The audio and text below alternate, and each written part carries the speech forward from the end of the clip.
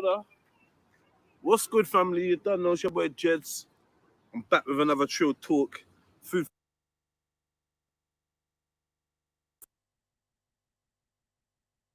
for thought, inner standing, inner space, dirty woke, all that good stuff. Let's get straight to the Trill Talk, man. Basically, I just wanted to say this, innit? Yeah. Cut miserable people out. Drop them out completely. You know, you got a friend that's always complaining, always moaning, always bitching, always miserable. You know, you got a friend that's always depressed, always about to break up, or always, you know, just always outwardly expressing their unhappiness. And I feel like it's not your duty to make unhappy people happy. You can share your wealth, share your knowledge, share your vibe, try to bring them up, do what you can to assist them. But ultimately, it's that individual's choice to be that way. And I don't think that you should let them drag you down. They're like rocks in your pocket. You know, a miserable friend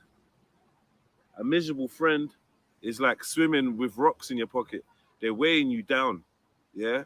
Those people that struggle to express the vibration of joy, of bliss, of peace, of happiness, of humor, and whatever. All these different facets of human experience. It's not just depression.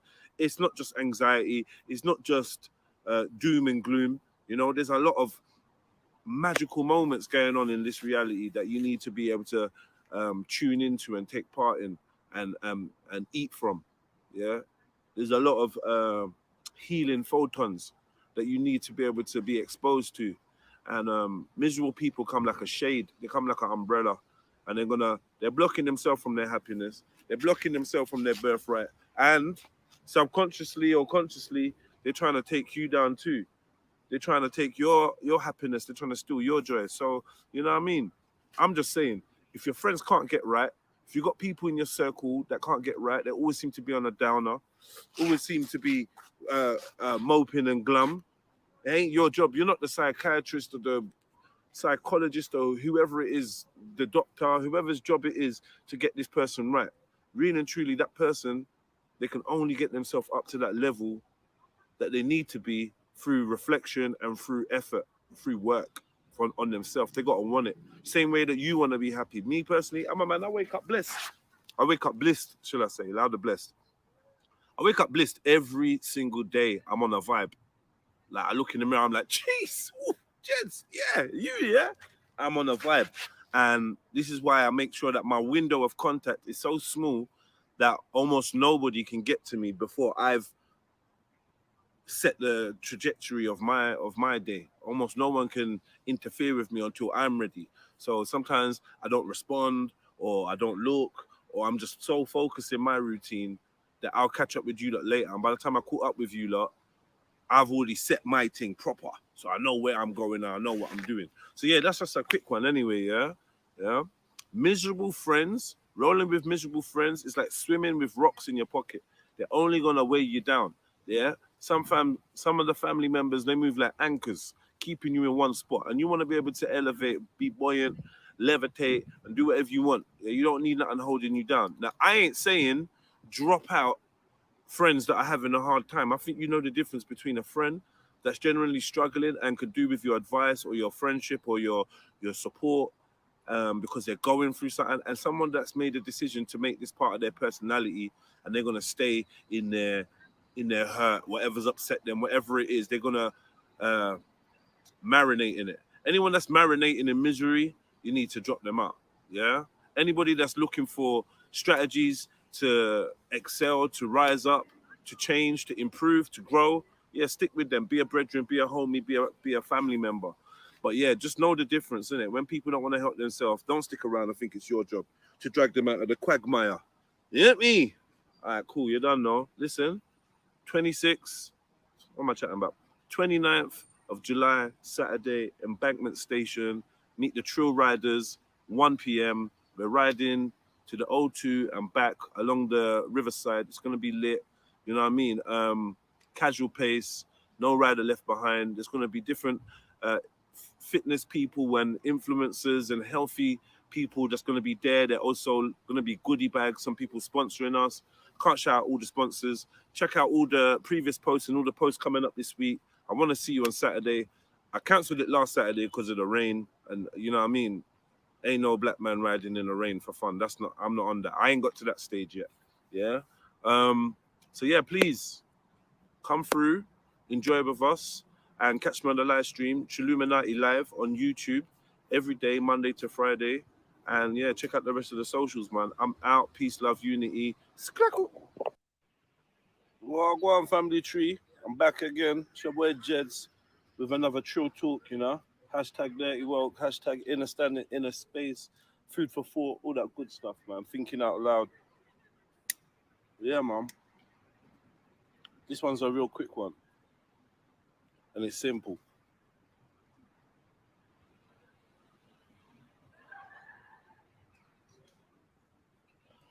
Don't chase money. Chase experiences and opportunities. Nasty. Don't chase money. Chase experiences and opportunities.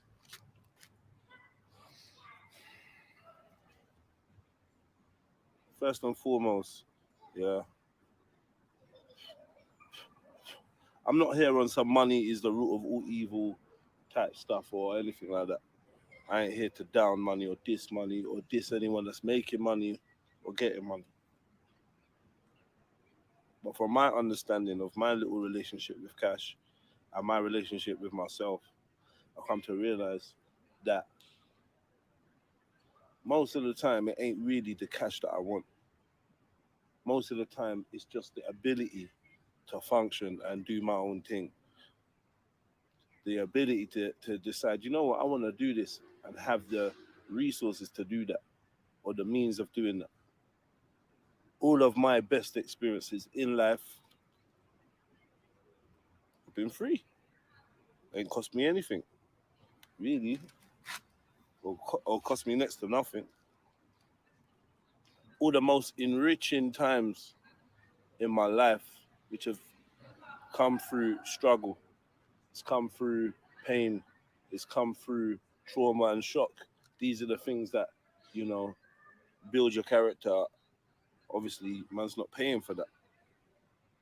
So on two sides of the coin, there's the good experiences, and then there's the experiences. Let me put it this way: there's the experiences that make you feel good, and then there's the experiences that change you, and you don't really pay for any of them. What you do is use your money to get you these opportunities, yeah. But sometimes these opportunities are available without money. So I feel like your focus in when trying to materialize and manifest what you want, clearly you should be thinking about the end product and not the tool. For instance, when you think about driving fast in your car, you don't think about the spanner that you need to fix it with, right? You you think about the carpet, the luxury carpet. You don't think about the Hoover. You think about the big house. You don't think about the sponges and the mops and the brooms to clean it. Yeah. You think about money when we should be thinking about what we want to do with the money. Because a lot of people, they get money and they ain't got a clue what to do with it. And they end up doing stupidness and writing their life off. You know what I mean? Be happy in your moments, man. You know what I mean? I'm happy in this moment right now, and it ain't really costed me anything.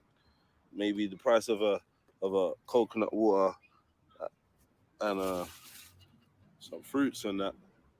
But apart from that, man, the breeze is free, the sun is free, sitting in this park is free.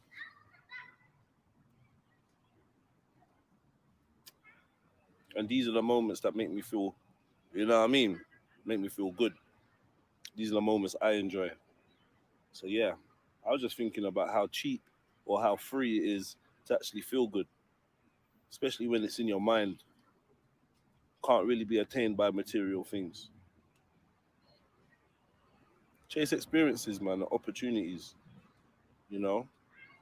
And if it takes money for those experiences and opportunities to materialize, it will happen a lot easier than you just focusing on the money. Yeah, man. That's a little gem, man. Take it or leave it. Big up yourself, man. Follow me on all the platforms, man. Yeah, REDPILLTRILL, JEDI Online, Trilluminati Live. Google them, man. Big up yourself, man. Enjoy yourself. Done now. It's another Trill Talk. I'm out, man. Yes, family. You done know what's good. It's your boy Kids. I'm back with another Trill Talk. In the standing, in the space, dirty woke, food for thought. Check out them hashtags. Yeah, I'm gonna keep it real quick. Basically, learn how to find your flow, bro. You know what I mean? Learn how to find your flow and stay in your flow. Stay in your fucking lane, man. What is your flow? Your flow is the pace of your life that is comfortable yet challenging. Comfortable yet inspiring. Yeah? Your flow is your sweet spot in your life. You know, when things are just going just the way you want. You're getting challenges, you may even have setbacks, but the way you deal with these challenges, the way you even approach or even perceive these challenges, you do it in a healthy way. You perceive them in a way that it's like, yo, listen, this has come up, boom, what's the solution? This has come up, right, who can I delegate to? What can I employ? What can I create to get over this obstacle? When you're in that kind of flow, it's not like, oh my God, there's an issue, there's a problem, what the fuck am I gonna do? You understand? It's more like, yo, nothing ain't gonna stop me, nothing ain't gonna get in my way. I see this little obstacle and I know that I've got the resources, the skills, the talents, the tools to overcome whatever's in my way. Your flow is when you leave a yard just at the right time. You're never rushed. You never rush, bro. What kind of flow is that? You never rush. You do things on your time. Natural timing. I'm a believer in natural timing. Yeah? You see if my spirit really speaks to me and says, look, brother, don't go. Or brother, don't worry about it. Or brother, don't rush. Trust me. I do the opposite. I do the opposite when that feeling of oh shit, I'm running out of time. Oh, quickly I do the opposite. I take my time, I slow it down. And guess what? It seems like the whole universe, the whole world seems to bend at my will. And things happen in my time because I'm in my flow. This is my path. I ain't rushing for no one. And I ain't gonna be bent out of shape or out of sorts. You know what I mean? And this is a mental thing. I'm not necessarily just talking about, physically, slow it down. No, I'm saying mentally. Think and analyze and approach your world with your pace. Don't try and match no one else's pace. Don't try to do what anyone else is doing. Do what you're doing. Do what's right for you. This is really about attuning yourself into your intuition, into, I suppose, your natural timing. That's the only thing I can really call it. Yeah, it's about learning how to tune into your natural timing. Yeah, your body's natural rhythm, your mind's natural rhythm, your emotions' natural rhythm, and your environment. Yeah, and that's going with the flow. Not with the flow, going with your flow. There's a flow of energy, there's a slipstream of energy that is designed just for you and your frequency, right? And you need to find that, tap into it, and flow into it, man. Once you flow into it, the hills and the troughs, the peaks and the valleys, they become part of your journey, man. You know what I mean? They don't become obstacles. They become part of your journey. That means that you don't have to worry about being out of sorts. You don't have to worry about being at the wrong place in the wrong time or with the wrong people. From you following your flow, from you staying your flow, Nothing can't fuck with you. Trust me, nothing, no obstacle. There is no such thing as an obstacle when you're flowing. There's challenges designed to bring out the best in you, designed to bring out aspects of you that you didn't know were available and possible. So yeah, man, that's what I'm saying. You gotta stay in your flow. No one else's. Don't get caught up in someone else's biorhythm. Don't get caught up in someone else's thought processes. Don't get caught up in someone else's pace. You got to set your own pace. Yeah? Set your own pace, love it, learn it, and vibe with that. And sit in that, sit in your pocket. Do you know what I mean? And this ain't about not being uncomfortable. Yeah? This ain't about not being uncomfortable. Yeah, I want you to be uncomfortable. Yeah? But your uncomfortability is only part of the process of you being in your flow. It doesn't take you out of sorts. Stay in your zone. Find your lane. There ain't nothing wrong with being in your lane, you know. Ain't nothing wrong. Your lane could be wide and far-reaching. You don't feel like you're downplaying yourself or you're restricting yourself because you're in your lane and you're not trying to be in anyone else's lane. Yeah? Flow. Check it out, man. Stay in your flow. Find your flow and work with it. Become harmonious with it. Don't go against your own natural rhythm. Don't do that to please others or to even please yourself, to stress yourself, because there's not going to be no joy found in imitating or replicating somebody else's flow. You've got to find your own place in this universe, in this world, in this realm. You've got to find your rhythm, yeah, your signature, your unique energy signature, and you've got to manifest that and make that, perpetuate that and encourage that. And you also got to nurture your own flow, yeah? Because some people be like, I don't have one, I'm not sure what mine is, because you're not even spending time to listen to the one that's resonating from your very being. You need to take the time to check it out. Because if you never considered it before, you might think that it don't exist.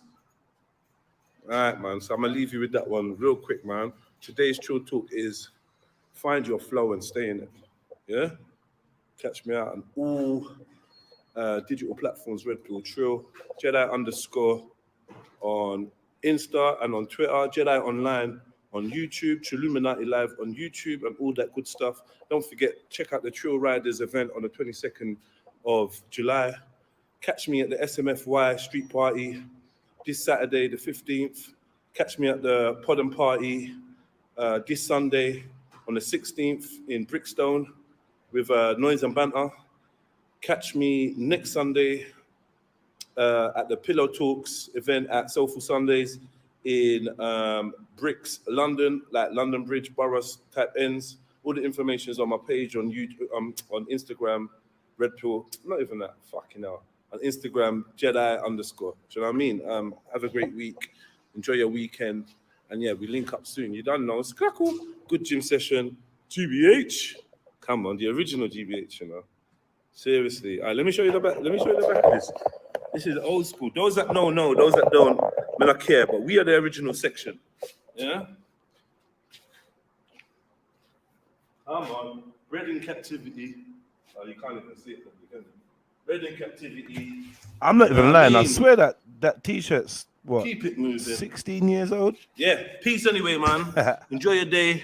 And I'm out, man. Don't forget, please interact with my posts. Hit the like button, comment and all that. And if you enjoy my content, hit up the PayPal. The PayPal link is in my YouTube videos. Do you know what I mean? But it's basically PayPal/Trilluminati Live. So if you want to show some love financially and help your brother out, you know, I got a new studio building for podcasts and music and this and that. You know what I mean? If you want to support what I do, then you can show love that way. Otherwise, stay tuned. Look out for the Patreon coming real soon and all the other good bits and bobs that I've got going in, man. Look, 8 minutes, man. This is too long. Peace. Sklackle. The most vibes to you, too. Yes, family, what's good? It's your boy JEDI. You know, we're back with another Trill Talk, inner standing, inner space, dirty woke, all that good stuff, food for thought. So yeah, let's get straight into it, man. Happy New Day, by the way, man. Hope you're having a great one. Let's go.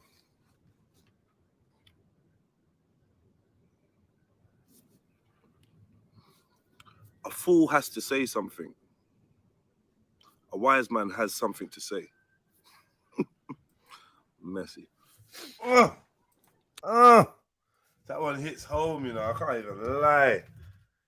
That one there hits home. A fool has to say something. A wise man has something to say. Fuck it. That was big. That one's a big one. That one's a big one. That one is a big one. I can't lie. Big up Morgs, man. Yeah. That one is a big one.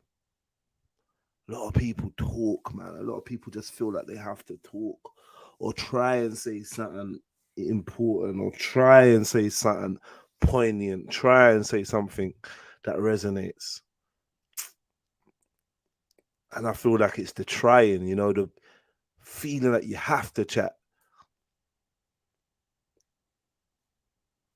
The show started, man. What the fuck do you want, man? You ain't getting no lights, and I'm just matching energy anyway. Allow it, man. The show started, cuz. Let me take this off the screen. Show started. Yeah, it shouldn't even take you like 21 minutes to get 32 likes. But big ups to everyone that's hit the like button. As soon as they rolled in, much love, man. Do you know what I mean? I really appreciate you guys, and it's you lot are the reason why I even went live today. Just because I want to make sure that the people that actually fuck with me, they're not forced to go somewhere else or forced to, do you know what I mean? Like, move on. So I'm here for you lot, trying to provide something. I don't know what the show's going to be like today, but we'll just take it as it goes. All right? But yeah, man. I couldn't leave the family without a little stream or something. I don't know, not even that you lot need it, but I just thought, yeah, maybe we could hold the vibes today. Hold a little reasonings and just chat, man. No hype, no dead like beef or dead argument that don't go nowhere. No one pretending to be anything that they're not. Let's just keep it trill today, you know. Let's keep it. Let's do a humble stream, man. I hope you lot been good. I hope your day's been good. My day ain't been the greatest. Want me to tell you about it? Nah, basically, yeah. You know that.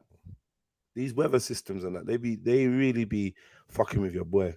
So today was very, very overcast and miserable and grey, and like, everything was a struggle today. You know, I feel like it's important to share the moments when I'm not feeling great, the moment when I'm not upbeat. And it's funny because listening to my own Trill talks reminds me.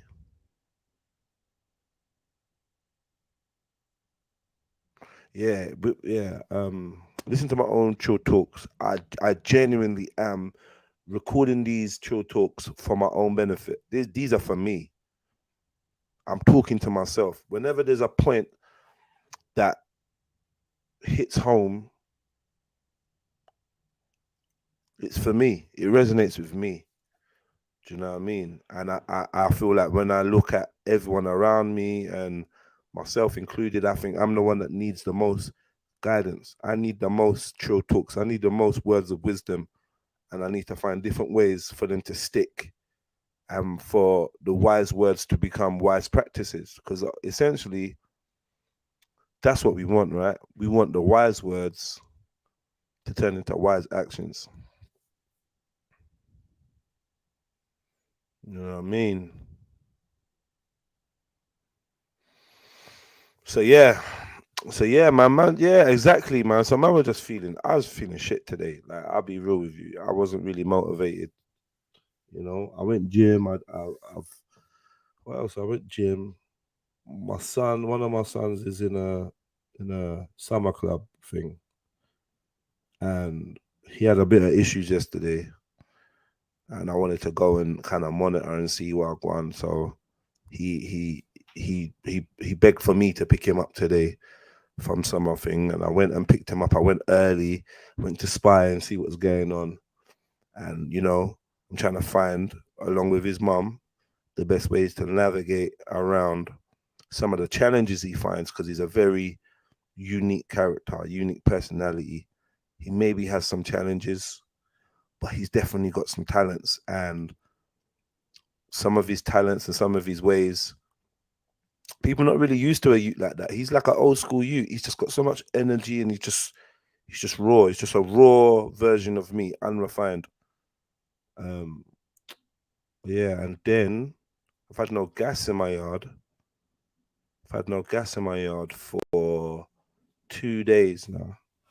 And the gas cards keep not working and they keep sending new codes. And I've been to every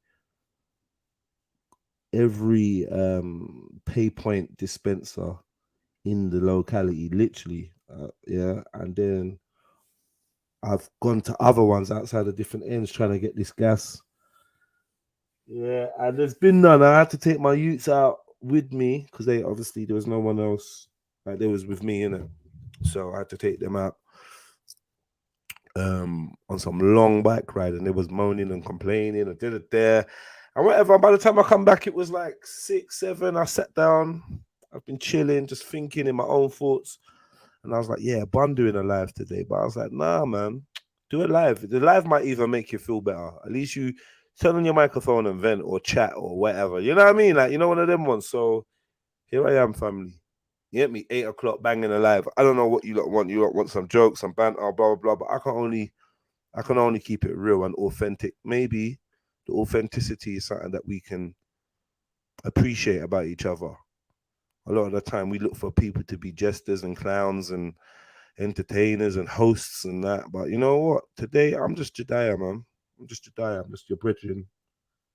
They ain't feeling that great, but you know, I'm good though. I'm good. You know, this weather makes me feel moody. It's muggy, makes me feel introspective. You know, I start thinking all kinds of deep thoughts. It's kind of a semi-wave. It's not that, like, do you know what I mean? It's not quite like being depressed. It's kind of like a semi-wave at times. It's like, yeah, you could write a bad boy verse or bad boy poetry in this type of vibe that I'm in. You know what I'm trying to say? But yeah, man, the weather's just weird, isn't it? Like this has just been a washout. It's the 27th of July. This month has been by far one of the worst Julys, wouldn't you say? Like, from what you lot can remember. Can't complain about the weather. It's been decent for a couple of months. It needs this to remind winter is coming. It's been what? It's been winter. I mean, it's been decent. Yeah, because you know what it is, game? We got low standards. Nah, not somber. I never said somber. No somber. No somber. No somber. It's not somber, man. It's just lifelike, you know? It's lifelike. Realistic, reflecting reality. That's all it is, man. You know what I mean? Yeah, but I disagree with you highly, Gain. The weather's been shit. We're expecting weather lockdowns. What's that then, Raider? Yeah, the damn fake sun ain't doing what it's supposed to. Yeah, I feel like the sun does feel a bit fake. Yeah, Gain's grateful, man. And to be honest, yeah, I'm with Gain to a certain degree because Lord knows how uninvited the winter was.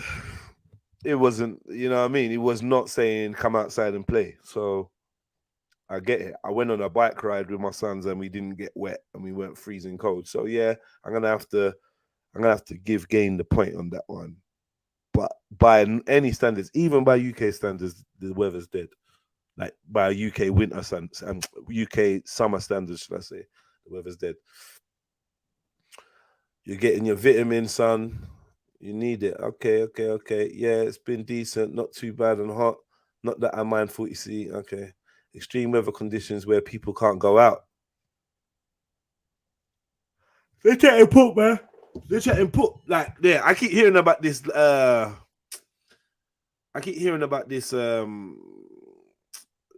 Heat wave, right? They're chatting. I don't see this heat wave approaching, you know. I don't see it. Jedi, I'm a mountain guy, not a sun, as Kel. Mountain guy. Okay, cool. Yeah, I'm definitely a sun man. 100%. Definitely a sun man. You know? How dependent should I really think to myself, how dependent should my mood be on the weather though? Like, really? Like, can we, like, you know what? Can we check out why weather affects? If anyone can send me any good links on why weather affects mood, like what's the science? I get the smart meter. These shopkeepers acting like gas gatekeepers. Hey, Shaq, hey, let me tell you something, yeah?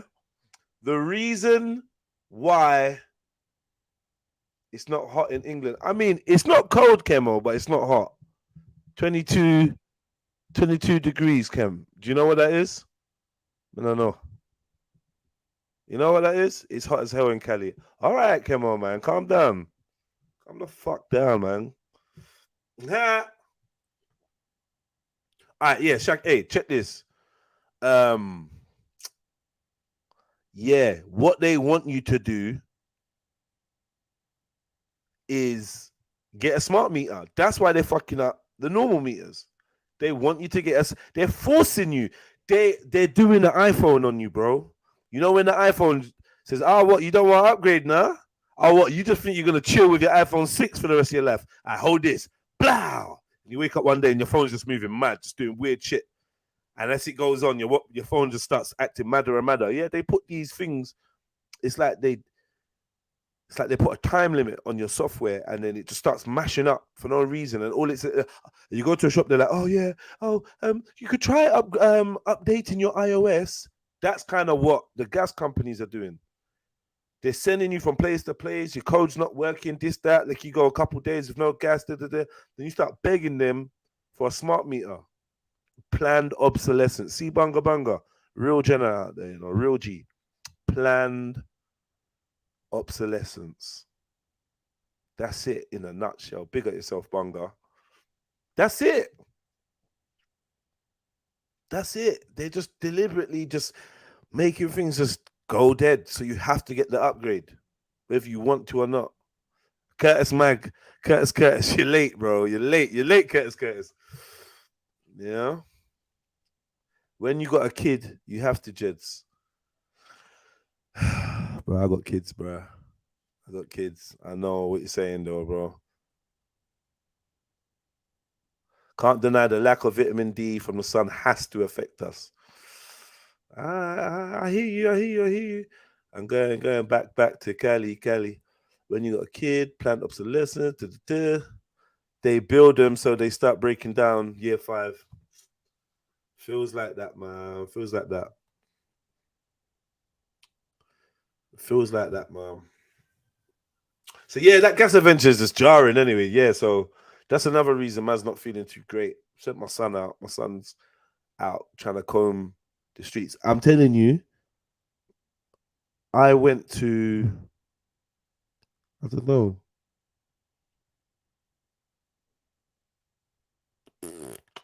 I've been to easily 15 to 20 different corner shops or shops that riding around looking for thing with my young youth with me, and he's just like, "Oh man, this is dead." I feel like, what, ain't there someone I can sue or something? This used to be illegal, right? You can't leave parents without gas and that. This should be illegal. If this was winter, I'd be so upset because there'd be no heat. They'll force smart home or apps on us soon. Yeah. That's what they're trying to do. That's all they're trying to do. All right, cool. So, back to this chill talk. I hope you lot are checking out the chill talks on JEDI Online. I really would appreciate if you lot go to JEDI Online and fuck with some of my content, man, and show it a little bit of love. It's probably too late for you lot to make it go viral and catch some kind of buzz, but just support, man. Like, you know what I mean? Support.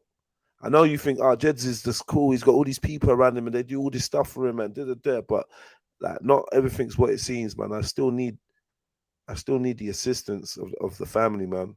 And like, imagine everybody thinks that I'm cool and I don't need no help, then no one's gonna help. Do you know what I mean? So yeah, please, if you could just try and support.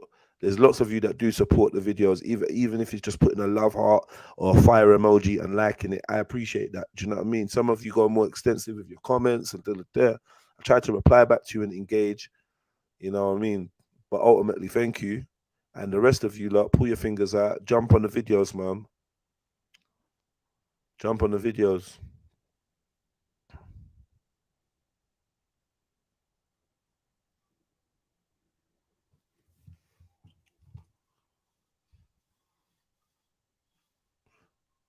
Mm. 66 people in the building. What's the likes saying? What are we saying for the likes, man? How you lot doing?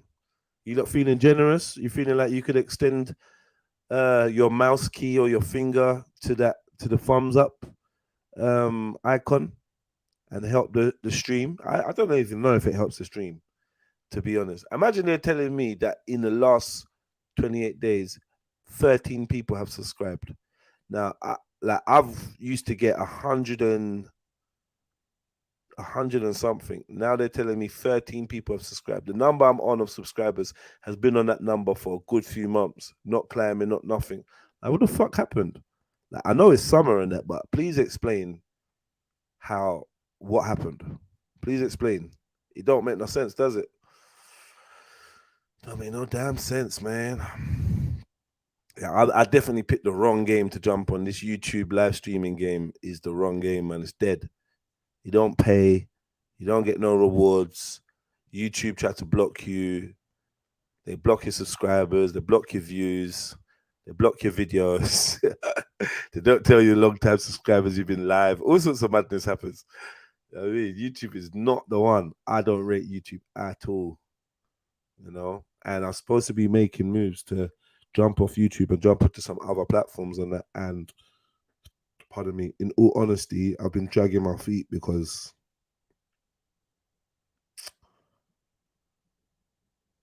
I've just been dragging my feet, man. There's a couple things I need to do before, and I've been putting it off. But yeah. Axum, you're not suffering from well done. Yeah, big ups for the likers, man. Big up. Only American YouTubers eating. I wouldn't even say that, Morgan Sandler, but I know what you mean. American YouTubers have made a career for themselves out of YouTube, and they literally get paid, and they literally end up in the top percentile of earners just from like their subscribers and followers. That's amazing. Still, YouTube has changed lots of people's lives. Yeah, it hasn't changed mine yet, but this is a good foundation. You know, this is a good foundation. It ain't changed mine just yet, but yeah, maybe in the future we'll see where it goes. Yeah, I know these lot are eating. Everyone you name, I know what you mean. They're eating, they're caking. They've literally are paid off it. You know what I mean? I can't really boast that just of yet. We'll see where I go on. Yeah, I want to tap into the American field a little bit more. That might mean changing up some hours. But if I'm honest with you, let me not be honest with you. Let me keep that one for my mind, for myself. No, India has highest rates of subscribers. Look at T-Series subscription, biggest in the world. Okay.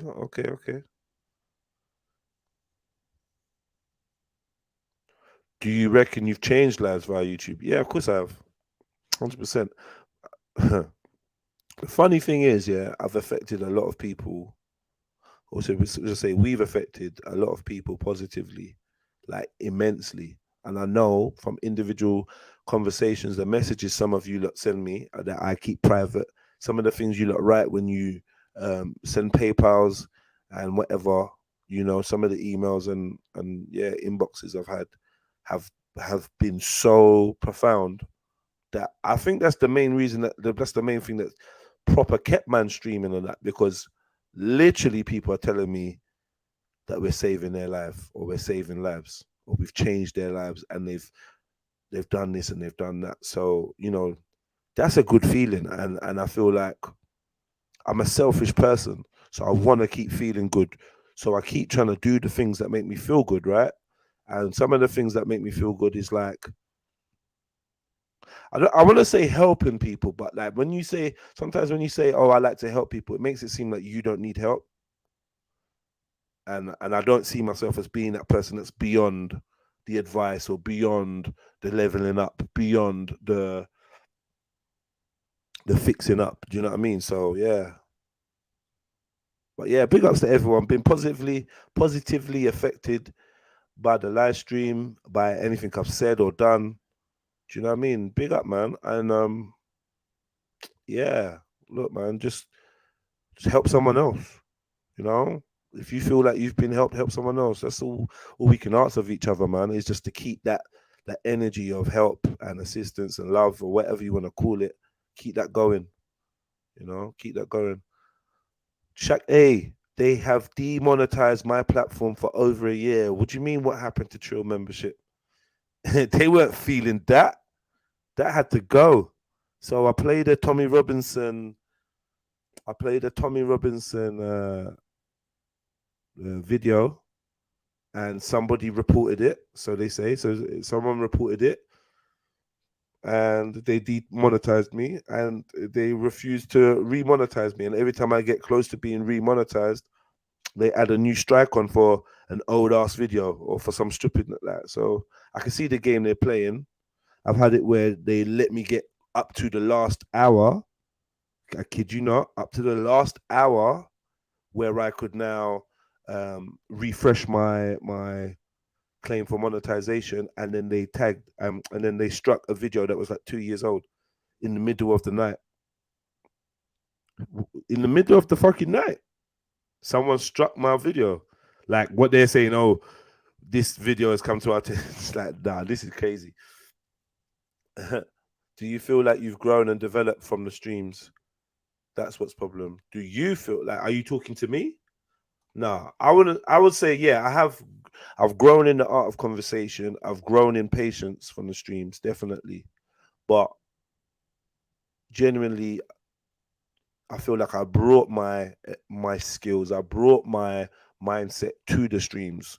So I ain't really had to adjust too much. You know what I mean? The only thing that has changed is I'm less eager to engage people when they're trying to draw from my energy. So I've learned and to recognize waste of energy. I've learned to recognize that better, and I've become more patient, you know, because I'm learning more about other people. I've become more patient, you know. I think I'm more diplomatic. You know, I'm more diplomatic, man, and I don't always say what's first on my mind. Not always. Sometimes sometimes I hold that shit back, either for their good or mine. Yeah.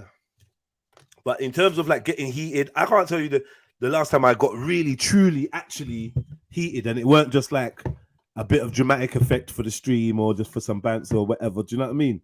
Like, I can't tell you the last time I was actually fuming. Like, rah, what? I don't really think I've got fuming. Like, actually, I probably have. I probably have. But everyone knows my roasting style, my argument style, my battle style is like harsh and intense and unforgiving and unrelenting and brutal. That's my style. So a lot of the time that might seem like I'm more invested than I am in an argument, you know. But yeah, we all growing, man. If I wasn't growing, being on the stream, I wouldn't even hit that button anymore. That's the truth. Big up everyone, keep liking up the show, man. What we talking about? Any nonsense that is not sensible and they come on this channel, they get refuted like KKK and many others. You open a lot of minds to question what has been told. That's something I see in myself, Morgan. You know, I should put some of your comments on the screen. Yeah, that's something I see in myself. Yeah. Yeah. Because I realize there's a strategy to opening up the mind. There's a technique, there's a way to do it. There's a seed planting techers that we all should start learning, because it's a great thing. It's a great thing to ask somebody a question and then have that question reverberate in their mind forevermore. And like often, if you do it correctly, people don't even recognize that you as the source of the seed. I've heard a lot of people spit my own bars back to me as if it was their bars. And I love that though. I kind of love that though, because it's like they've integrated it so well into their system. They're schooling me. Hey, Jeds, ain't you heard? And I'm just like, all right, for real. All right. In my head, I'm like, yeah, you heard that from me, G. But that's another part of the growth. Not having to try and claim information. Because where did you get it from, Jeds? Can't act like you fucking invented anything.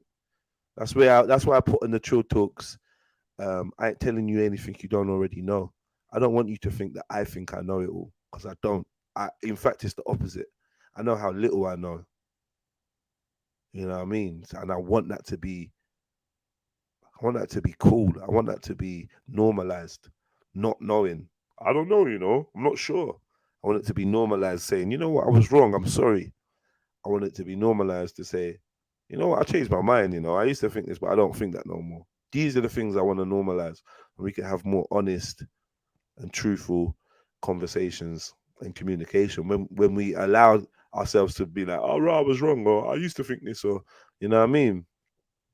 So yeah, I hear a lot of people sounding like they think they know it all, and that it really jars me. And I'm just like, I never want to get lost in my own source to the point where I am coming across as a know-it-all.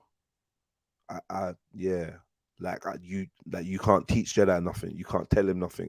I never want to be that person. So I try to deliberately go the other way, to fight against ego, because ego is always creeping up. And ego acts like it's your brethren when it's creeping up, but it's just there to like block you from growth. Big up, big up.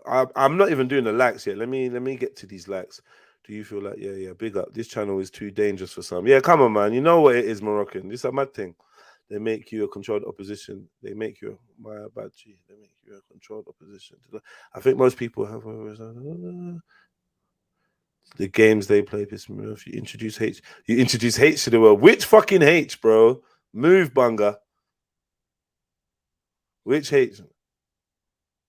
Jedi.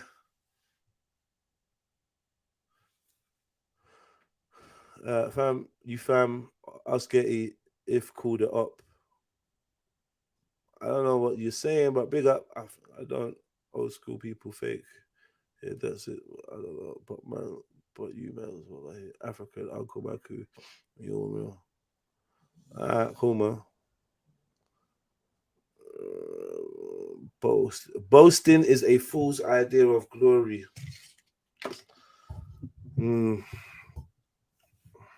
Maybe when I got something to boast about, when I truly feel like, I don't know. Maybe that's part of my conditioning. Because when do you celebrate your victories? When do you celebrate, your wins and that? When? Because I could be wrong, but there may be a thing that's being too humble. And I found like if you're trying to be this humble dude and you're always smalling yourself down, people will take advantage of that too. Do you know what I mean?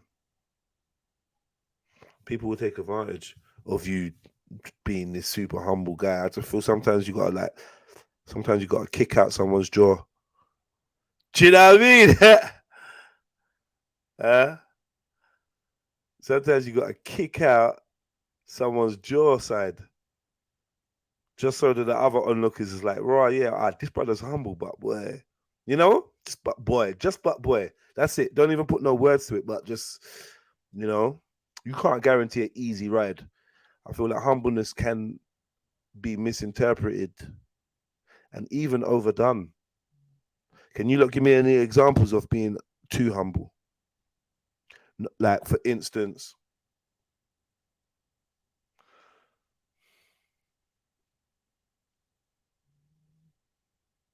sometimes you got to tell someone, like, for instance, let me put music in the frame just for the sake of it.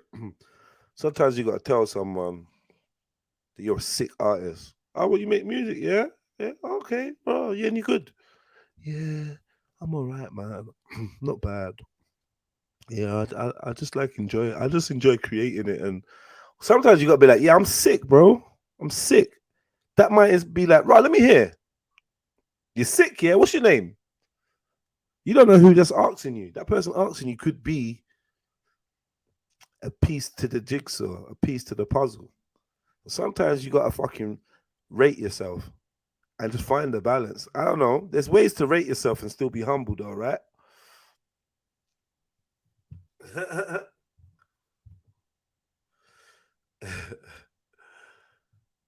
There's ways. So, just out of a show of hands, is there anyone willing to jump on and have a decent conversation with me? Is there anyone that wants to? If you don't want to, it's all good, man. It's cool. I've chatted for an hour. I'll probably chat for another hour and then lock it. Do you know what I mean? I don't mind. But if anybody is considering, like, Raj, you know what, Jets, where's the link? Let me jump on. Let me know, man. Let me know. But no pressure, though.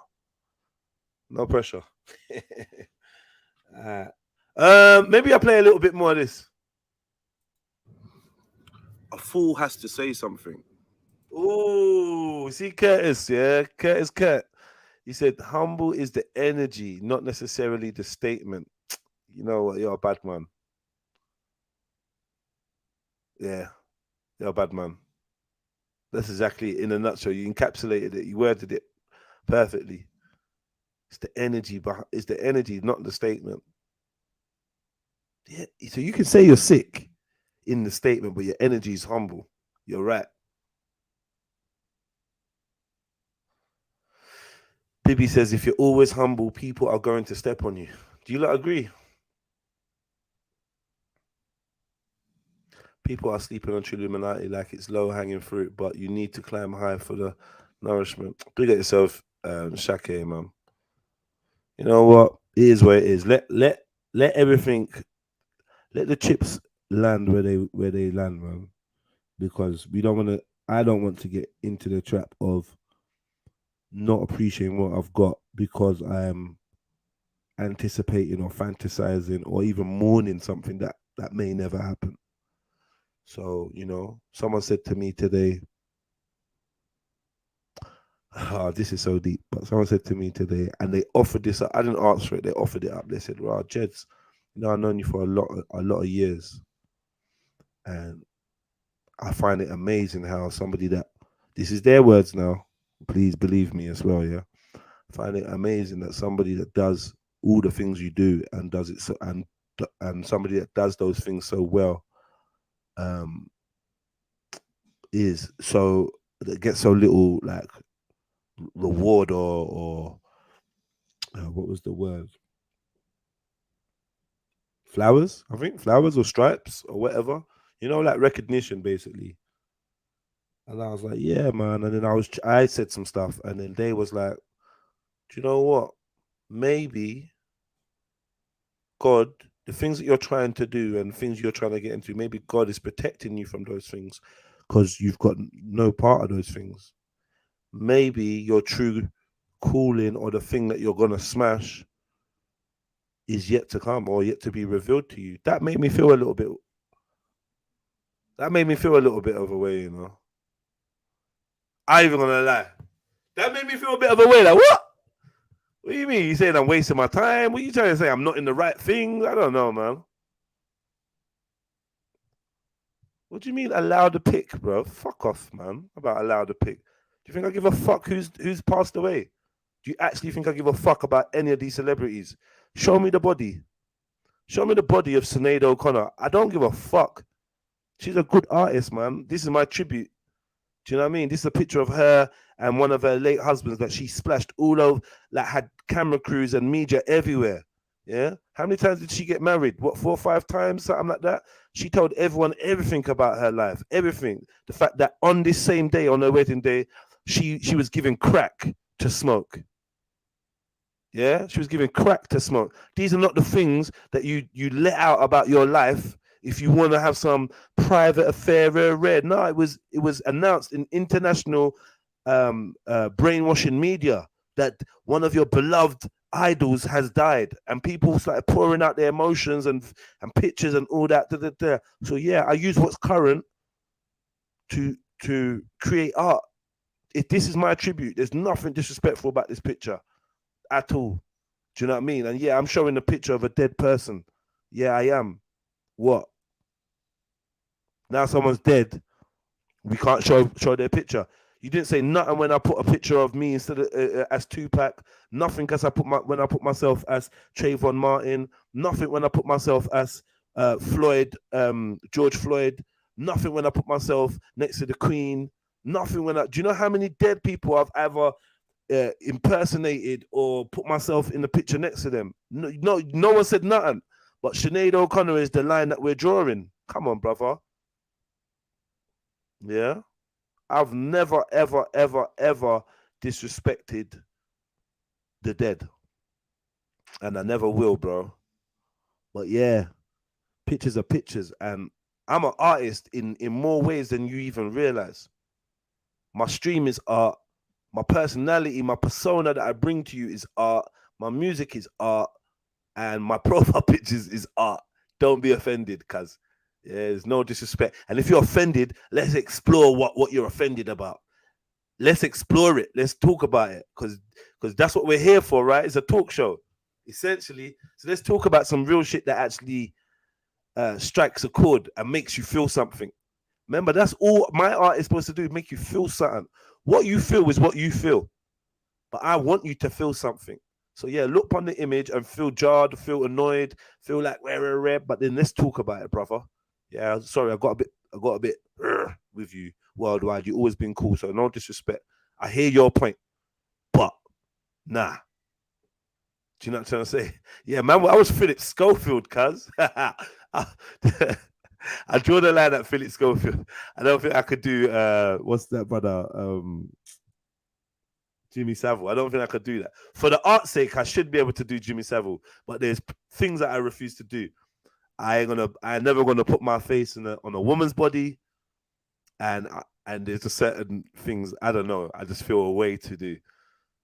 So I have limits, but I'm discovering them and I'm pushing them.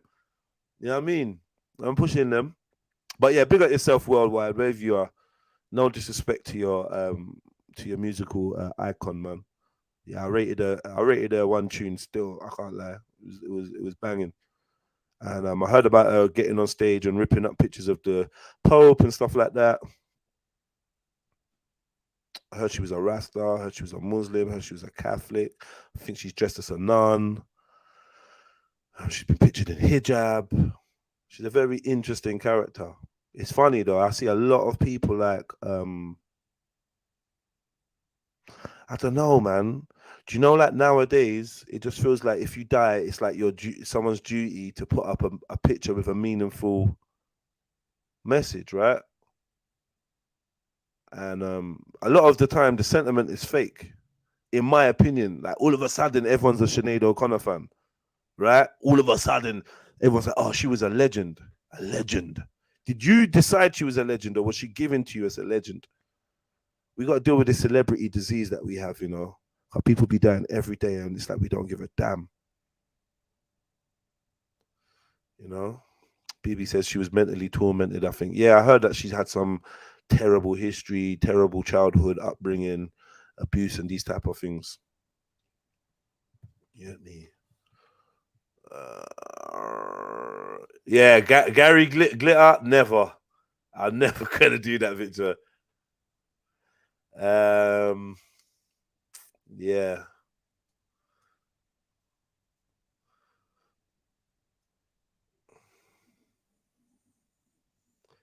You unknown. You right, like you write my name a lot, unknown. You're a funny character. I'm keeping you around, but come on, man. And you're still going with this Jizzy thing. I feel like that's turning you on, that Jizzy talk.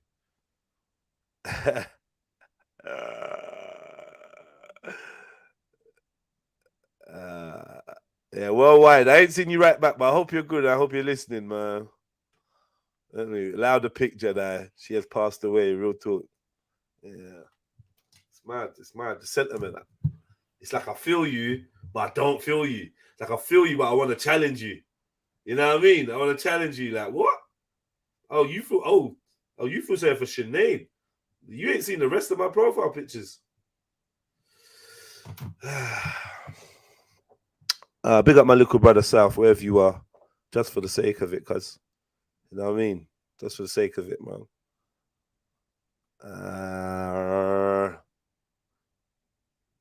Suddenly she's your hero. Yeah.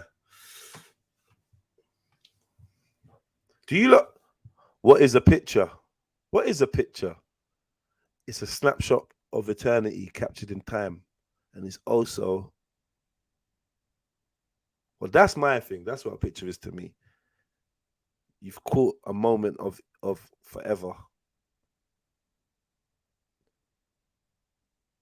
Yeah, that's a picture. Pictures really, a picture's really fucking strange, man. It is a weird thing, though, right? It's your reverse. It's a reverse burning of your image on what? I mean, it used to be on film. Now it's just digital. What is a picture? Scrambled information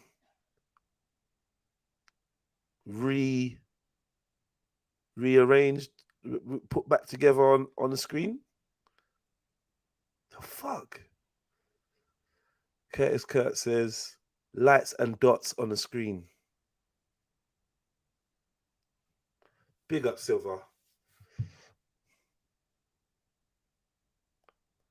Jedi, who's your role model? Dylan Jones, I don't have one. I don't think I've ever had a role model.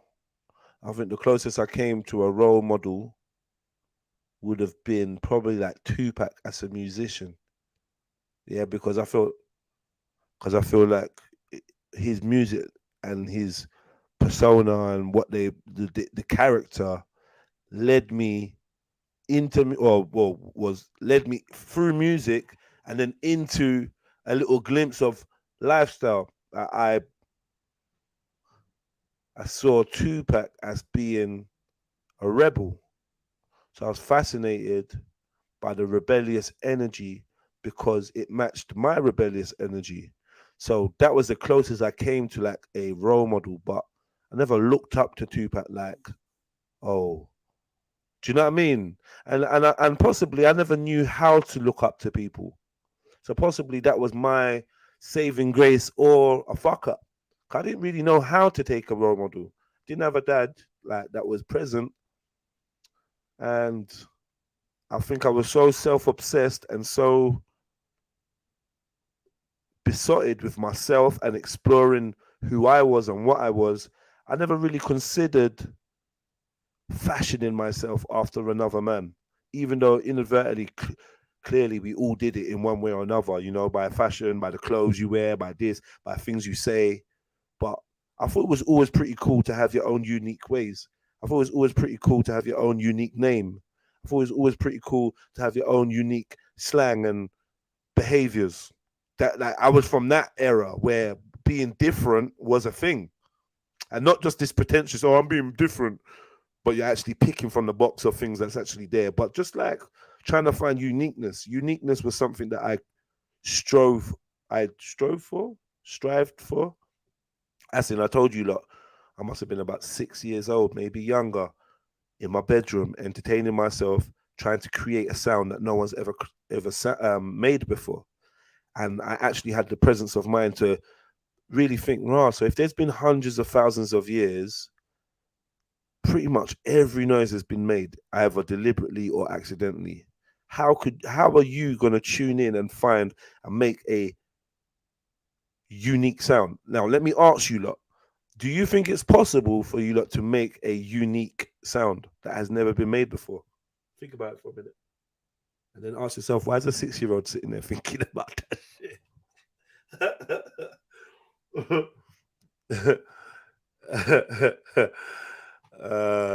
Man. Cool. Jedi, why are you not pro-black? I just don't feel like the term black. I like the term black, like as in we all use it. Oh, I'm a black brother, rare, but I don't feel like the term black belongs to me or is who I am at the core, or yes, I'm black. And I've had spiritual experiences, and I can tell you for a fact that there's no such thing as a black soul or black spirit. Oh, that's a white spirit there. Oh, that's a black spirit. Oh, that's an African spirit. That's all bullshit. You know what I mean? They may present themselves in ways that appeal to your psyche. They may present themselves in a way that would make them more appealable or more, you'd be more receptive to them. But I don't actually think that the soul has a color, and I don't think spirits have a color. And I think that if we are at least part soul and part spirit, then that would mean that there's at least half of us that doesn't have a nationality, part of us that doesn't have a identifying code. Part of us is not IC3 or black or brown or Asian or African or Yoruba, Igbo, European. All these terminologies are fake borders, fake lands. It's not. It just doesn't resonate with me to that degree. Then we can talk about the weaponization of the colors to divide humanity, or we could just simply say, man's just pro-truth, innit? Just pro-truth, innit? I ain't got time to just be pro-black. I'll be pro-black and I'll be chilling with my white mate. You get me? And I'm not anti him. You know what I mean? So yeah, man, the human aspect of me recognizes blackness and my role and my position within this paradigm of being black. But there's higher functioning aspects of JEDI that knows unequivocally I am beyond the color black. I am beyond that classification given to us by our ops. I'm definitely bigger than that, more than just black. So there could be something else I could be pro that's bigger than black. Black is not the end of it, is it? You know? So let me be pro soul, and innit? I'm pro soul. You lot can be pro black, white, pro all them things, cool. I'm pro soul. Will I stand up for justice and equality and reparation and all these things? Yeah, cool. Will I stand up for the destruction of the white supremacist system? Yeah, I'm down. I'm never gonna stand in the way or deny them things exist or deny the importance of those things. But I feel like as my journey continues, I was naturally propelled past my nationality, past my ethnic grouping. And this is why I even said this today, that my life is a result of an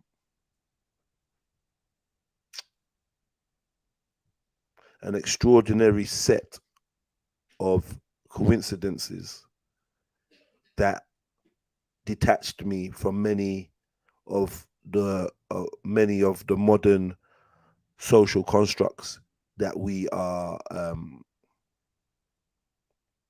indoctrinated into, associating and underpinning with our beings. And for some reason, loads of different shit happened to me that made it easy for me to detach from them and view myself from outside of those paradigms.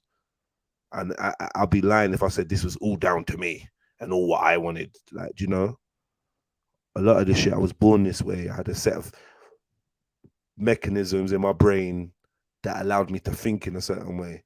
And then I had a set of circumstances in my life that meant I had to live in a certain way.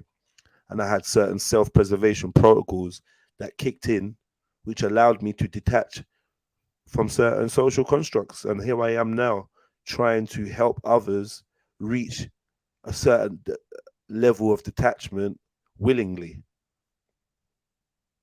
So I'm trying to reverse engineer the freak accidents and get you past all of that. You know what I mean? Get you past all the trauma and the freak accidents and the mad shit and the loss and the heartache and whatnot, the discombobulation, and just get you to the point where you are the master of your mind and anything you choose can be.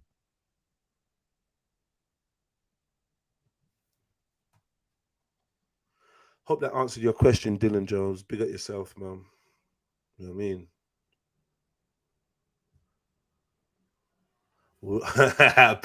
He's saying, why don't you rate Tupac anymore? There's for multiple reasons. One is I can't do idol worship. So the idolization of hip hop musicians is just a joke thing. I don't care who you are. You could actually be the sickest artist or the best artist, whatever. Like the idolization aspect of hip hop is put there for you to place others on pedestals before you even dare to place yourself on a pedestal. And I just don't operate like that. So, you know, the fanboying of any artist, to the degree that Tupac had a hold of my interests, had to phase out anyway. There's gonna have to come to an end at some point. I weren't gonna be able to be a fanboy forever. Also, taking off the rose tinted glasses and looking at other human beings, you realize that putting people on pedestals is a pitiful pastime. I'm not into it. Secondly, or thirdly, having had certain very frank and shockingly high definition conversations with people in positions of power and knowledge, I've come to the conclusion that the saying Paris Crooks is not who and what he presented himself to be. At some point, he's a different thing than what you thought he was. And yeah, so abandon ship, man. Abandon ship. Another thing is this. I've made it a deliberate choice to throw things that I love into the fire. You get me?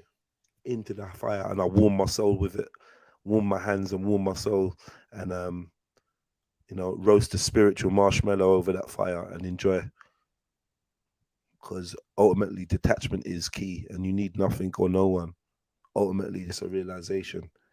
So yeah, I don't rate Tupac for many reasons, but some of them are because of what his true position is when it comes to fighting against the beast. And I do not believe that he was an active warrior against the powers that be. So you're definitely not going to hold no high prominent position. But I love Tupac's music, but I went for a point. I went for a time where I couldn't even listen to it because the part of me that was loving man's music and taking every word for real was hurting.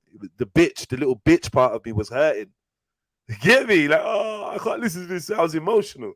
Now I can listen to tunes and sing along and whatnot, but I don't go out of my way to play Tupac. It's mad. I'm telling you, I listened to nothing but Tupac for years. And anyone he said, fuck that person, don't fuck with them. I won't fuck with them. That's the level of control that I allowed this character to have over my choices in music, and that it was a good time though, man. Big up Pac, man. What else we got going on? I hope you lot are writing questions and asking me stuff, because it seems like this is the flow we're having of the stream. Please, like, type in and write something, yeah.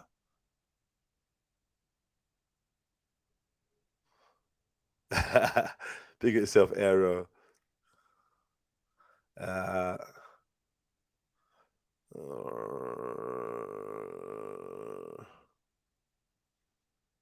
Color can't define who you are. Character defines a man. Okay, Khan was my dad long ago, but could try. Jedi, who do you trust more, men or women?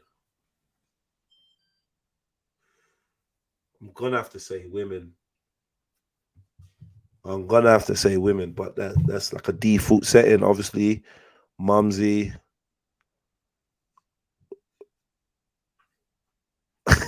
Mumsy. I don't know. Do you know what? I should say, I don't know. You know what? I answered that question like a 2005 Jedi, not 2023. I've learned so much more, and I've upscaled my consciousness past trusting people. I take calculated risks. I don't see the need for trust. And that being said, the absolute truth is I don't actually trust people But I have people that I've calculated the risks of working with them, and I've decided that the risks are small or minimal and ones I'm willing to take, even though I know that if I judge that wrong, I could get it. It could be catastrophic, the results.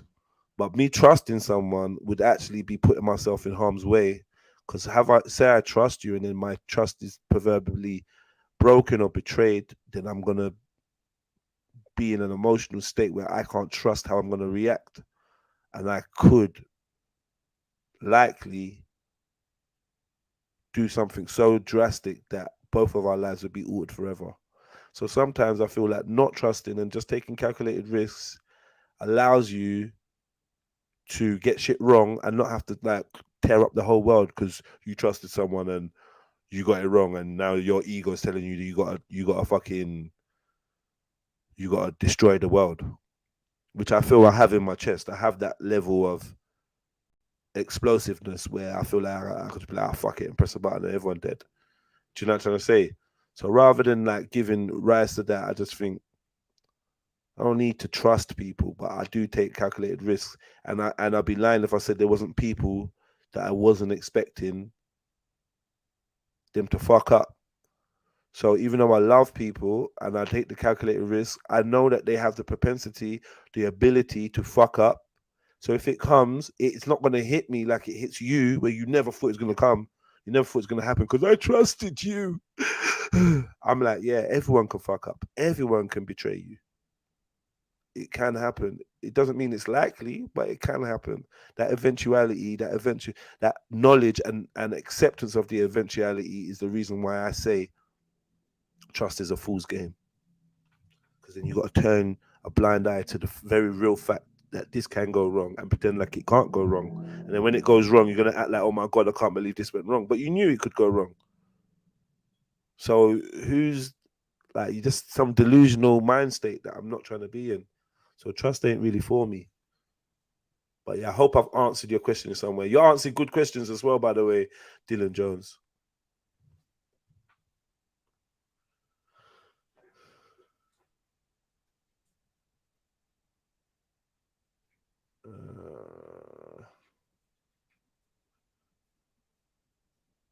Which mean more to you, vegetable or meat? Dylan is answering me mad questions. You know, like, I don't know how far down that, but yeah, Dylan's answering crazy questions. All right, Jedi, which means more to you, vegetable or meat? Which means more to me? What a mad question. What means more to me, vegetable or meat?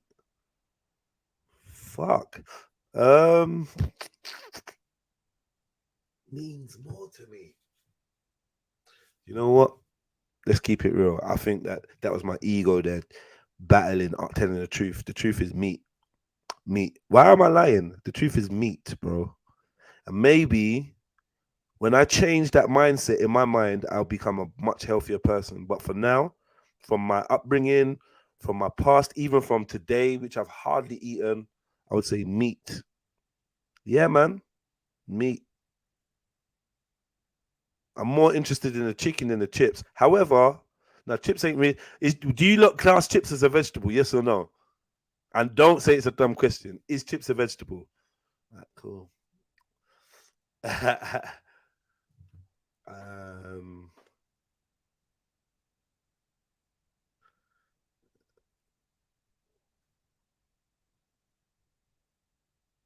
Now them questions ain't mental universe, man. I think I quite like the questions he's asking, you know. I can't lie to you, bro. Don't be harsh. I think the questions are not bad. And I think he's the only one actually asked the question. So I don't know what everyone else is on. You know what I mean? Jedi, who's your top 5 MCs of all time? Yo, you better be specific. You said MCs. You know I'm from London, right? If you talking rappers, you talking MCs. What are you? If you say MCs, I need him to know. Dylan, you gotta be specific on that one. I'm coming back to this one. Let me highlight this one. I'm waiting for your reply. I've scrolled all the way down. I'm waiting for your fresh reply. When you say Dylan, when you say MC, what do you mean?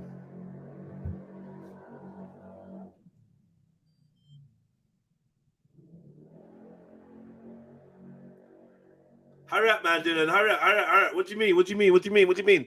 What do you mean? What do you mean? What do you mean? What do you mean? What do you mean? What do you mean? What do you mean? What do you mean? Hurry up, man. Hurry up. Oh my gosh. When you say MC, what do you mean? Hurry up, man. MC rappers. Ah, see. Where you from? MC rappers. What the hell is that? All right. Who's my favorite rapper of all time? Rappers, top 5. MCs of all time? Nah. Nah. All right, cool. Let me put a couple.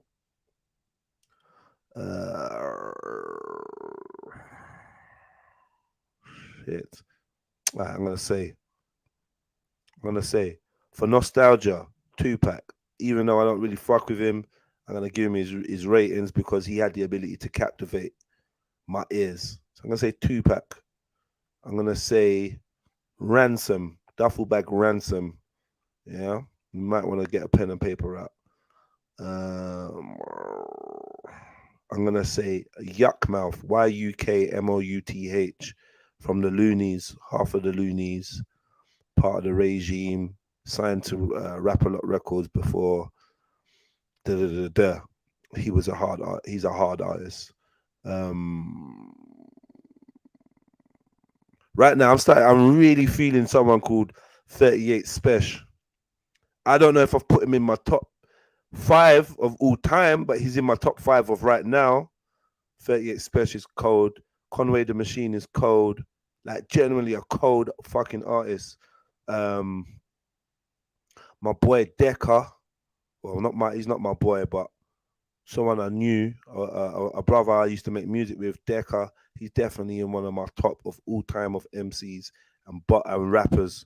Todd's is in my top of all time rappers, especially after working with him and seeing how he makes them raps. He's a phenomenon. I feel like there's so many good artists that I'm just gonna sound like a dickhead naming weird people here, left, right, and center. I'm gonna be forgetting people that I probably listen to every day. I said the Jacker, right? Did I say the Jacker? The Jacker, aka the Jack artist, Bay Area artist. He's definitely in my top 3 of all time. I love the Jacker's bars. I love his persona. Who else can I say?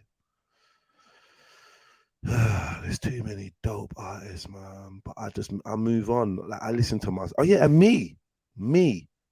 I'm my favorite artist. I am my own favorite artist by far. Does that sound weird? Is that wankery? Is that wankery? I'm my own favorite artist. I put myself number 1. My favorite artist to listen to is myself. Facts.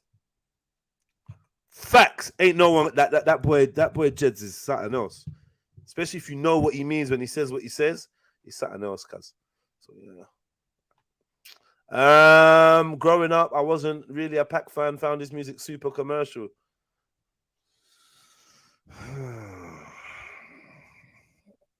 All right, cool. I hear you. There's a part of me that wanted to argue with you, but nah, man, speak your truth, Bibs. Speak your motherfucking truth. Yeah. I was very fortunate. I got into conscious music in a big way. Big at yourself. Jedi, you're a real one. So many gems dropped. We appreciate your wisdom. Big at yourself, Nash, my broski. Yeah, I listen. Anyone that can make it down to Embankment on Saturday at 1 p.m., come and link me there. Me and the fam's going to be there. We're going for a nice little ride. We're going to have a little laugh. It's not no fast ride. We're going to have a laugh. We're going to enjoy ourselves. And who knows where the evening or the day is going to take us. Yeah? Who knows? But please, try to link up. For all you people that don't want to go to the club or you don't want to do shit like that, come and link up, man. Don't be afraid of whatever physical position you're in. Trust me, man. We got all shapes and sizes involved, and they can all tell you that it's doable. It ain't nothing crazy. Yeah. You're not going to be in a body cast for the next year or whatever. We're not sprinting. We're not racing. We're not doing none of that. So, yeah, please come down to Embankment Underground Station, 1 p.m. this Saturday, the 29th. And come vibe with the Trill, man. I'm trying very hard to put on events and moments that we can all look back on and enjoy constructive, healthy things to do. It's not just about raving or looking man or looking gal or trying to impress or trying to think you're bad. And we can actually just be ourselves and be humble and just, you know what I mean, hold our vibe. It means a lot to me to bring people together. And yeah, just don't cheat yourself. Treat yourself. Don't feel like you don't deserve to come and link up. Don't ever think that, bro. And it doesn't matter what you've said or done online. Come with a clean heart, man, and we all good. I'm telling you, man. You have to be able to trust in me. I throw so much events and that, and it's always been good vibe, good energy. Don't matter who you are. Even AV that didn't overly want to chat to the man then when he reached or whatever, he walk away and could tell you these lot are cool, regardless of where we're like, AV, you didn't say well, go on, you fucking doorman and all that. But the truth is, he was approached by a few people like, you good? Yeah, well, what's your name? You know, so he can tell you that the crowd is friendly, and all we was doing is standing around, holding little jokes and just being nice to each other. So yeah. All right, let's go. Jed, can't truly be yourself if you can't detach the power to leave anything, situation or person that doesn't serve is key.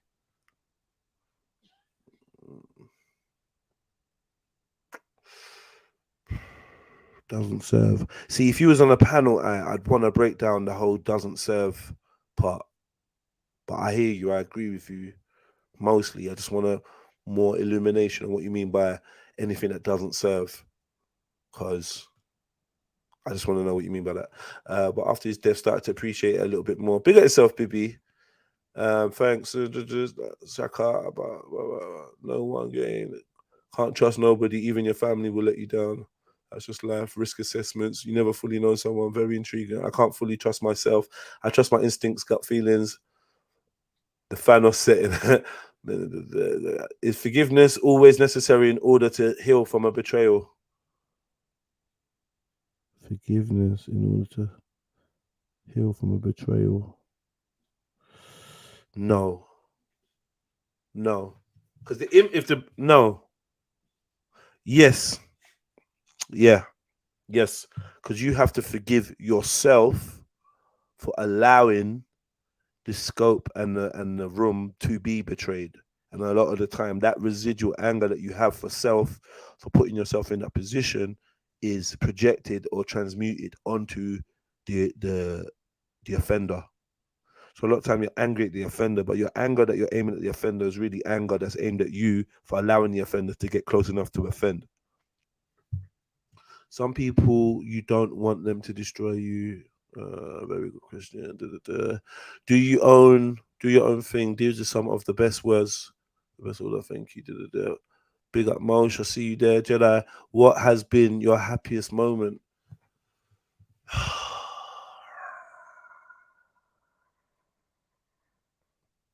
Yeah, that's hard, man, because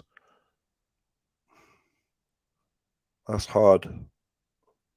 My happiest moment was quite difficult. I've had a lot of happy moments, man. I'm a happy person. Like, in general, my default setting is happy. So I've had a lot of joyful, happy moments. But I'll tell you one that sticks out to me, like a proper, maybe it's because it's very, very recent. But I was telling some other people the other day about a time I took mushrooms on my own and that. And I was in the room and there was no TV on, there was no music on. I was just sitting there on my sofa and I was having all these different thoughts and I started cracking up to myself. And then there was a level of laughter, childlike, free, rich white man laughter. I achieved that rich white man laughter on my own. And the thing that was making me laugh the most was if anyone could see, my thought was, if anyone could see how I'm sitting here laughing to myself, they would say I was nuts. And that made me giggle, right? I was like, ha, you get me? And then that giggle turned into laughter. And then before you know it, I was doing one of the deepest laughs I can remember doing, genuinely cracked up. And in the middle of my crack up, I had the deepest epiphany. And I realized that one of the purposes of life was to experience bliss and to find bliss. And I think at that moment, when I was cracking up to myself, I actually peered in the face of Bliss. I looked at Bliss. I saw, I Bliss was right there. It was reachable. In fact, I had one foot in Bliss, and it was like a very spiritual experience because I realized that at that moment I realized so many different things at that moment. But yeah, that was one of my most blissful moments, sitting on my own in a quiet room. Like, yeah, it's very hard to explain. It's just the unabandoned joy that was pouring forth from my core. And I think it was so joyful because there was very little external stimulus. Like, it wasn't like music or people around me or or like it was literally just me enjoying my own company, cracking up at my own little joke, and I felt blissful. So that's one of my happiest moments, man. Glad I could share it with you. Yeah. For me, steak and chicken. I keep going with questions, man. Do you feel moments of escapism, the desire or behavior of avoiding, ignoring, or seeking distractions from reality or negative emotions? What? Do you feel moments of escapism? Yeah, of course I do.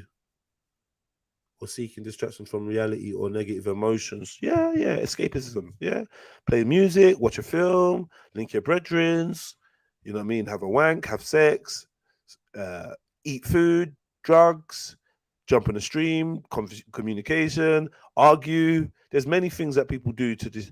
There's many things that I do to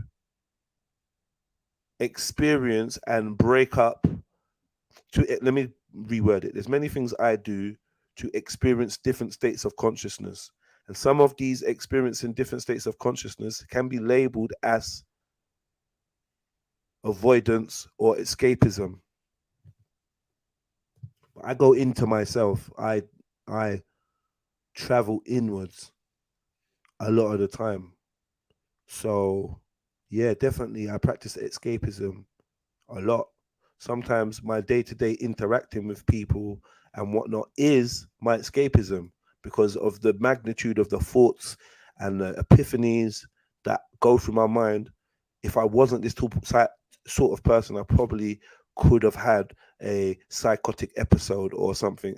I think some people put their engines under too much stress and they burn it for too long and they don't take a day off. They don't chill out. They don't have fun. Go have fun, man. Go to a rave.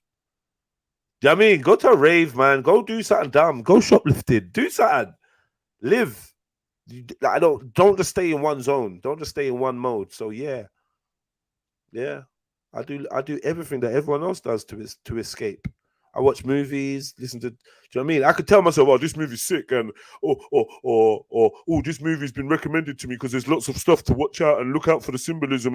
But essentially, anytime you press play a song, or watch a film or whatever, it's a form of escapism. And I don't think there's anything wrong with escapism except for the word.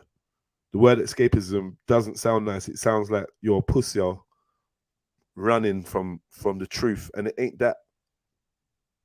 Sometimes the truth is beautiful, but if you look at a beautiful thing every day for the rest of your life, on the last day, would you still consider it beautiful? Or will it just be that thing you see every day? Sometimes beauty comes from the rareness. Sometimes beauty comes from it's not every day, but it's sometimes vibe.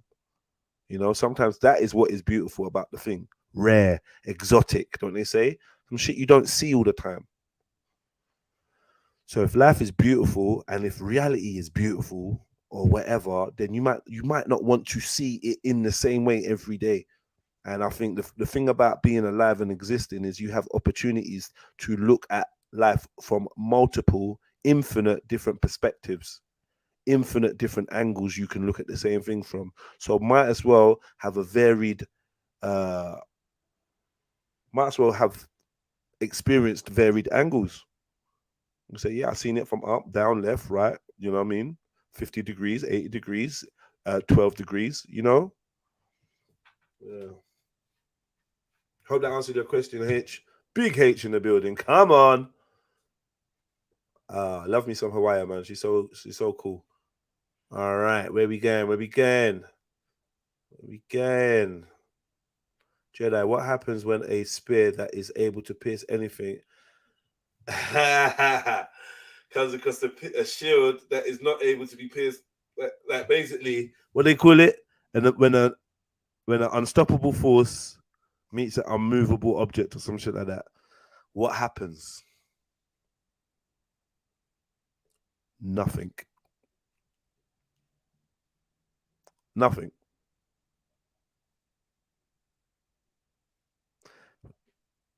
Styles P is my top 10 artists of all time. You look nuts, brother. Come on, man. I love a Styles P, but he's definitely not in the top 10. He's not in my top 10 of rappers. No way. He's hard. He's sick. He's sick in the most. But nah, he don't tick the boxes that I need for an artist now. He doesn't have enough dimensions. He doesn't have enough dimensions. He's just not on the same level as other artists that tell you about their life, tell you about how good they are rapping, tell you about their relationship. He's just growing now as an artist, Styles P. He's just now started to feel free to talk about, I love juice, I make juice and da-da-da, but nah. Styles P is good at what he does, the crud. Yeah? But he pigeonholed himself by just doing crud with D Block for years after year after year till I got bored. Because I wanted to check to see the progress of Styles P and what he's going to bring out. He brings out tunes like I'm Black. I don't like that fucking song. I think that song's shit. I like the chorus, but I think I'm Black is shit. He's just chatting shit. I'm black. Man, shut the fuck up, man. That's a cheesy song. And that's one of his most diverse songs. He's got other bits and pieces. Don't get me wrong. I won't sleep on a Styles P, but if Styles P says he's dropping the album today, I am not going out of my way to listen to that. If Ransom drops the album today, I'm all over it. I'm playing that at gym. I'm playing that at the gym. Do you know what I mean? Instantly. And I've got certain artists. I didn't even mention people like Big Crit. Like you, I just see when I get asked about artists, I get overwhelmed. I've got artists all day long that if you listen to them, it will change the way you see shit. Mr. Traumatic. How am I forgetting Mr. Traumatic? Interdimensional bars. Yeah, there's artists that are like, yo, you got something that I've never heard before. Styles ain't got that.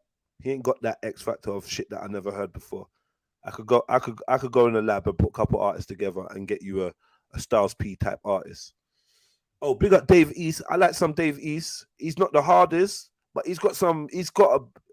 See me, I'm old school. I take it like Marvel or WWF. I like characters. I want your story, your origin story. I want to know what your clique, the ends. I want to know like your different personas. You know, I like an artist that's got 2 different personas and this and that and levels. I want to know about your heartache. I want to know about your vulnerability. I want to know about what makes you angry. I want to know about. I just like feed me with a character. Give me a character to buy into, and I'll be interested. Yeah, give me this one-dimensional. I'm bad. I'm always bad. I'm always hard. I'm always a bad man. I'm always, and after a while, I get bored of it. Big up Scarface. Come on, I can forget Scarface. There's too many sick artists, man. Sibo. I'm a West Coast fan as well for that same reason. I like West Coast rap because they got characters. They bring out different types of personalities and they rap different. And they're from the same ends. They're cousins, but they rap completely different. One's going mad fast. The other one's trying to rap backwards or rap with a weird kind of tone in their voice. I love that shit. Big up brother Lynch Hung as well. Yeah. Like Cannibal rapping that. Yeah, you can't fuck with them, man. Yeah. So yeah, big up Styles P, but he's just too one-dimensional. He's trying, but I don't know. Let me. Right, let's keep going. Let's keep going. Jedi, what's the top rapper of Peckham and London? Who's the top rapper of Peckham? I'm the best rapper to come out of Peckham. Me? I'm the best rapper to come out of Peckham. I don't know any other rapper that come out of Peckham that's better than me.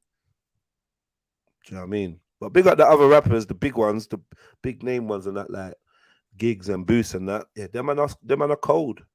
Them man are cold with it, man. When gigs came out, he was cold with it. Whether you really liked it or not, you knew he had something. He was cold with it. And Boost is sick. And like there's other little rappers and that come out of. Do you know what I mean? I ain't really heard like a conscious artist or whatever. And as for a dirty woke artist, I'm the only one that's come out of there. Oh, Cash Tastic is a good artist as well. I didn't really like him before when he was trying to do the bad boy thing. I feel like I liked Cash after he got deported. Then he just was giving man pain. He was giving man pain. He was telling man about his life. He was saying things and that. You know what I mean? He just grew as an artist. Like sometimes, you know what they say, pressure bust pipes. And like, yeah, man, whatever's coming out that pipe musically was good. So yeah. But yeah, there's big artists out there in Peckham. I ain't gonna downrate none of them, the youngers and that, the drill ones and that, but I don't really listen to them. So I'd be just begging it if I said any of them. If I didn't think I was the hardest artist to ever come out of Peckham, I'd be an absolute dickhead. Because I can't tell you who I think is harder than me in Peckham. I couldn't even tell you. You're gonna have to be a proper artist. Can't just be a gangster rapper and spit a couple bars about shooting, or you're gonna have to go in and cover like subjects and genres and all that. You know what I mean? All right. 38 over styles. Don't piss me off. Yeah. Hey, listen, man. You lot got nostalgic. I'm actually listening. 38 Special says things that just mad. He just says crazy. Boy, I like 38 Special. He like at first when I listened to him, I was like, "Oh, this guy's all right, man."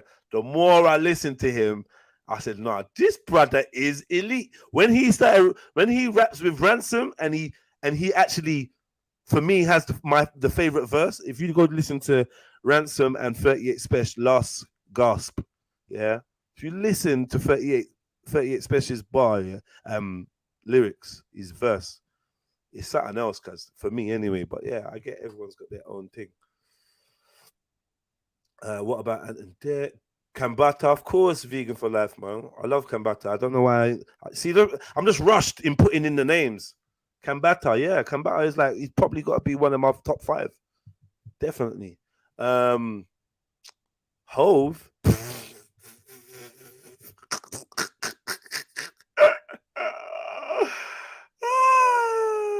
Sorry, man. Sorry. Say Hove, cuz. No. Oh, no. Maku's a good freestyler. There's a difference between a good freestyler and being a good rapper. He's a good freestyler. I don't know about being a good rapper.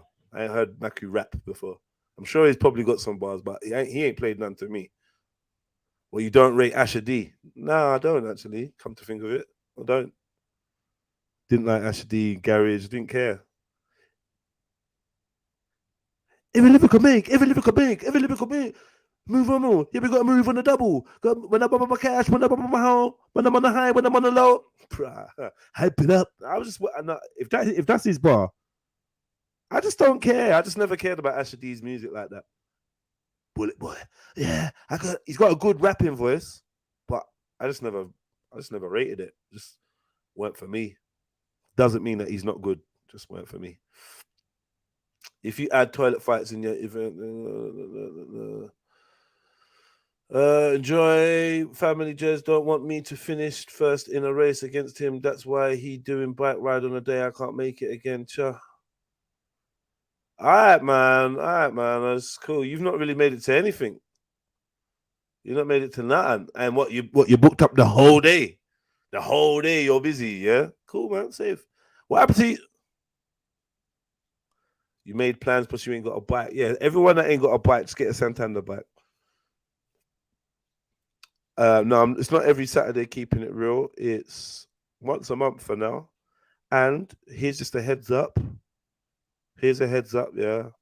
I'm gonna buy some skates soon. 4-wheel quad skates. I'm gonna buy some skates soon. And then I'm gonna need some of you lot to skate with to try and practice and get better. We'll find some car parks to hold it up, chill, smoke, skate, listen to music, that thing. if you have any interest in skating or you can skate, then just like get your skates ready, because the Trill Riders is going to extend to Trill Skaters or whatever. I don't know what we're going to call it. It might just be Trill. I don't know. Do you ride skates? You don't ride skates, innit? You skate, innit? You don't ride skates. I don't know. We'll figure it out. But yeah, get yourself some skates and get yourself a bike. You know what I mean? Try and get active and keep active, man. It's really tough though, because as soon as my mood switches, as soon as this like fog comes over, my brain, falls over my brain, it's like I'm just a different person, man. It's really scary to actually see. This morning I've seen the stark difference between yesterday Jeds and today Jeds. It's like night and day. Do you know what I mean? And I feel like I've struggled to function, and it's not. This is real life shit, you know. This is real. So yeah, definitely trying to employ coping strategies and whatnot to get me through the winter months, because I feel like winter's just around the corner. We just had a couple weeks of sun, just a couple. We didn't even get nothing. I didn't get no tan. I didn't get no fucking tan this year. Nah, you lot mad. You lot are happy to live like this for how much longer? Nah, man, this is liberties. I need out of this. Zimmy, I need out. Okay, finish good. Did I not answer this question already? I thought I did. Maybe you read it twice. Let me turn on my light. 1 second, family. 1 second.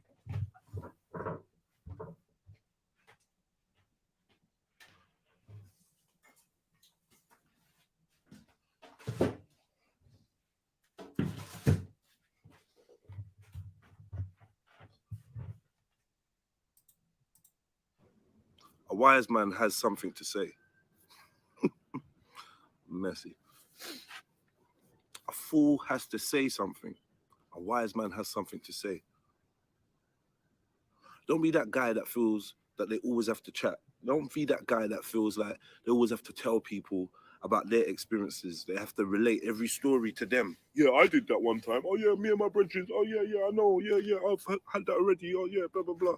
Don't be the person in a room always talking. Don't be the person in a conversation always doing output and no input. Learn how to sit silently. Learn how to listen. Learn how to observe.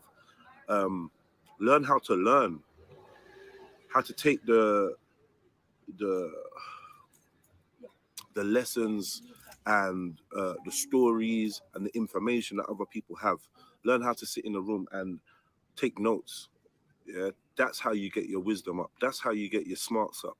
That's how you get your awareness up, by observing. Yeah, not all the time you have to be doing the output, chatting, always the one talking, always the person holding the mic. Yeah, because the more you say, the more you can F up. The more you say, the more stupid you appear. The more you say, the more of an attention seeker you look like. So yeah, study, observe, listen, and then when you speak, make sure you speak with clarity. Make sure that what you're saying is going somewhere. Yeah, don't just speak for speaking's sake. It's very annoying. I'm not gonna lie to you, family. Yeah, and this is gonna save you a lot of issues. Learning how to just sit, listen, observe, take heed, pay attention. Yeah. What do they say? You got 2 ears and 1 mouth for a reason. Yeah, that's really true. So yeah, that's today's chill talk. It's very, very simple. You know what I mean? A dumb person has to say something. A wise person has something to say. Pre that for a bit, man. Chill talk, you done know. Follow me on all platforms. Check out the links and whatnot, and check out the other chill talks. And hit me up with a little PayPal donation if you're feeling the works that I put in. You know, I'm trying to speak to myself and use this platform to give myself little reminders on a daily. And it seems like, you know, it's helping other people. Other people are appreciating it, and I appreciate all the good responses I'm getting. the likes, the comments, everything, helping the algorithm boost it up and that. I appreciate that, man. Who knows where it's gonna go, if it's gonna go anywhere? Because they don't really want trill talk out here. Let's be 100%. Yeah, they don't want trill talk. They want me to be chatting to you about all kinds of dead trivia and. Yeah, big up family, big up family. I'm back. Where was we? I can't remember what we were talking about. So I'm just gonna go through the chat, see. Okay, Gain says, what's been your saddest moment? Saddest moment. Saddest moment.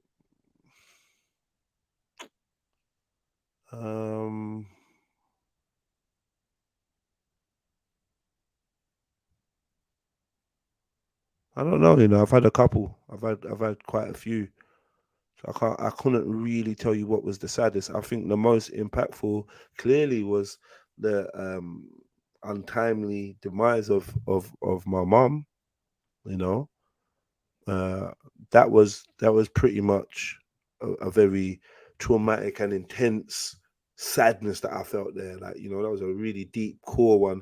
I could probably even feel it now as I kind of skirt around the topic. So I'd probably have to award it to that. But I felt other people, I don't know, because say like you've had that happen in your life, right? And then, I don't know, 10 years later, a friend dies. When you cry, you kind of resurrect some of that anguish that you felt when your close loved one passes. So it's kind of very similar. Do you know what I'm trying to say? So I wouldn't know. I wouldn't know.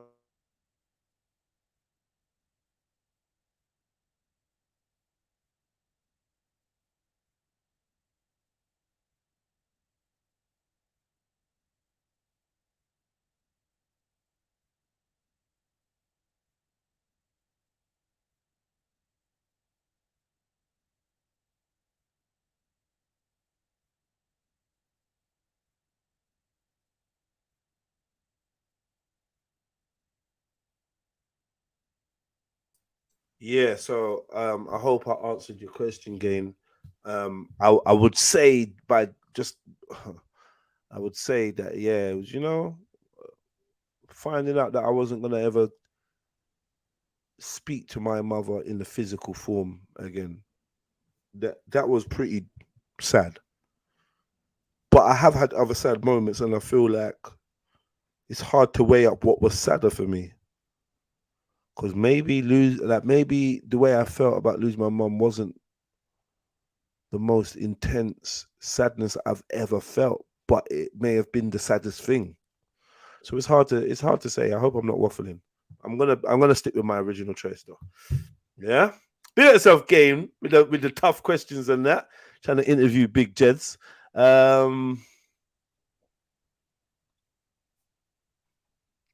Moroccan. That's so deep. As a kid, the most happiest moment was when my baby sister was born, and I'll give her the name Happy Farah. That's crazy.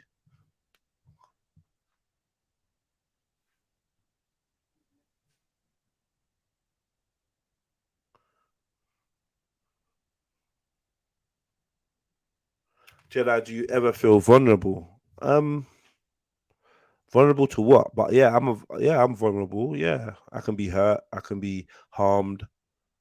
So yeah, and but see, I don't know. Maybe we all process our vulnerability a little bit different. I don't necessarily always try to shield my vulnerability. I don't always, when people say, "Oh, if like for instance, the question Game just asked, right? I think there's supposed to be a vulnerable. Me answering that honestly is supposed to be vulnerability, right? But I just see it as just being honest or just being real. So yeah, I feel like the more honest you are, the more vulnerable you are, right? Kind of, if that makes sense. But I've pretty much been this type of personality for most of my life, so I'm kind of used to it. People use things you say sometimes, so I've become more strategic with how and what I say. I don't always give the full picture. I don't always give all my information out there because I've learned the hard way that sometimes doing that and not being prepared for somebody to try and use it against you or flip it or turn it can be a nasty thing. Do you know what I mean? But I'm a very robust person. I'm not even going to pretend. I'm a very strong, capable man. So I can be vulnerable. It's not, yeah, I can be vulnerable. So yes, unknown, I do feel vulnerable at times. Yes. Pause on going into yourself. Yeah, man. I hear you. I hear you. Sometimes I don't want to deal with certain. If you could astral project to any location anywhere without being detected, where would you go? I'd probably go to where the seat of power was. You know, like I'd probably try and find out in some of the most. I'd probably try and travel to some of the most protected type areas to see what was really going on in like Area 51 and the White House and these underground bases and yada yada yada. I'd want to, do you know what I mean? I want to see what are you lot really fucking doing? What's going on?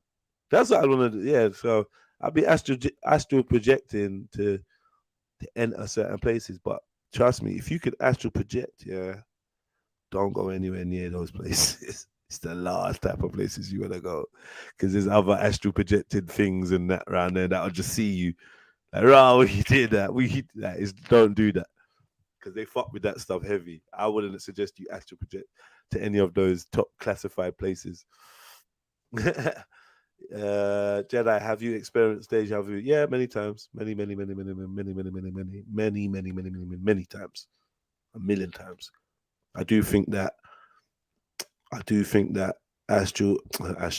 I do think that deja vu for me often indicates that I've dreamt this before. Okay, Jedi, strategy question. I like how Gain's moving. He's trying to build a picture. Strategy question. You have 3 horses. Your opponent has 3 horses.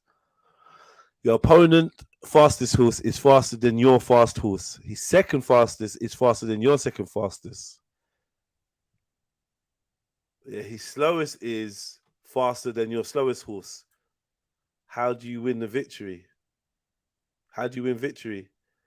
You have 3 horses. Your opponent has 3 horses. Your opponent's fastest horse is faster than your fast horse. The second fastest is faster than your second fastest. His slowest is faster than your slowest horse. How do you win a victory? Easy, man. Easy. That's very easy. You jump off the horse and you fucking sprint. Yeah, you jump off the horse and you off ski. Or you say the last person wins. May the slowest horse win. Yeah, and then you've won, isn't it? May the slowest horse win. And they're like, oh, fuck.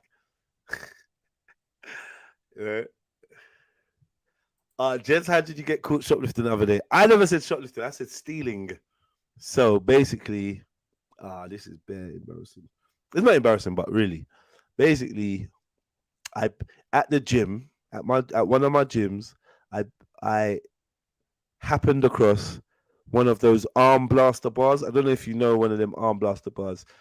It's like a bar with like a rope that you put your head through, and then the bar kind of rests over your chest, and then you place your arms on top of that bar, and it restricts your arms from moving when you're doing a curling motion with weights, right? And I saw one of those bars. It looked a bit small for me, if I'm honest, but I thought, like it was just laying around. I was like, yeah, I'm having this. Someone's left it. I'm fucking having this, and I'm gonna give it to South or something. Like, I don't know. And yeah, I took it home. And then a couple of days later, I was getting a call, and I was looking, and I see that it was my gym calling. I answered, and it was like, oh yeah, hi, Jedi. Quick question.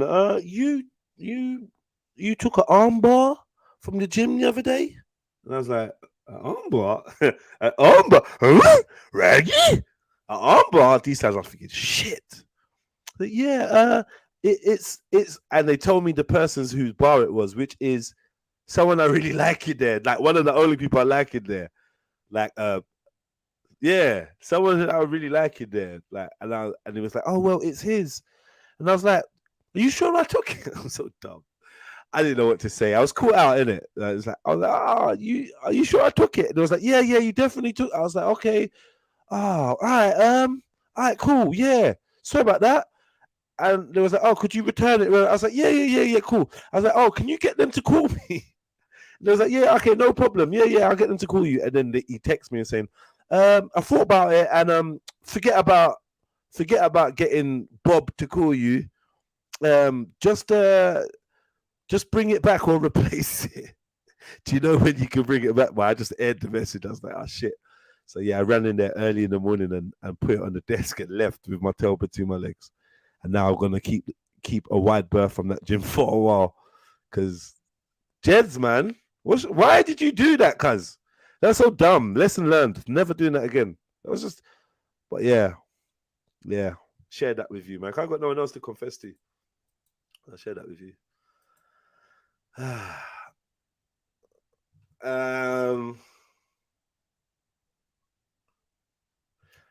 When was the defining moment in your life when you started seeking knowledge? I was born that way. There's no defining knowledge. There's no defining moment. I've kind of always been like this. Someone's got to be like this by default. If there's all different characters out there in the world, someone's got to be born questioning and thinking and wanting to know more. I believe that this is the human or one of the human default settings, and they're trying very hard to breed it out of us and fluoride it out of us and trauma it out of us and distract it out of us. But there's still quite a few individuals that are very interested in intricate truths. It's not just me, or it's not just you, it's not just us. There's others, you know. But I don't really have a defining moment. I've always been quite question the narrative, read between the lines. You know what I mean? I've always had quite a suspicious mind, quizzical, curious mind, hungry for. I don't know how to explain. I don't know what that is. Man's just divergent, isn't it? That's just straight.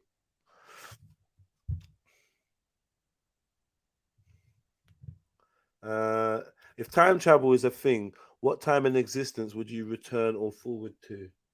I believe that it would be very important to travel to the beginning of man and find out, how did we begin? How? Was we a one cell organism that crawled out of the primordial ooze and developed limbs and blah blah blah and a brain and a consciousness, or were we created by a sky daddy? You know, I'd like to know. I would like to know, for one.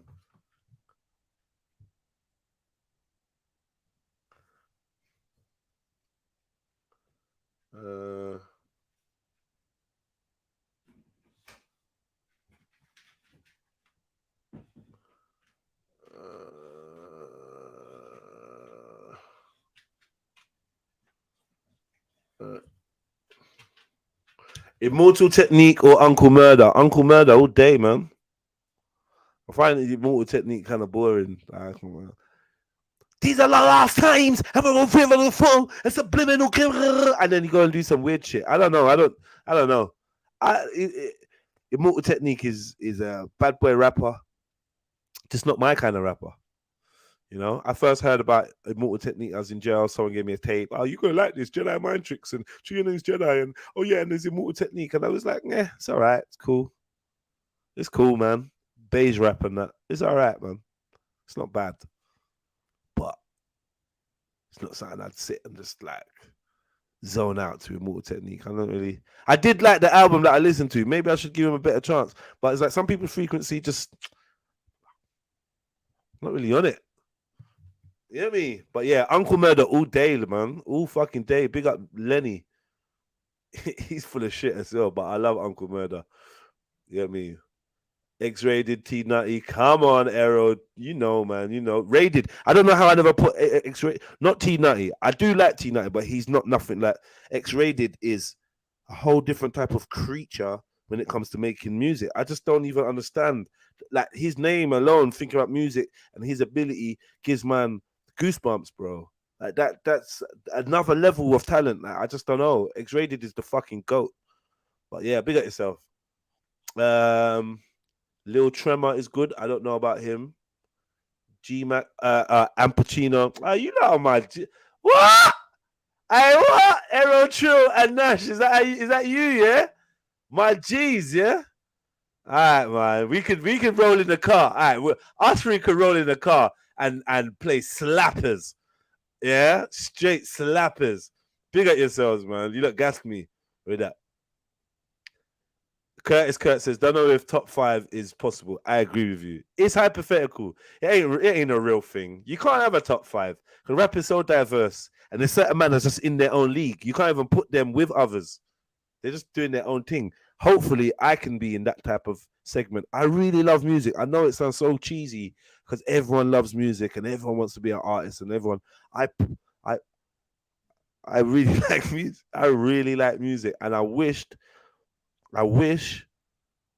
that I can get some of my art out of my chest, out of my brain, out of my emails and into your ears and into your lives and into your homes so you lot could hear what I've got. Because I love people hearing what I've got. I love that. All right, cool. We're losing some viewers. I don't know if I'm boring you lot, but it's a different type of stream today. It's a different one. I'm gonna put the link out there. But yeah, I can appreciate it's different. Some of you lot, you come to hear the madness and bare different people talking at once and rare. And sometimes I think I get a little bit lost in the source of my own stream. And I'm always told that people want to hear more from me or chat to me, rare. So today's a good opportunity to do that. I definitely want to have some co-pilots jump on, but I'm enjoying talking to you lot and answering some questions, man. I'm actually enjoying it. My favorite group was Goody Mob before CeeLo turned Freaky. Goody Mob. Side-eyeing you still. I don't know, man. I don't know. Scarface, yeah. Goody Mob. William Jones said, Redman. Anyone that knows me knows I can't stand fucking Redman. And like all Method Man had to get chucked in the bin because of Redman's influence. I don't like Redman. Yo, Gets. Yeah, love Gets. Love a bit of Gets, man. I love a bit of Gets. Gets is sick. Gets is sick. Favorite female rapper, Jeds. Ooh. You're proper trying to test me.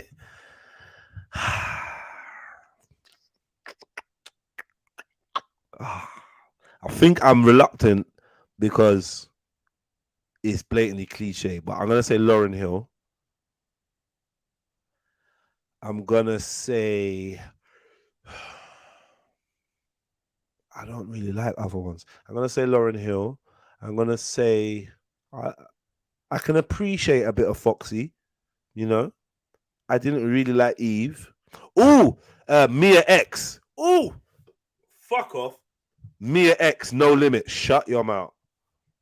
Shut both your mouths. Yeah. Mia X. Mama X. Mama Mia. Yeah, Mia X. She was cold. Shauna from Disturbing the Peace. She was cold. You're not really sure. I just need to make sure that you're writing your own bars, but she was cold. Wasn't really never really was a Little Kim fan. I was a fan of her face and her poster where she had her legs spread. Do you know what I mean? I weren't really a fan of her music like that really ever. Who am I forgetting? Female artists, female rappers. The rest of them, I could just hear men writing for them. Remy, I did like Remy. I wasn't like a crazy Remy fan, but I did like Remy. I do rate Remy. I think she's still one of the hardest. Not into a Nicki Minaj. Not into a Lil Kim, not into any of these girls. Lotto, Glorilla, not interested in any of them. Meg the Stallion, just not feeling none of them. None. You know what I mean? Charlie Baltimore. I ain't feeling none of them. I was rooting for the girls as well, but yeah.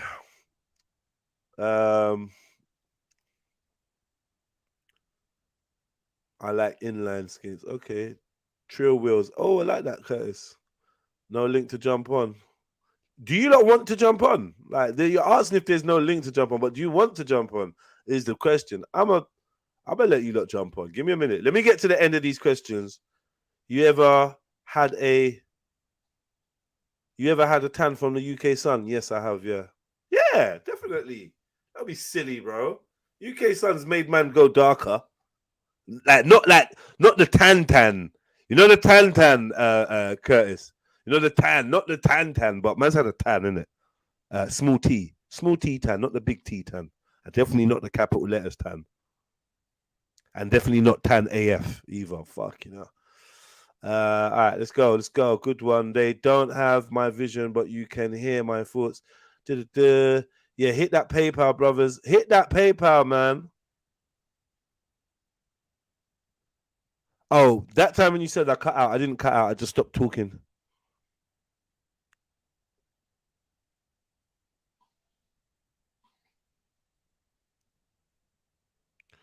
Just passing through, can't stop. 3:30 a.m. get ups, need sleeps. Big up yourself, True Spirit, man. Come on. Who had more impact on you, Africans, Americans, or Caribbean? Who's had more impact on me? I'm gonna say Africans. Followed by. I'm gonna say Africans, followed by Americans. Yeah. I'm gonna say Africans, yeah. But America is a huge impact, a huge influence on me, because it was like the America to the UK pipeline of media and all things hip hop and that I was fully well involved in, as we all were, because it's a massive psyop, it's a massive program, right? So I was drinking from the teat of the American jackal, just like the rest of you lot was.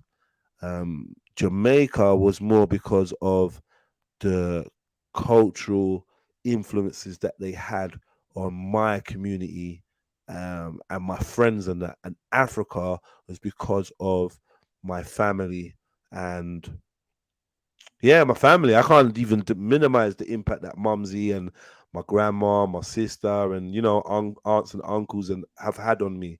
Obviously, that's you wake up, innit? So you can go out on the road and be a Jamaican. You have to go sleep as African and wake up. Yeah, you better know who you are. You know what I mean? All that American rapping and them American swear words and that, you gonna have to chill that out. You hear me? But America was a massive influence on all of us. So it's like look, Africa influenced the Caribbean. America influenced the Caribbean. The Caribbean influenced America. The Caribbean influenced Africans in America and in Europe, and then so that Africa influenced the Caribbean influenced Africans.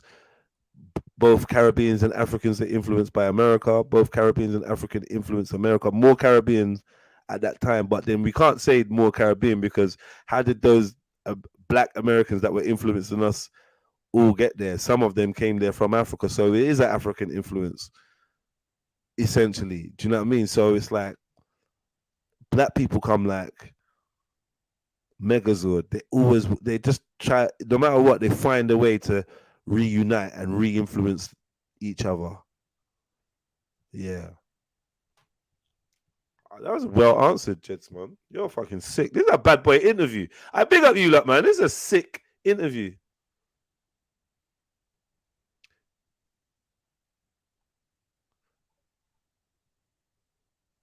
Is Jedi okay? Can you get a wellness check or something? What? I'm all right. Can you not hear me?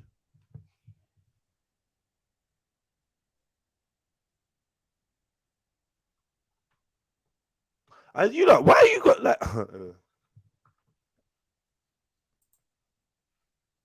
Anyway, I'm gonna leave it. I'm gonna do what you lot are doing. Who's more Asian? Who's more racist? Asians or Arabs? Arabs.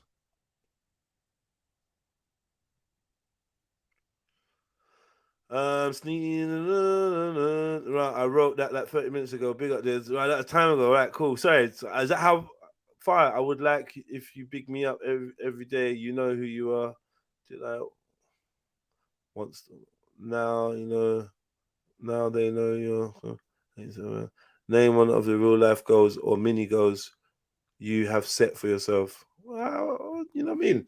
A good one for you would be.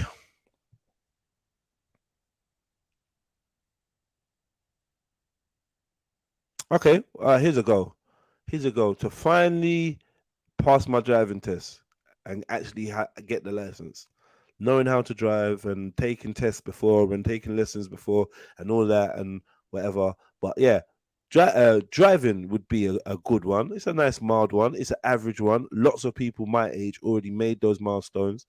And I think at the time where I should have been making those milestones, I was not focused and no one was pushing me and I was going in and out of jail and focusing on other things. So that'd be a nice little achievement under your belt. Everyone seems quite happy once they get a license, and it would open up even London or the UK more for me because you get about a little bit more with a little bit more ease.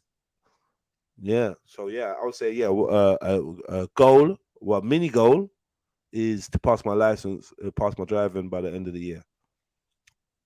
Yeah, hope you like that. Jedi, the answer is you race your slowest horse against opponent's fastest horse, and you race your fastest horse against his second fastest one. You race your second fastest horse against his slowest horse. Okay, that's sick. But he beats you though, right? He still beats you when you race your slowest horse against his fastest one. He still beats you though. You win 2 out of 3 races. Victory is yours. Big at yourself, Kane. I love that. I love that. I love that. I love that. He has.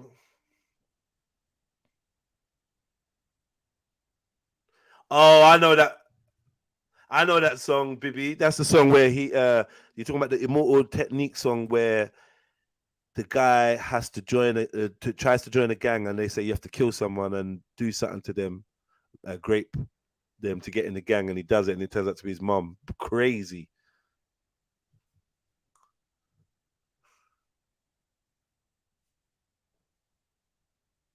So forget about the message. Who has the best flow? Who's got the best flow in UK rap? The best flow? UK rap. Are we including grime? I don't know. I like Gets.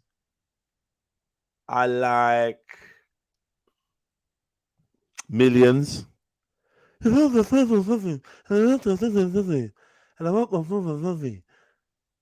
and the girl says she wants to blow me. And the girl says she wants to blow me. I got a big gun, you don't want to own me. And you know me. So's that Shinobi. And I'm working the movie. I like Millions' little thing going on. There's loads of artists. I don't know. I can't answer that. Mark Smith, you asked me a question I can't answer. Who's got the best flow in the UK? Message to the side? I don't know, Kazi. I don't know. I really don't know.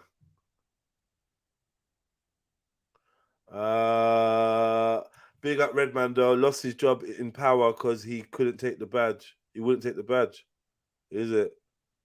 Okay, big him up then. Bruv, you're from Belgium. Sar Rock. How did I forget Sar Rock? Sar Rock's cool. She's cool, man. She's good. I can listen to some Soul Rock still. I never really go out of my way to make her part of my regular listening thing, but every so now and again I go and check out Soul Rock and I fuck with her. Oh, Shane Noir. You know about Shane Noir? What am I talking about? Do you know about Shane Noir? CHENOIR. Shane Noir. She's cold. Do you know about what's this chick's name? Fuck, man. What's her name? Nati. 3D Nati. 3D Nate. She can rap. 3D Nate. Yeah. Check out Shane Noir. Check out 3D Nate.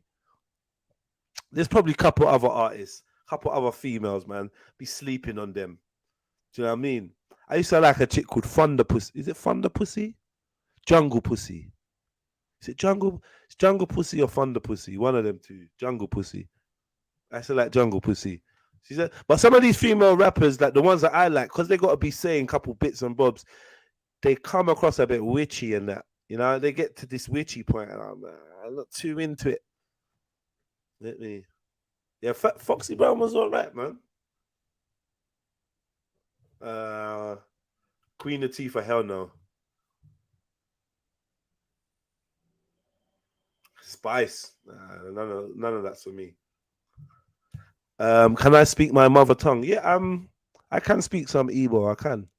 Obviously, I was raised in a household where my mom and my grandma and my sister were talking Igbo, but I'm not fluent.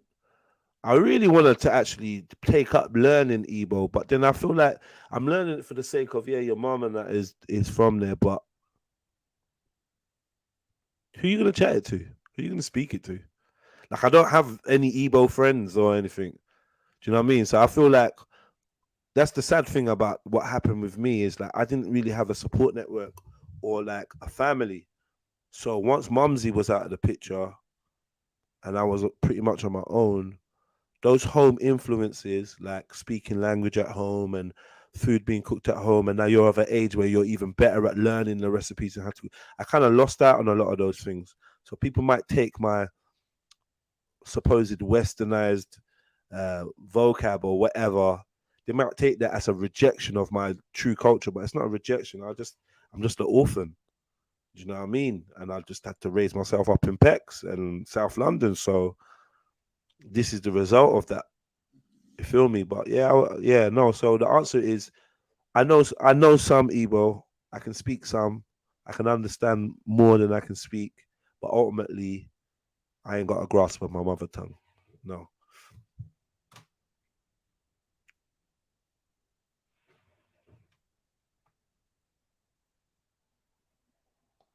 Rion said, if you was exposed to the complete truth of life, honestly speaking, do you think you can handle it or believe it to be true? I don't know. It's one of the mysteries, isn't it? We don't know.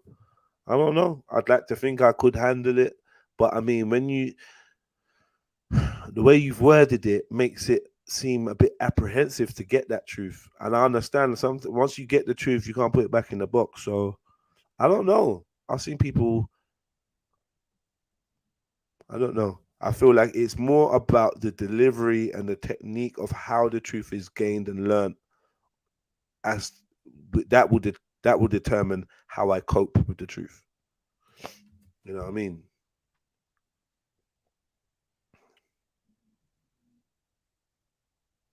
You out of your downed mind if you think the US is influencing ticket. Yo. 1 2 1 2 1 2. Can you hear me? Can you hear me? Is everything all right?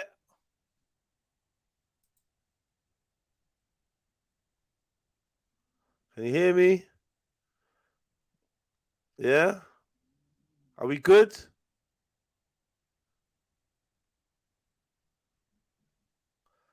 Go get that license, my G. You can do it. We believe in you. Your life will open up for sure. Big up yourself, AAB. Gets when younger. Teflon from Young's Teflon. Gets the young. You're in one of them. You're in one of them arguments, yeah. Young Teflon. All right, cool, man. Whatever. I ain't got time for that. Yeah, but I prefer my balls unsanded. What are you on about? What are you talking about, man? I think I'm getting to the end now because, like, I've just seen Laughter, Iggy Azalea. No way. For what though? Were we teaching them language? I don't know, man. It sounds good and all romantic. Yeah, teach them this language, but like practically, yeah, I don't know, cuz I really don't know. Practically, I don't know if that's really where it's at. Might even be better for them to learn Yoruba, you know, and be able to communicate with majority of people in Nigeria if that's what the need is. I don't know, cuz. What's my mic saying, man? What's my mic saying? What's my mic saying?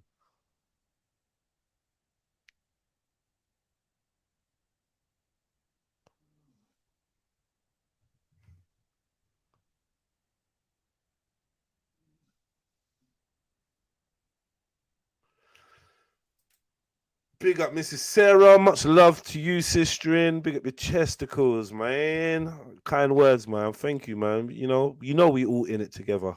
All right, cool. Also create the vibe in your home. It's always a good idea to have an additional language under your belt. That's true. That's true. But is it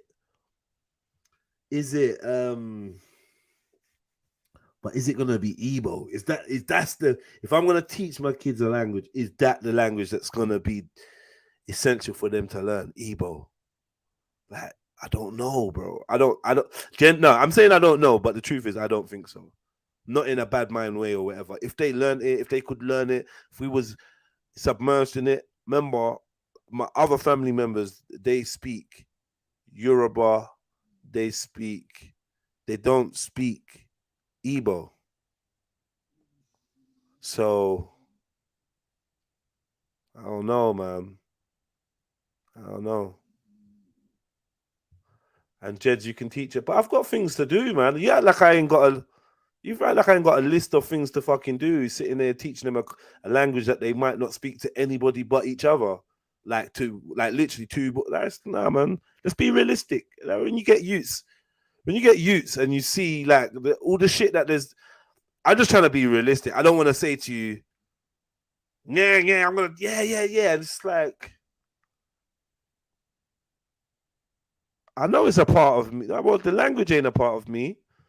Yeah, the language ain't a part of me, man. You lot stop seeing it like that.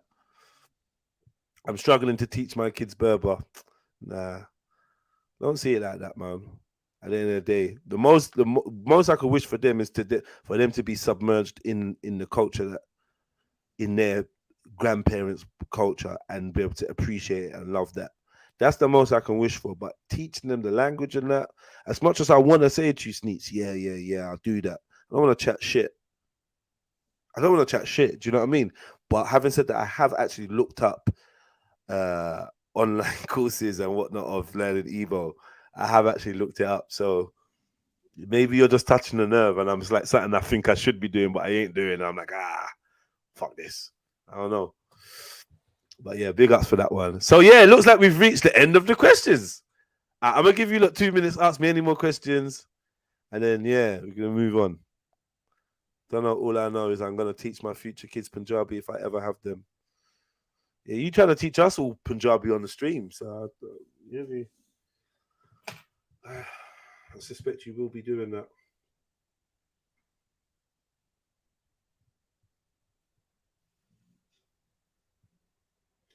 Yeah, you see, like I'm getting a couple.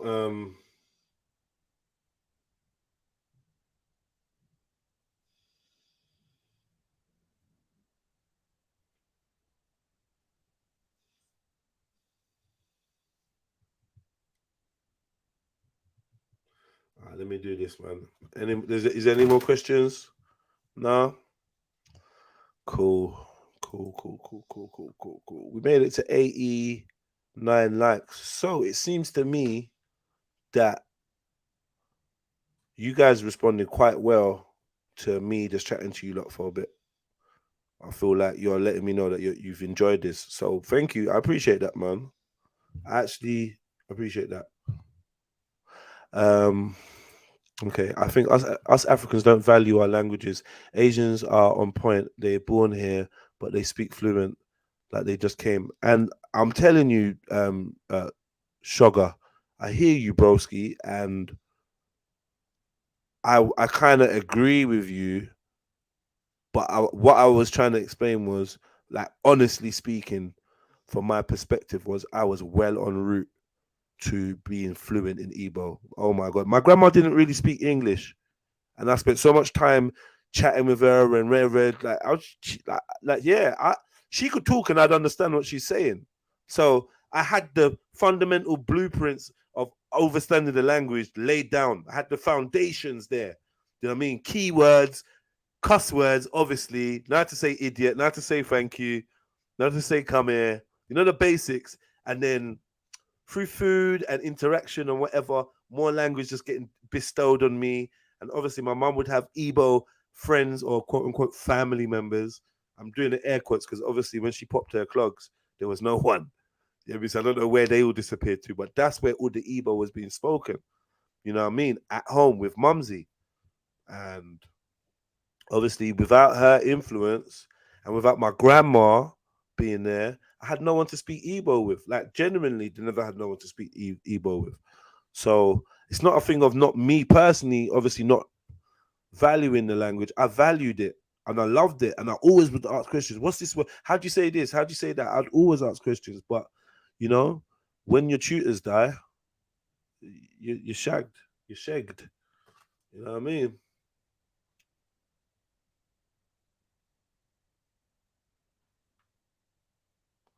What? What? What? What? Whoa.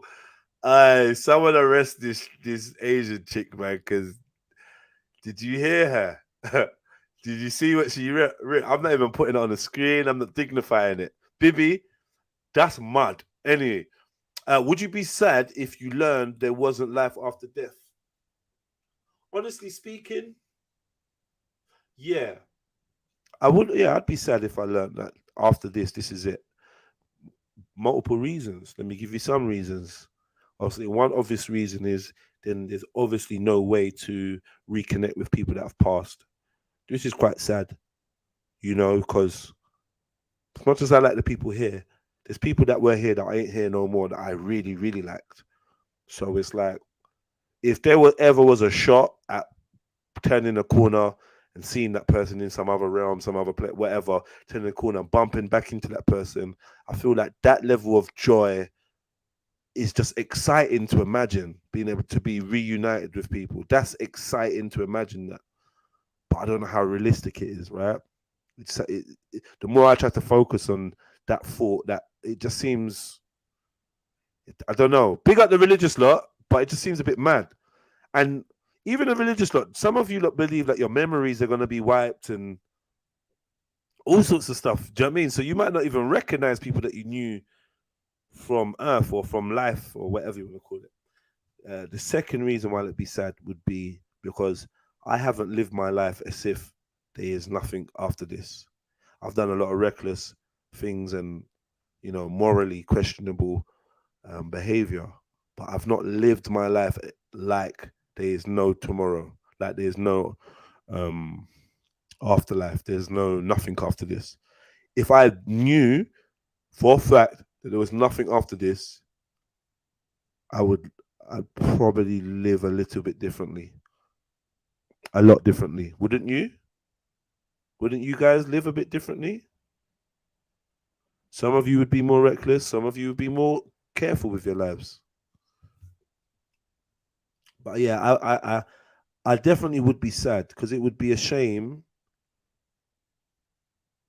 that this is all there was. But then it would make this life more sweet and you just want to live the fuck out of it. Do you know what I mean? Because this is it. You know, but I suspect that this isn't it. I highly suspect that this isn't it. But whether you are aware of what the it is more important to me. I believe that dying is not the end of everything. However, are you aware of what the next stage is? Well, if being born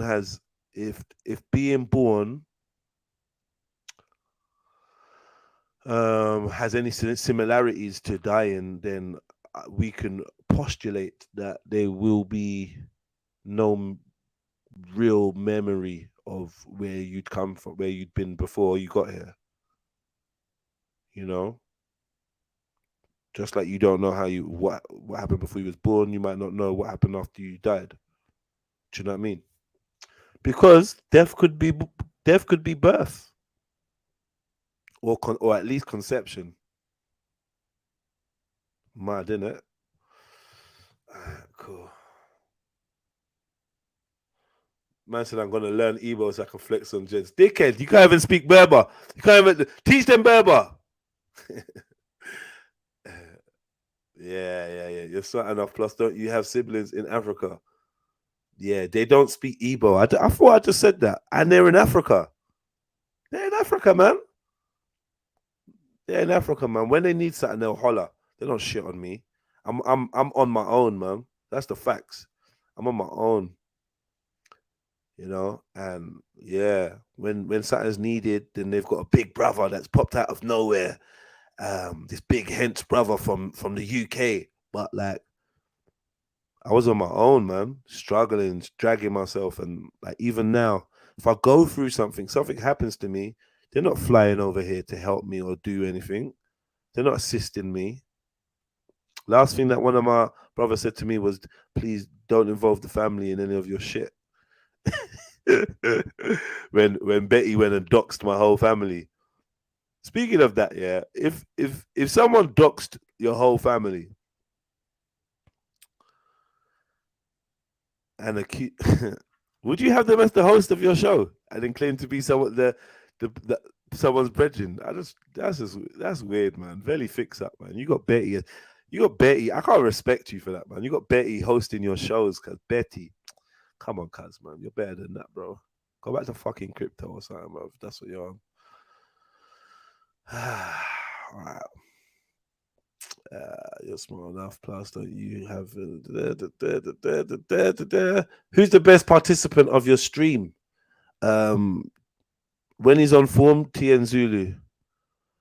For effort, Sneets. For consistency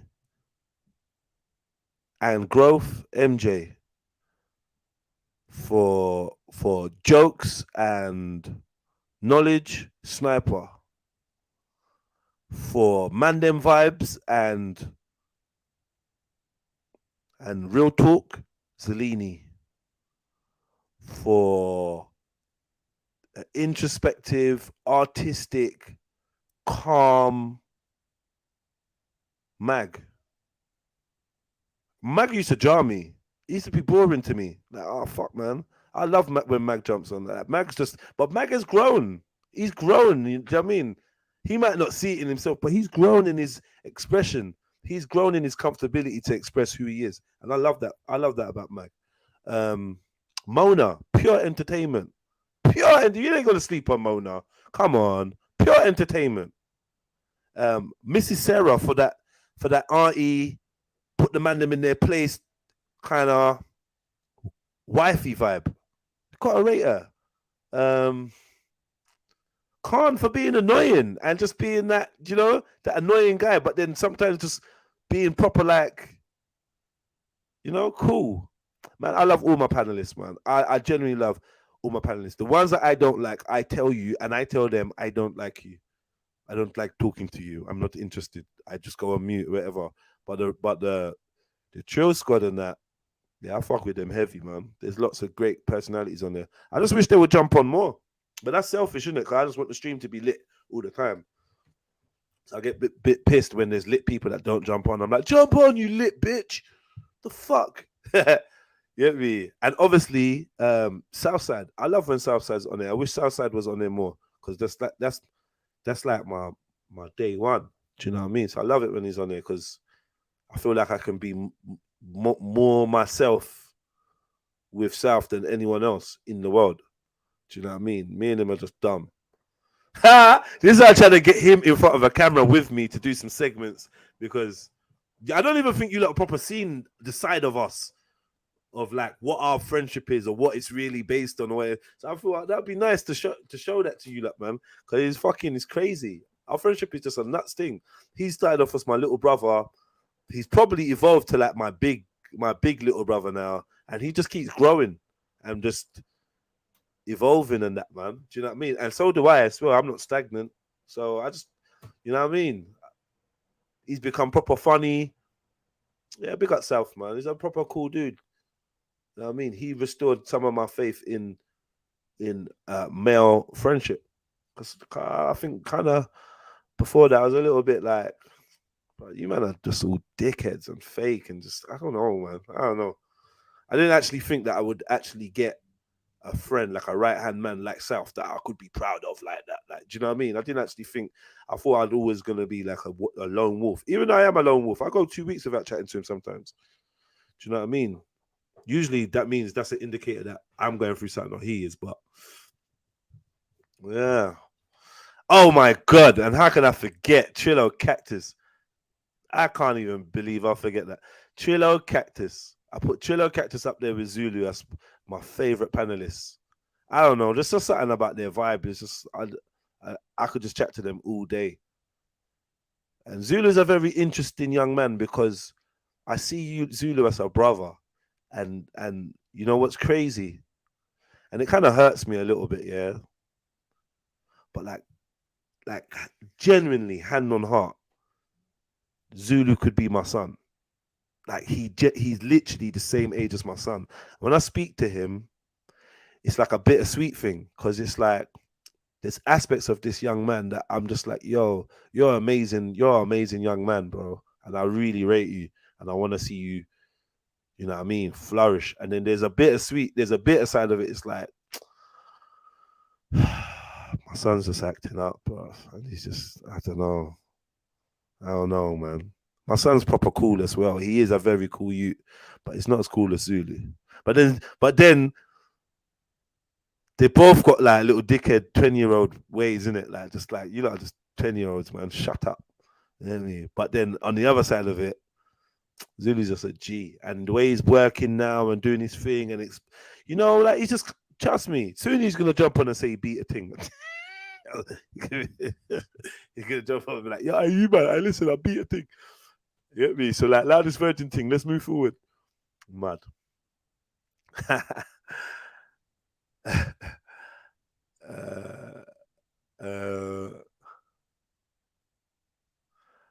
Honestly, in today's time, kids got more pressing things to worry about than just language. There's a whole system trying to destroy kids.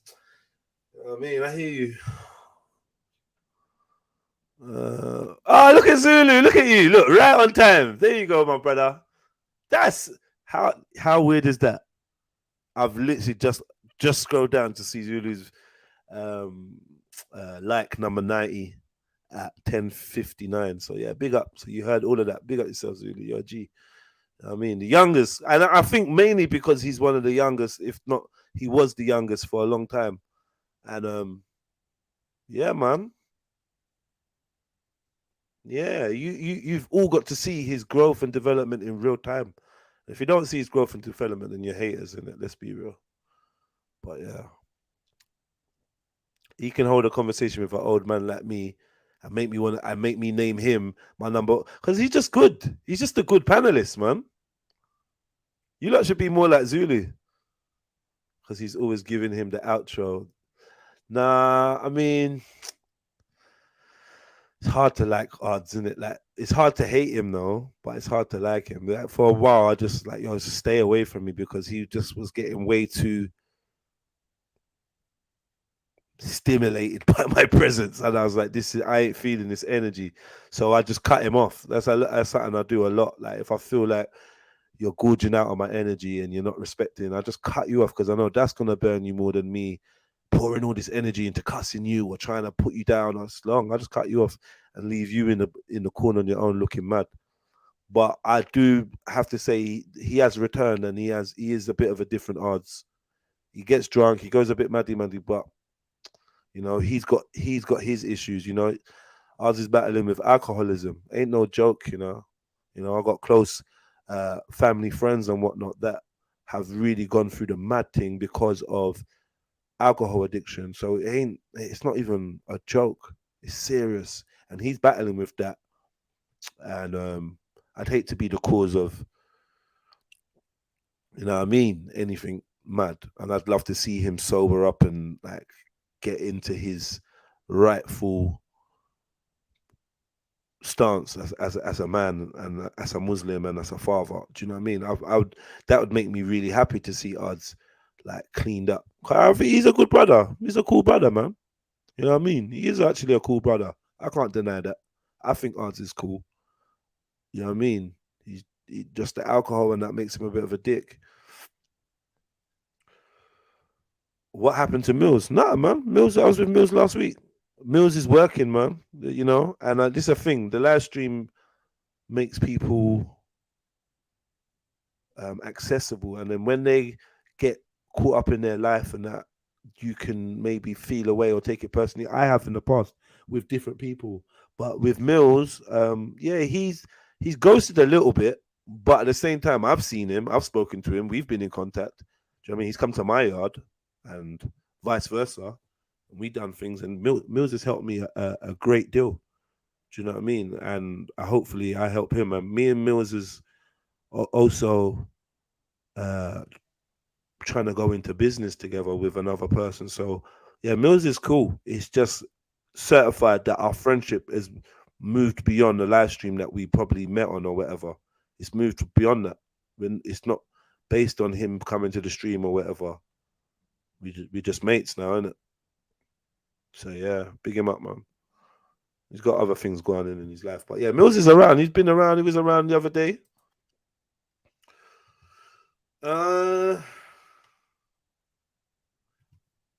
Facts. Fuck off, Silver, man. What am I doing? Facts. What?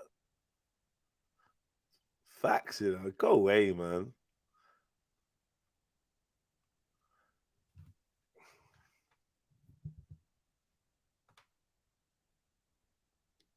Yeah, man. Yeah, man.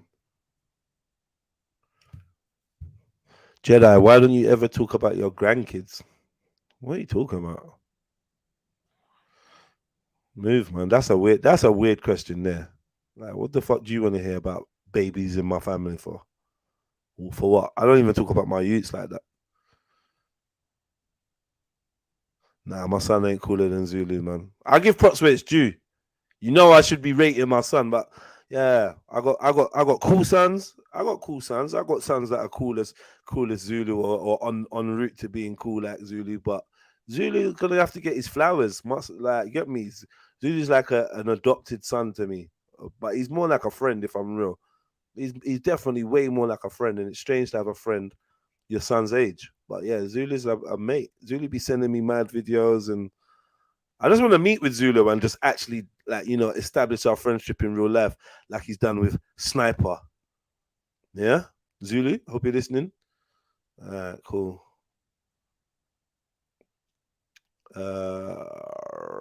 I would love to interview Zulu's parents. Zulu, you should be to the dirs, or you always say kid. Zulu is a young man. I'm sorry, I for myself. He's a kid, man. Nah. He's a fucking kid. 23. You're a kid, man. Shush, little kid. Yeah, from 17 years old, it's kind of mad. Makes me feel old. Zulu, stop having birthdays, but things. Calm down, Joe Jackson. Be more like.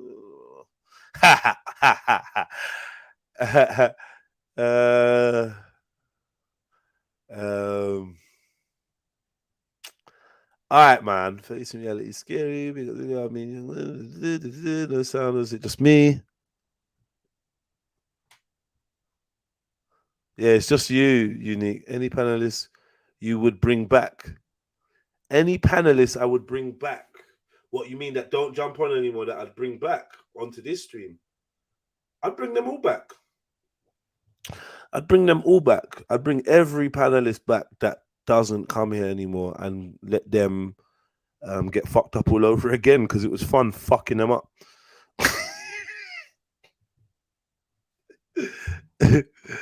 Nah, I mean, Nah, I mean, nah, not really. Not. I wouldn't want to bring back any. I big up Trill Evolve, long time, broski. I wouldn't want to bring back any panelists that left because they don't want to be here, and then I'm bringing them back. Like that's great. You get me? But there's people that feel like they've burnt the bridge and they can't come back. But they don't realize that if they just knock the door and I'll just let them in, like just come in, innit? Like whatever, innit? Cool, it's over now. I don't hold grudges. It could be one of my best or worst traits. I don't hold grudges for long. I don't. Your podcast, what have we got to look forward to? What kind of content will there be? Nah, don't worry about all of that, man. Hit the like button. Yeah, you lot focus on hitting the like button and slapping the PayPal before you start asking me about my content and what type of content. Go ahead. Move. Go like up. Go comment on all the Speakonomics episodes so far before season 2 starts. Go and comment on all of them. Go and watch all of my previous podcasts, right? And then you know what I'm on. But it's like asking me, oh, what's your live stream is going to be about? Like, that's dumb. You know, it's going to be about all of it. Everything.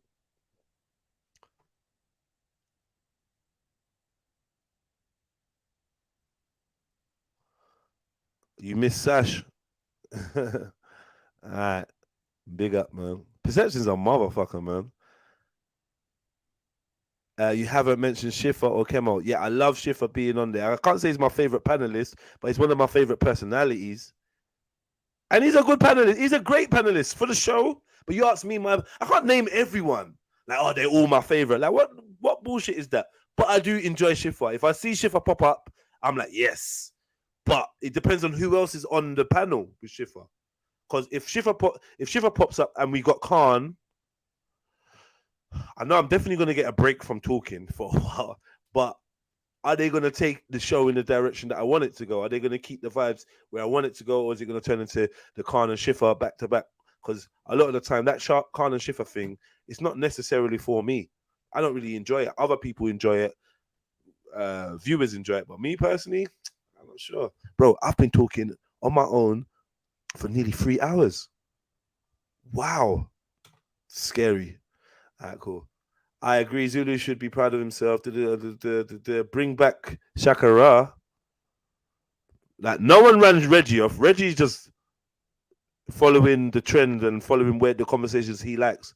No one's run Reggie off. Reggie's cool. Reggie's been here. Shakara, I don't really know what I want for Shakara. I just feel like he feels that this isn't the panel that's best suited for him. And I respect that, man. You know, like over here, Shakara will get dissed, innit? He will get dissed, he will get mocked, he will be argued with, he will be disagreed with, he'll be challenged. And that's not necessarily the most comfortable vibration for a man that just wants to kick back and just have a little light chat. But Shakara doesn't stay too far from the channel. He does venture back. But yeah, obviously he's got his preferred side.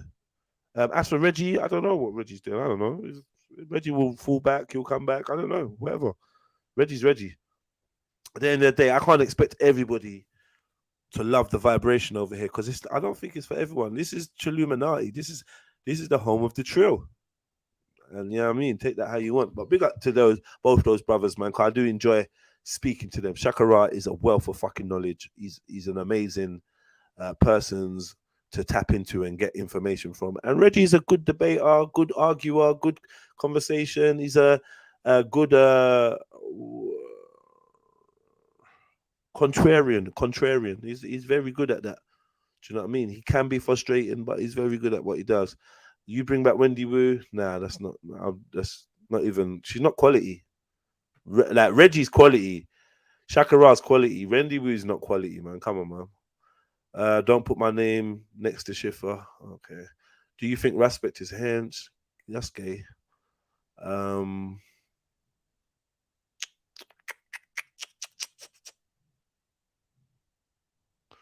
Imagine they both hate each other but have the same views about the channel.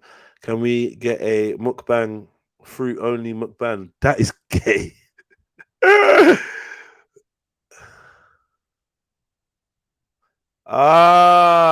Pepe Le Pew. Oh, so this is what's that fucking dude called, man? That South African brother. What's the South African brother name? What's this brother's name? Give me his name again. Fuck, what's this dude's name? Why I've forgotten your name? Who would you plum? Last time you was on there, you was drinking. Like, man, why do you jump on no more? Why don't you jump on no more? What's this brother's name again?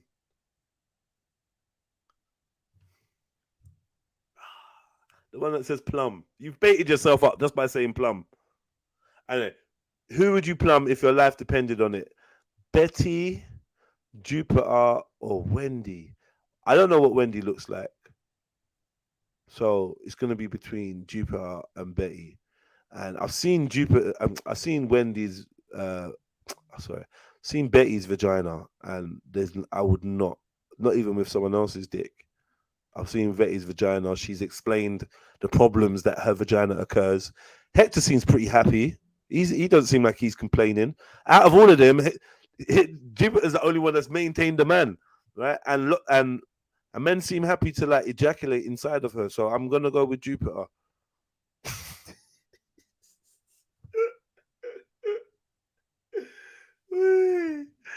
Pepe Le Pew, that was a What's the name of this guy? What's the name of this guy, bro? Why are you not saying what this brother's name is? You know the South African dude or whatever that sounds a bit like a crazy beefy and he drinks all the time. What, is it MC? Is it no, it's not MC Anthony. Is it MC? No, it's not MC Anthony. What's the other dude's name? He's actually cool, but then he drinks and gets to the point where he has to start cussing. But we've had loads of great conversations. Don't know why you don't jump on there no more.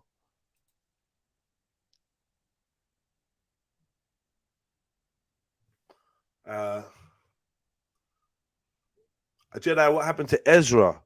What happened to Ezra? I backed up with Ezra. I was with Ezra a couple of months ago. Ezra and Step Nicely. I went up Birmingham and linked up with them man there. Ezra's living his life.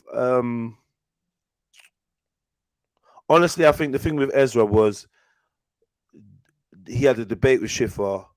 Schiffer was awarded the victory.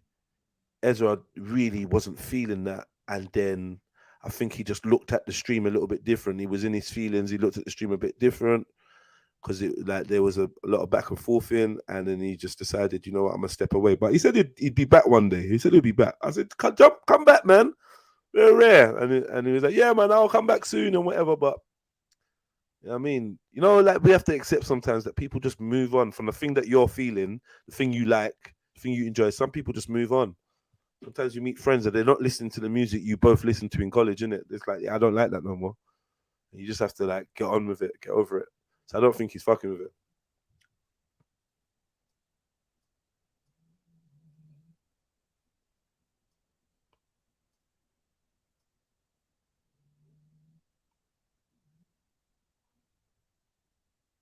Yeah, I don't know. Something about Wendy. I know. You think Betty would be? Boy, I don't know about that, bro. I've seen it, innit? Like, let's be real. She sent it. She sent it, and just know, like, genuinely, hand on heart, it's not a vagina that I want to interact with at all. And I'm not even like, yeah, Wab Funk. There you go. Fucking Unique Diamond. You're a bad gal, you know. Wab Funk. What do you know about Wab Funk? Yeah, it's Wab Funk. Wab Funk. Big up, Wab. Monsieur.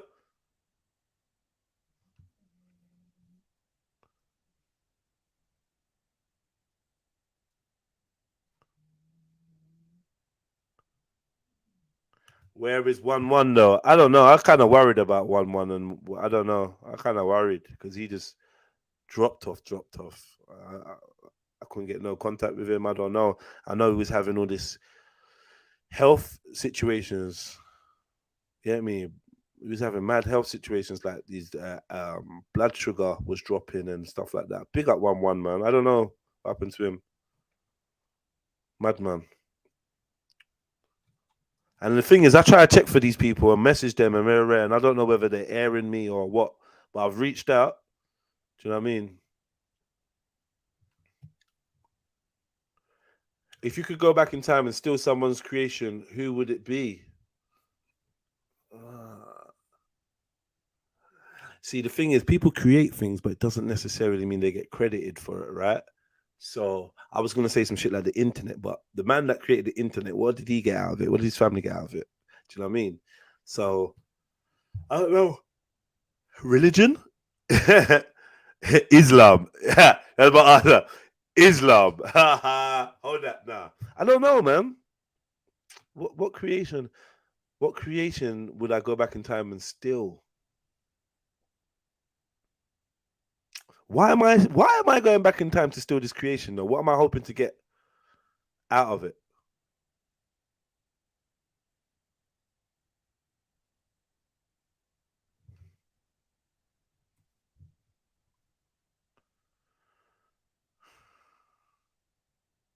Um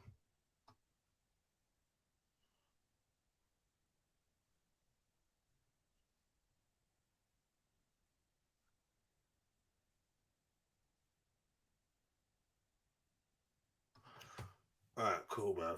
Let's do it, man. Let's do it. Let's put this out here. Yo, it's been enjoyable talking to you, lot, man. I hope you lot enjoyed that. Slap the like button. I really could end the stream like this. You know, it's a perfect stream. I don't know, but I never know when to say enough is enough.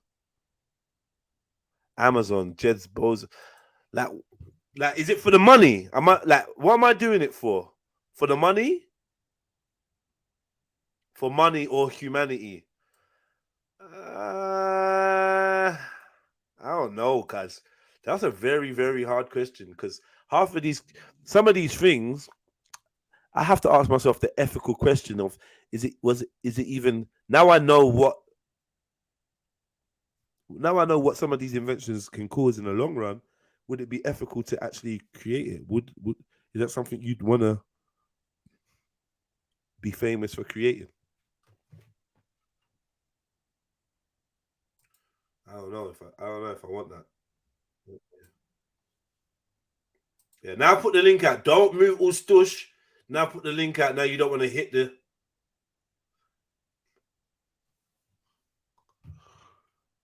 Wow. Wow, the language being used in this chat is this what?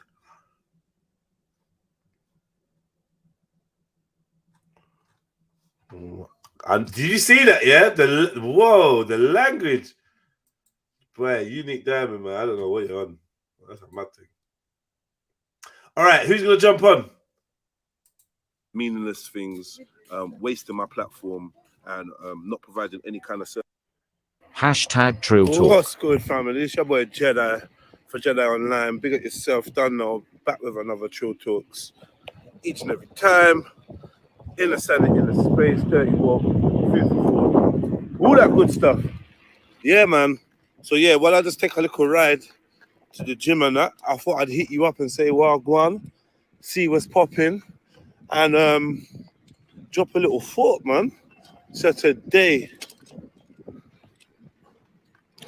the thought is about hard work paying off, man. You know, simple. Hard work pays off. You put the work in, and what you put in, you shall get out. Yeah? The effort you put in equals the results that you get out. So you got to know, say, all the blood, sweat, and tears, all the sleepless nights, all the grinds, all the missing out on fun things, the sacrifices, these things lead to greatness for you, man. You know what I mean? So keep pushing. I don't know, on a hot sunny day like this, we're all tempted to like abandon our duties, abandon our routine, and just be like, you know what? I'm gonna go sunbathe. Yo, I'm gonna go sunbathe or something crazy like that, yeah? Like, you can't keep saying, come on, when I'm cycling. What happened to these, man? And yeah, I know you just want to go chill out, hold a drink, hold a vibe, and whatever. But if you got things to do, scratch them off your list, man. Put that work in. Keep with that routine. Yes, my G. Yeah. Keep with that routine. Keep with that structure. Because you obviously devised that routine for a reason. Yeah. Stick to it.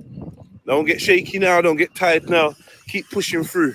And in due time, the benefits will come your way. You know, the benefits will land at your feet. Just keep grinding, my G's. Ain't nothing special. You know, I ain't saying nothing you don't already know. I'm just reminding myself. And if anyone else wants to hear it, then so be it. It's a bonus, do you know what I mean? But yeah, so I'm just reminding myself, anyone listening, hard work pays off, man. Keep grinding, keep pushing. You know what we say? Persist until something happens. And yeah, enjoy the weather, man. Enjoy the weather, man. Let it grease your wheels to put in more work. You feel me? I was up till 12 yesterday, boy, grinding. I didn't even do a live stream. But today I'm back with a live stream. So if you want to check me out, come to Trilluminati Live on YouTube. And you can find me dead there. Probably from about just after midday. Yeah, man, putting in that work. Yeah, putting on my live stream. Jump on. It's informational. It's educational. It's jokes. It's informative. And yeah, I look forward to you lot passing through. Don't forget, you can catch me, JEDI Online, on YouTube. Yeah, man. Yeah, man. Yeah, man. Yeah, man. Yeah, man. Yeah, man. So, what people like? No link. No link. The link's there. Yeah. Have I missed the moment? How did I knew you would do this, man? How did I know you lot would do this? How did I know you lot so well?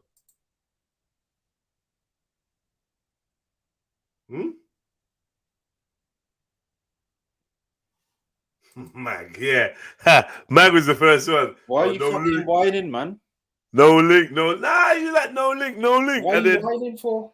There's a fucking link, man. The link's here, yeah? Yeah, there's a link, man. Go. Let everyone know it's here. Yeah, it's here now, isn't it? Since you was asking for it multiple times. Big up, man. What did you say?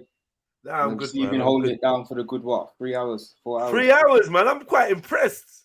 It's impressive. I'm quite impressed. It's like an old school stream. I'm quite impressed. If it wasn't for you lot asking me questions, then do you know what? The questions was good, you know. The questions, yeah, because it was such a range as well. You know, like a normal interview's gonna take roads. Right, yeah, down the road of where, yeah, skipping about.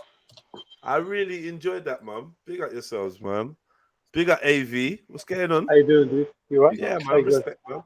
Did you learn anything about me today, AV? I've only just tapped in the last 5-10 minutes. To tell you the truth. You fucker. No, I'm serious. I've been out all evening, so I've just tapped in now. Out, yeah? What? This sounds like you got a story to tell us. Out doing what? Nah, just out and about, man. Or doing who? No, it's not that lucky, mate.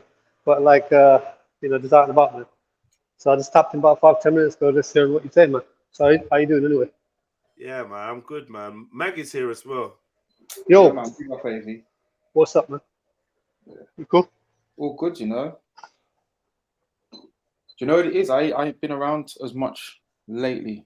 Uh-huh. You know what I'm saying? So I thought, let me jump on today. How's your art going? No stream till like 9 o'clock and shit. How's your artwork going? It's good, you know. I've been doing a lot of interesting stuff recently, like a lot of different activities. You and Jedi's favorite mate had a exhibition together, didn't you? Yeah, do you know what? We got another one coming up soon. There's another one that I'm going to be taking part in. Yeah. September. Yeah. He told me. Might even make it, you know. Oh, see, you in touch with him? A little bit. Yeah, because before Jedi's, I was on him, with him, like. So sure. So he's elusive, man. He just turns up and he's like, "Yo, bag, I'm doing this." Cool, let's do it. Let's get it. Is he? Big up, man. Is he streaming? Like, is he? Not at all. He told me he's staying away from streams. Yeah. I don't see why, because he wants he to should do. that, innit? Like, so that's yeah. I think. Do you know what it is? I think he gets quite involved, like. Yeah, I think emotionally in these topics. Yeah. Is my mic working? I hope so. Nah, we were all tempted to ignore her. Don't even lie. We were all tempted. I heard that little pause, like, yeah. Big up. Sorry to just wanted Big to up, make aye. sure you can hear me. All right. Yeah, I enjoyed that. That was nice listening to them questions. The interview, Jeds. Did you learn anything? Yeah, definitely. A load Okay. of Load of meaningless information. Nah. Right. Some philosophical ones. Got Mm. some like history on the stream because obviously I'm new, so heard about some of the goings ons and stuff like that. So that was cool. You should have you ever had an award show? Like a TRILL Awards? Yeah, we've always threatened to do it and do bits, but it just ended up being kind of corny. And we just decided. They have one at the end of the year, innit? Yeah, we started that whole thing. Oh, award show, then it just became corny, and now everyone thinks they want to do an award show. Yeah, just link us up. Just link up with us during the year. No, just like online. Online though, just like no, I'm best, I'm not interested.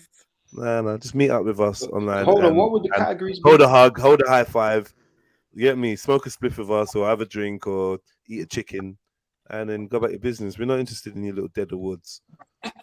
We're trying to link up and create businesses and all sorts of shit, man. We don't need no award system. Look, Max come on here.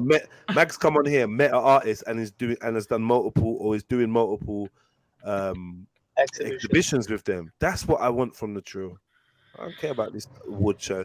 Who is the best? Is that a beach for? And it's just wankers. Like, allow it, man. Do you want to meet up in real life or not? Pussy. Yeah, I'm talking to you. Yeah, that's right. She knows it as well. Yeah, you call me a pussy. Oh no. No, just a hypothetical. Just a hypothetical, reluctant to meet in real life person. Me? I said hypothetical. Okay, sorry. Yeah. But yeah, that was cool. But yeah, I took it to you, cool. Putja. Nice and relaxed.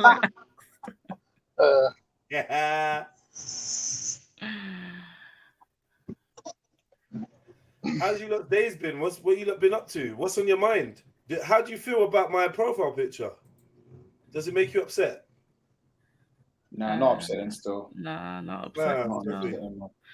I like her chest plate tattoo. The tattoo selection is a bit upsetting, but apart from I like the chest plate one. Who's that? What is the chest? Is that Selassie?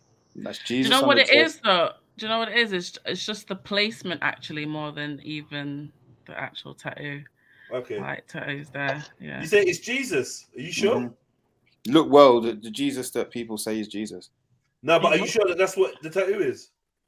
It looks like. I mean, it's got the crown of thorns. Brother, it's Selassie, man. What, on the chest? No, on the chest, Jeds. Yeah, the one on the arm is a lion. I don't think that's Selassie. Yeah, the one on the lion. Yeah, it's a lion. Yeah, she's got a lion of Judah on her arm with the Ethiopian flag and some stuff written underneath it. And she's got Haile Selassie. You got Sarah and MD. Her rascal chest. Who is that? For real. That's what. Yeah, I've expanded my screen and that's Selassie, cuz. On the chest, why does it look like it looks like the skull of something to me from here. Can you see the beard?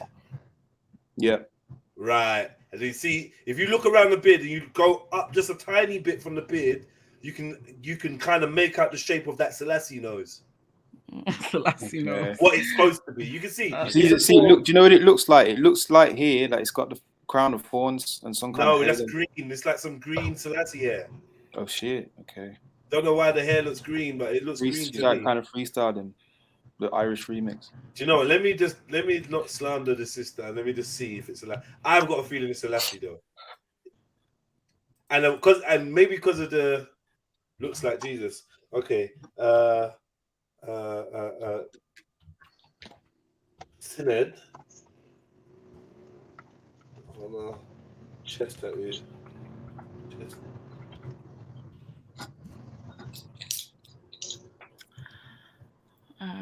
Yeah, I didn't know much. Oh shit! Oh, it's Jesus. Oh, it is. It's Jesus, but I don't think it was. Yeah, it's Jesus, man. It's Jesus, man. It's Jesus. But Jesus. Yeah, it's Jesus, man. Then she just what?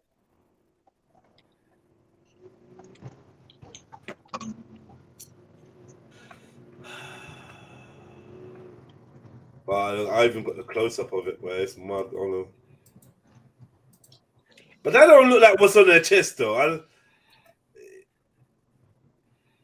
Not to me. Oh, here we go. Oh, that's Yeah, not yeah. what it looked like at all. Exactly. To me at all. You see where his beard is? They look like horns to me, and then the sort of where his neck is, I thought it was like a skull, Right, like a you made ram right. skull. But that's weird because you actually saw more than I could see because I couldn't even see that detail. Right, she have on her face as well. B and Q. What's that? Is that B and Q? What? What? I don't know. What? What? That's how I say it. What? Who you hugged up with? That's a straight That's I do know who that is. She's a lead singer of a rock band. I don't know. I can't remember her name.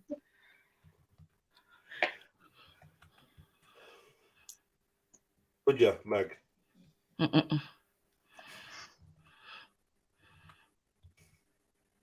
Take your silence. Nah, not these ones. Not Don't these do ones. that. I'll take your silence, bro. Nah, not these ones. Definitely not. But them earlier ones. Why not? You too late, man. Too late. Nothing compares. Well, have you taken the silence as a yes or a no? Just out of interest. You know exactly what it is. Silence is consent. You know that already. Oh, fair enough. Yeah. So.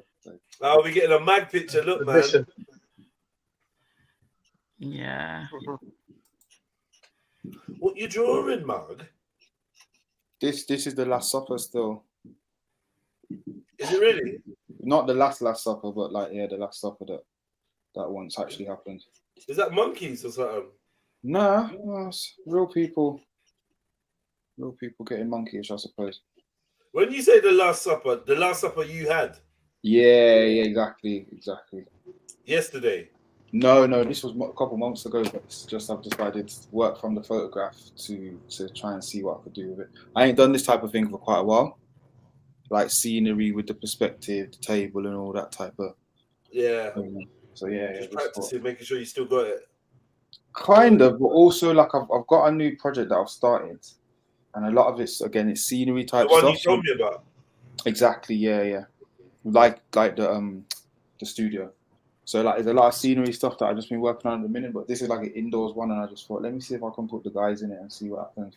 See if it looks. Was you right drinking Buckfast? Someone wants to know at that point. No, it was various wines, still a couple different types of wine. It was in France, innit?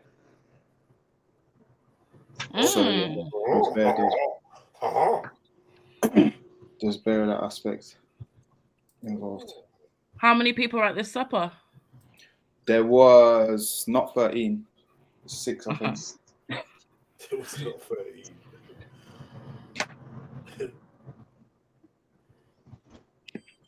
Oh shit! You know what I really like? Looking at people's holiday pictures. It depends if they're good at it. Like I don't want them to edit. I don't want them to edit it out. Like, and I don't want like the photos to be like 80% their face.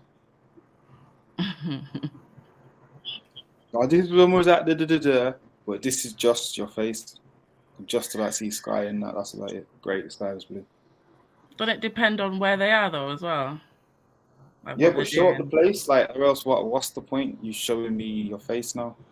Yeah, that's what I'm saying though. Like, wouldn't it depend? Like, I wouldn't want to see holiday pictures of, I don't know, just somewhere dead. Yeah, but that's already like, then you wouldn't want to see them at all. Like, you're not like, show me your face in a dead place. Do you know what I mean? So yeah, if people can get a story in that, then cool. I don't know, people don't really do they show holiday pictures now? It's all online, isn't it? It's all like not media. Not in the way that it was like back in the day. Yeah, it used to be, yeah. Like, I like looking at pictures. I like looking at old pictures, like albums. always kind of happens like annually. And if you go back home, you get the old albums out, family pictures and that, and have a flick through. You know, the ones with the sticky see-through paper that you. Yeah, exactly. It's like sleeves, Yeah. innit? They've got sleeves, and then you can flick through Yeah. the sleeves. Do you know the ones at my nan's are actually scary? To be fair, to go through those when I do, yeah. And I feel like I do it a lot actually. When I go there, I just start looking through things, obviously, because you end up helping out and stuff. But yeah, to go through the photos and see the characters that are in this play, in these various stages, like, oh shit, that's me, like two.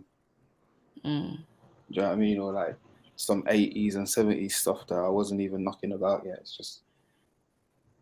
It's good to see them, man. It's good. And then they're just there all the time. Otherwise, we don't even live that type of life anymore. Everything's just current, slide past, slide past, slide past. But again, that's why I asked that picture earlier. What is a picture? I mean, I asked the question earlier. What's a picture? A picture or a photograph, a different. Like anything. Like what actually is it? Because it's quite interesting, like, to think of how photographic memory is stored and translated and all that type of stuff. Light exposure. Is it the thing? Obviously, it's a representation of the thing, but the way we see it at that time, we sit down for the whole duration of a film or television and are fully convinced by it. Even I'm fully convinced by this now. In my movie.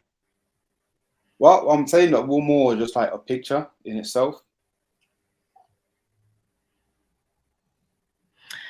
Yeah, that all depends on like the person who's taking the picture, the perspective, because you can show an image and it be completely different to what is the actual reality of what is captured.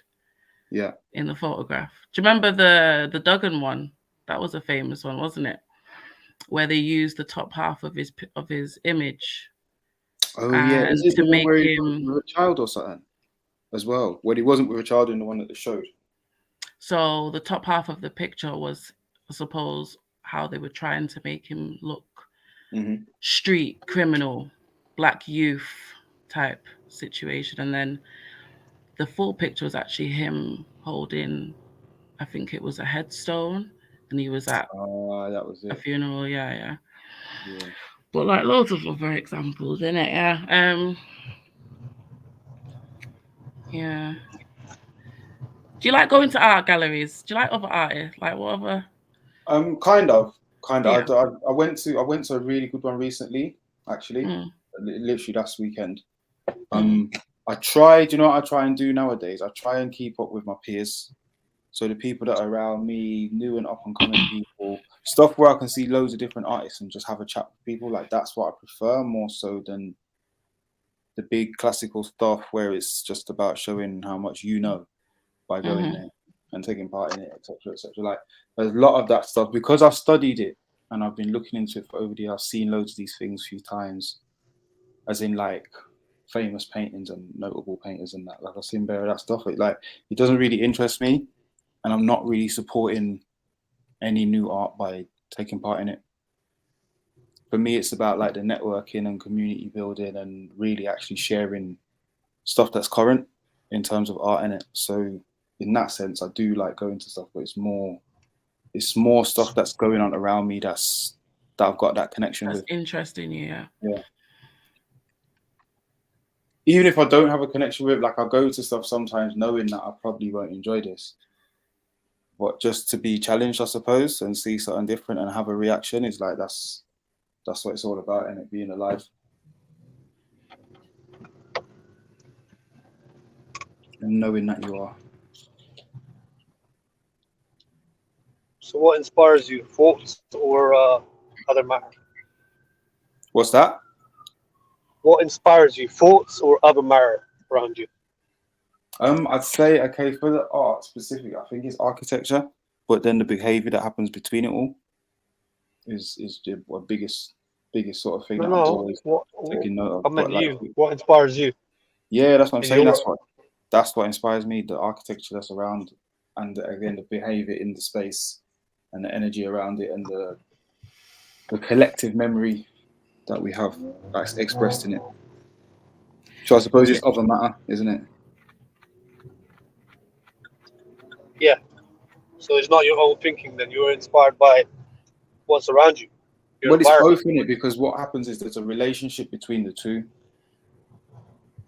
So, yeah, I'm inspired by what's around me, Yeah, but yeah, then yeah, I get you. my thinking is, then I reflect on it, I translate it, I transform it. There's another world beyond this. You know, like Raj, he tries to like make a picture of like a theme, right? He goes after a theme, and he does quite well at it. Do you know what? Nah, Raj, like that's something that I play with, but Raj is much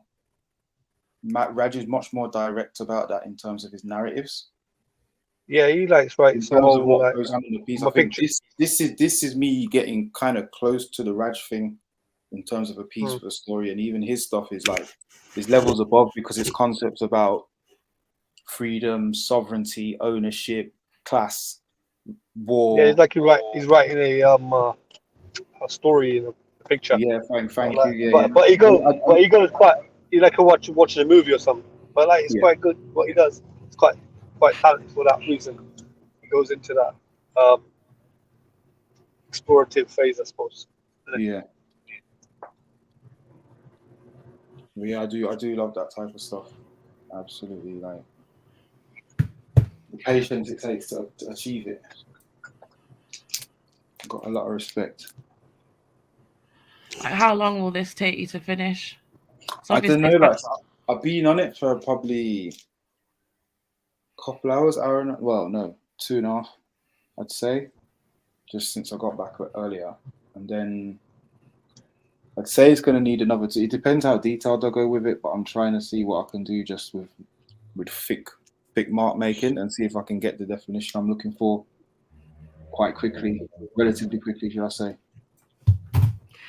Yeah, it's cool having a talent, man. Not Your really. Chat, don't disconnect with the panel. Jump on. Like, don't just start talking about random shit in the chat. Jump on and make the stream live, or like, do you know what I mean? Because not that it's rude, but I think that that's something that we're too good at, just having a separate whole conversation in the chat that's unrelated to what's going on the panel. Like, jump on, innit? Like, if you got spare 10 minutes, just jump on and say, well, go on, hi guys, do you know what I mean? Sometimes. Yeah, I'm just saying, innit? Because I'm listening to what you lot are chatting about. I'm kind of enjoying being a listener, but I'm being distracted by the chat because it's just talking like bollocks. AV, have you got a talent? Nah, I'm just talentless. That's what. See them talks there, like, oh, that's just depressing, bro. Yeah, like but I can't think. You know what? Shit, especially when you know it's not true. Like, everyone's got their little thing. It's not even me being a snowflake. Yeah, but if I had a talent, I'd be up there, innit? I'd be up there somewhere, and they'd be seeing me from somewhere else. Like, you know what I'm saying? So I can't say I have. I don't know if that's true. Unless I've been missed or been worse discriminated against. But there you go. But on the whole, yeah. So what can you say to that? Is it because you're sort of thinking of like not your typical talent, singing? Yeah, I can sing. I can sing though. You can sing. So that means that means you have a talent, bro. What the fuck? Yeah. So you got a talent. It's cool. You don't think AV can sing, yeah? I know. I just thinking you trolling me. Come on, man. What are you doing there? Can you play an instrument? Can you play an instrument? Sing, play sport, draw. Yeah, I could probably play an instrument. A little. What do you mean you could probably, bro? Probably. What's this? What are you talking about, Amy? Because I didn't like go for the whole hack of learning an instrument from start to end. So I can probably strum a guitar or play a little certain type of drum here and then. Like you get some like I can't describe it to you, but anyhow.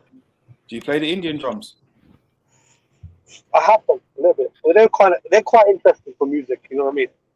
I was just brought up alongside them in a way. Right. People played them, you know. So I kind of like got interest for the local. Yeah, I used to play them at school still. That's why. They're interesting, man. There's Instead some of good sending sounds. to the hall in that bassing off the whole corridor. Is that Yeah, I white can't say I got. Mag? Sorry. Is that white person, Mag? Yeah. Because I was thinking that nose, that's a nose, right? It's looking harsh, cuz. Just- That's a severe if you nose. see the original photo, it's quite harsh in the photo, but it's For real? yeah. But it's harsher So- out here. Definitely. So there's no difference. So you're saying that the nose just blends into forehead like seamlessly? In this photo, yeah, it's crazy. For real? It's crazy. There's a bit of a dip here, but it's just like I'm gonna have to bring it out with the shade and all this type of stuff. So yeah, it's quite a straight line. That's mad. When you paint, Mag, like you're obviously using a picture reference. You're using a picture reference now, but which is more vivid sometimes, your memory or when you've got like a physical picture? So the stuff that I mainly do, I've got a very. It's not necessarily visual. It's physical, and it's in my physical memory that I create the stuff from.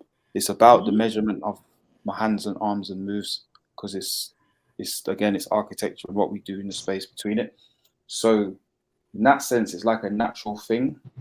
It's almost as if it's from somewhere else. You're building something out of those movements, and then you're filling it with different colors, and then you're adding texture to it, and then creating something 3D. That's how I'd describe that. So I suppose it's from my memory, but it's muscle memory. What country would you live in the world which would inspire you the most to do your art? I think that the answer to that is just on the road. On the roads? Moving about, just moving. Like literally, because every single place I go to, I come back with this mad drive, like, oh my god, yeah. Like evangelical levels of like, you won't believe what I just saw. Let me try and write it down and show you it. As I said, the architecture of the world, like, so when you go from place to place and then you start, again, it's certain similarities and motifs that crop up time and time again in different spaces and cultures. It's like a proper artist then. Man said motifs. That for me is like super not exciting. playing, I get quite nerdy about it, and it's not. There's not a particular climate you like to be in. The climate. Do you know what? Climate for me, I obviously don't want it to be any worse than it gets here. But everything's worth an adventure. Just bring the right attire in it. As long as you're not stuck in it, that's the other thing as well. Like, there's a difference between being in something and being stuck in something, particularly when it comes to climate. But there's not one climate that would inspire you. Nah, because this is what I'm saying. Like, I've been in, for instance, quite cold, harsh environments, minimal light and stuff like that. But then the light that happens, like you can see northern lights. Yeah. In that environment, do you know what I mean? And then you can be in a place where the weather's amazing and so sunny and bright, but then beyond that, it's just vibes. But then it's the natural landscape that then starts to come alive, and then you start zooming in on certain things and the hills and valleys and yeah. Oh. Yeah, but different climates can give you different kind of like feeling, I suppose. You got me? Yeah, definitely. But again, I Maybe think are you listening? in terms of where we live in, yeah. Sometimes I need to work to not be too much of a slave to that, because otherwise 9 months of the year is a write-off. Okay, you make a living. It's not good for business. Yeah. And then you're going to be so gassed about the other 3 months that you're also just going to be burning weed and kicking back. I suppose my talent is what? Yeah, well, I wish I had a talent like singing or doing art, things like that people could just like physically appreciate or make music. But I think my talent is like events and bringing people together. And there used to be a cool artist that would come to my events called Liberty in Manchester, and he'd just draw quick coal sketches of people in the audience. never like invited him to come or specifically asked him to do that, but it became a bit of a thing where he'd come, draw people the audience, and then he'd hand them the pictures. So he'd give away his art as soon as he'd done it. And I used to think to like, don't you ever want to keep the stuff that you've made?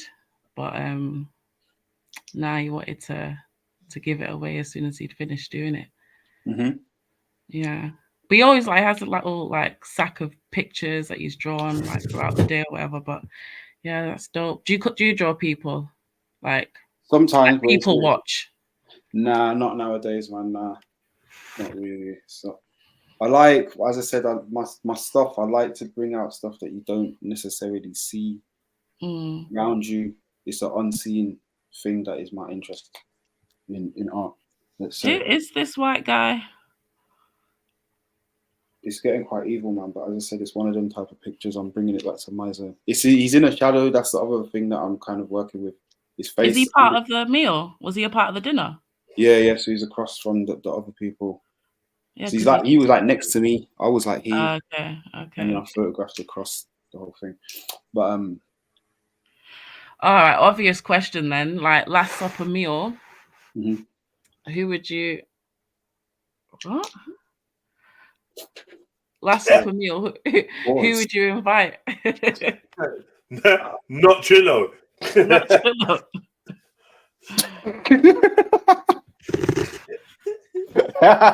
Our penis is sweet. He's asking the chef mad things. Man, yeah. What? Depends what you want. The chef has just come back in to the kitchen crying in tears because Trillo's asked to her madness. I went to culinary school for this. I'm confused. I don't know. You lot are How many people can you have at this dinner? strange. This supper, 6. 6. All right, cool. Wow. Is family off limits and friends? Okay, let's give some parameters. Because otherwise, I'm just gonna pick them lot, and you don't know them. It's gonna be weird. No, it has to be people that we all know, Right. Historical figures, celebrities, sports, artists. Dead or alive? You can have dead or alive. Okay, cool. And reasons why? Yeah. I missed the whole question. I feel left out. What was the question? Because he's doing a picture of the Last Supper, so I said, who would you have at your Last Supper? Okay, yeah, I did say that. Who would you have at the Last Supper? Dead or alive? Wow. Well, obviously, for some reason. And no family. Obviously, Jay-Z.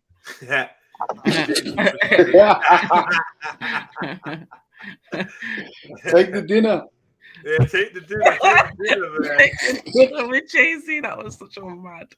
That's so crazy. What was it? Dinner with Jay-Z or how much? $1 million? I think it was $1 million, yeah. Or 5 million or something like that. Hey. I know I'm going to disappoint everybody. I'm taking the $1 million. Fuck off. I'm taking the money too. He's not obliged to tell you nothing, you know. Yeah. He's not obliged to tell you nothing about that dinner with Jay-Z. He's gonna fall in love with your genius brain and just pump billions into your ideas. Like, just take this card. Anything you need. Talk, you know, that's how they man talk. Yeah, or you go have a dinner with Jay-Z, big up Khan, and he's a clone and someone comes to switch him on. He's just, he's just like in full like bored entertainer mode. You lot watched TWCT? Excuse me? Oh no. TCT. Come again? TCT on Netflix? The new one? No.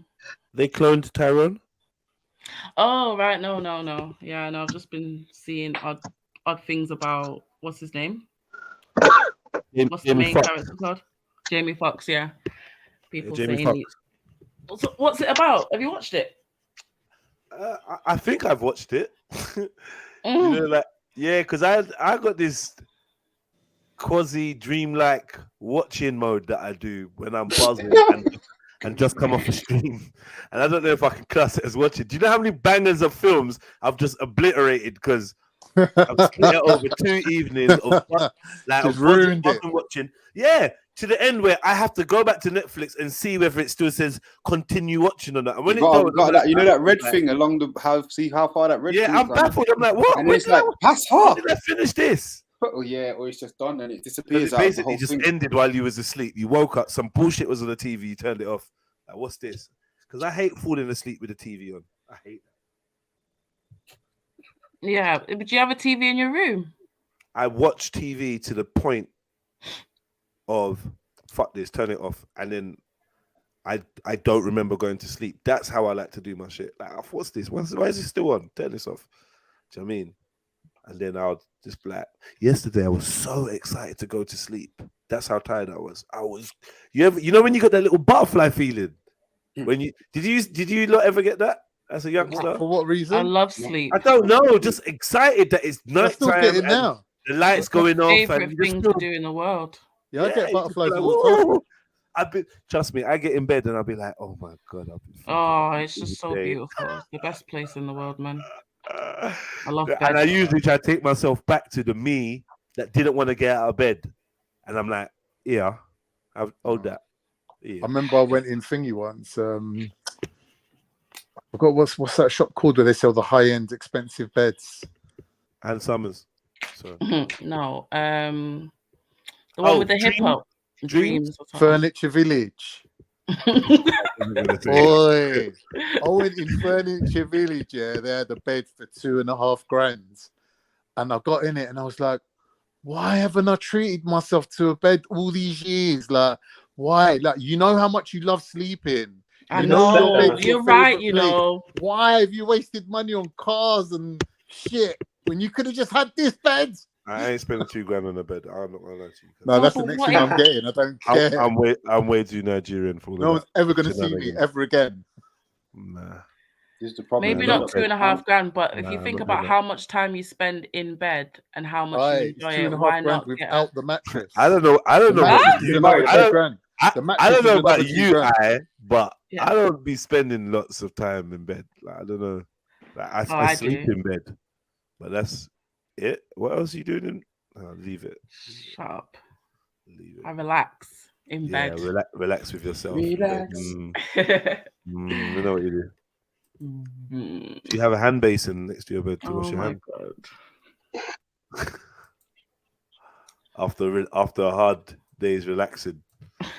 Where's Khan gone? Talking to him about beds. Oh, where is he gone? Because I've just changed my name to T. Because I kind of wanted to spell tick, and he's bounced. Because he's K in it, and you're I. Yeah, so did did And that's A. did you glean No, I anything from watching See, the clone thing? I need with to watch Jamie it again. Foxx? I need to watch Okay, it so again. you didn't really take it in. Yeah, and I mean, basically, it's one of them films where they just tell you the truth. Basically, it's one of them kind of vibes. Oh, It's hold gonna on, tell you is the Jamie truth. Foxx in it? Yeah, he's Yeah, like, he's the he's main character, basically, isn't he's kind of like the main character next to the. So that means they must have made it time ago then, innit?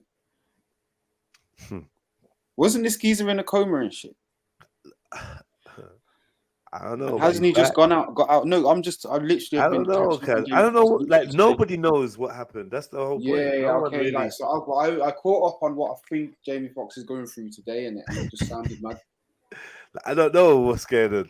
You know what I mean? It's like, It hey, and, sounded mad. and people trying to say I'm cloned, and I'm not cloned. Like, What's going on? I know it's so. like what? You addressing this? Like, what? That's more weird that you're addressing it.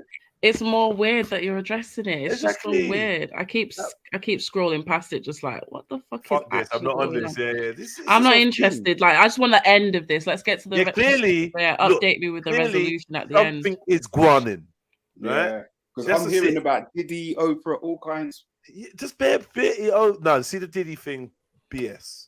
Oprah, it's all BS. Like it's like we're at our all-time high of false news. Like they I know, literally I know. said Jamie Foxx exposes Diddy. He don't. He bigs up Diddy for being at a party with him. There's no exposing anyone of nothing. Oh Like wait, literally. so if he's got a movie coming out, then this was like a marketing thing then. Well, what movie has he got coming out? What, this? No, Jamie Foxx, yeah. Yeah, I mean, what movie? What, the clone thing? Yeah. But I thought man was in. I don't know. Yeah, I mean, it would encourage more people to watch it because it's like everyone's saying he's cloned and now he's in a film about being cloned. So clearly, I don't know, man. There's a way that they do things that we don't understand, right? And my thing is this: is the actor, quote unquote actor, even involved? Is he even involved, or is he along for the ride? After he done a film about cloning, did they lick him down with something sick and allow him to recover around the time where it got released? Did they do that? Or is it just purely coincidental? Or did they think we're going to clone this guy, or we got to clone this guy, so let's put him in a film about cloning to help with I think head fucking? Or is it like a snuff movie? No, I think he got ill. And then he was coming out with this movie, and they probably just planted some stories about cloning, and then people just ran with it. Could just be semi-snuff. Yeah, because that's like a whole marketing Snuff angle, isn't it? Snuff-esque. And I don't think the actors have anything to do with any of that. I think most of the time they just turn up, read the lines, go on about the business. I don't know, you know. I don't. You know what it is? I don't know. This is why I asked, what's a picture, and the people complicit in making them, because it depends on like whether they're invested in like the production company or whatever. But if you have a big company, you can have someone working in marketing has no idea what's going on in finance, and someone who's working in, that's true, I don't know, reception has no idea what's going on in payroll. Do you know what I'm saying? So but I feel like these guys are the main agents of the sorcery in comparison to the people that are doing this financial stuff. Who? The actors? Yeah, they're the ones saying the words on the screen and creating a likeness and all of that. Like, yeah, no, I do think I think so, because they there's a obviously whole set of stuff like to really engage in that task, particularly with some of the roles. Like, we take for granted what the roles are, you know. Be specific. Like the behavior that somebody's actually committed into to create that portrayal. We take that for granted a lot. I think you'd look more to the directors and the writers and the producers more than the actors. But again, you'd pick a good. If you was a director with a particular vision, you'd pick somebody with who was the right type of conduit for that vision to reach audiences. Do you know what I'm saying? Yeah. This is what I'm saying. I feel like they're very willing agents and skilled in the art of whatever is going on the screen. I mean, I can't. Not all of them. I have no idea. When I think of some of the key people and how I remember their lines, like it's just, I don't know. It's a bit telling, isn't it? You have to be more specific. Who? I don't, like the biggest actors who you'd think in it. Like obviously, like De Niro and. Like, you see, why did we both say the same name? Because he's the biggest. Well, there you go then. So like, very Tom Hanks is people whose lines you remember. Yeah, but I mean, it's the writers though. That's the thing. You never see the writers. Yeah, I mean, maybe if you watch the award shows, no one watches them no more. But literally, those are the ones that are putting those words in the actors' mouths. I'm saying I think they do have a certain amount of awareness over time, particularly if they become big superstars of like some of the cogs of what's going on. Because that's why they have so many mental breaks in it, and they all end up on drugs and strung out or going to religion, trying to find some sort of redemption, because they obviously do eventually have some humanity about them, some of them. Yeah. And I think they do suffer in a sense from knowing aspects of it, but terms of like film and music and that, yeah, I think it's the writers and the producers that really have more culpability in what's going on in terms of brainwashing and programming everybody. I've just read this comment, yeah, and it's just like, this chick is she's a journalist she's an award-winning journalist and filmmaker for The Independent. And I know her, I've known her for years. And she's a cool chick. And she said, I didn't own... And she goes, I'm floored at how deep the film is. I was expecting total effery and only went along to be nosy. I didn't own a Barbie growing up. Mom didn't promote that. Watching the film has given me so much food for thought. What the hell? What food for thought is it giving you? So what's it gonna tell? What is it telling you about? What's the film is? I don't get it either, because I follow this woman who has a micro school on Instagram, and I proper rate her. And she took the kids to watch the movie, and she's coming out. She's coming out saying that it was deep and it talked about how important it is for women to work in corporate America. Oh my God! Don't lie. So I'm thinking Legally Blonde type energy probably from that movie. I don't know. Why the fuck is there a Barbie movie? Who asked for a Barbie movie? I don't know. Do you know what? I haven't seen it in it, but from what I'm hearing, I don't know if it's Legally Blonde. How's there even a storyline? But yeah, they're about to make change anyway. That's what it's all about. Well, they're about to make change, did you say? Change, like money. Oh, okay, yeah, of course, yeah.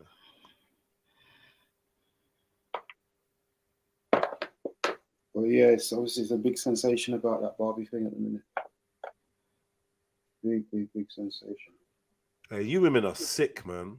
I swear on you lot are sick. You lot eat everything that the man shits out. Like, you lot just got your mouth open by his batty. Wow. Like, yeah, no, when it comes to the media, you just drink and eat everything. You consume it all. It's true. Fuck it, hell. There's nothing that you lot say, we're not into that. When we don't care about that. We're not bothered with that. You're into everything. There's an app for that. Yeah, there's something for anybody. Everybody. Because you got Ice Spice to do the tune, innit? Oh my God. Which is just like, what is going on? There's something mad going on. I don't know. But well, you know, okay, so do you know the reason? Because Barbie ain't even like, I swear it's not a big toy nowadays. No. So this is what I'm saying. So it's actually a film for adults to go to with their kids, to be on that kind of nostalgic one. So you know they've kind of made it on a 30-year cycle, or made it to comprehend. They made it to coincide with a 30-year cycle, basically. Right. Because I hear what you're saying. There's adults with children that are of a certain age. Yeah, so that they can both enjoy this film on a level. Yeah. So something's been reboosted and rehashed. But then the image, because obviously the relationship, because remember, like, we're in this feminist time, innit? So the relationship between Barbie is kind of becoming less. That's the little plastic thing that made all of you like hate yourself, remember? And now they rehashed it like, oh no, we're supposed to hate men. Now allow it. Well, that's the theme of the film. So again, they've tried to spin the whole typical Hollywood format on its head, what they're saying. So all the men are just dickheads, they're idiots, they don't know nothing about nothing. The women got is that what's in the movie? Yeah, the women got loads of self-determination and big ideas and all that. And then the other thing is they're Barbies, and then Barbie ends up going to the real world where the humans are in it, and then she sees all the disgusting stuff that we do, which is obviously all men's fault. And then it's like, yeah, we chose a Barbie. It's just all that. Same weekend as nuclear bomb. Basically, everyone's got to get deleted. That's the message. Wow. Well, you know, Oppenheimer, that's the other thing that is competing within it. So the message either way is everyone's got to get deleted.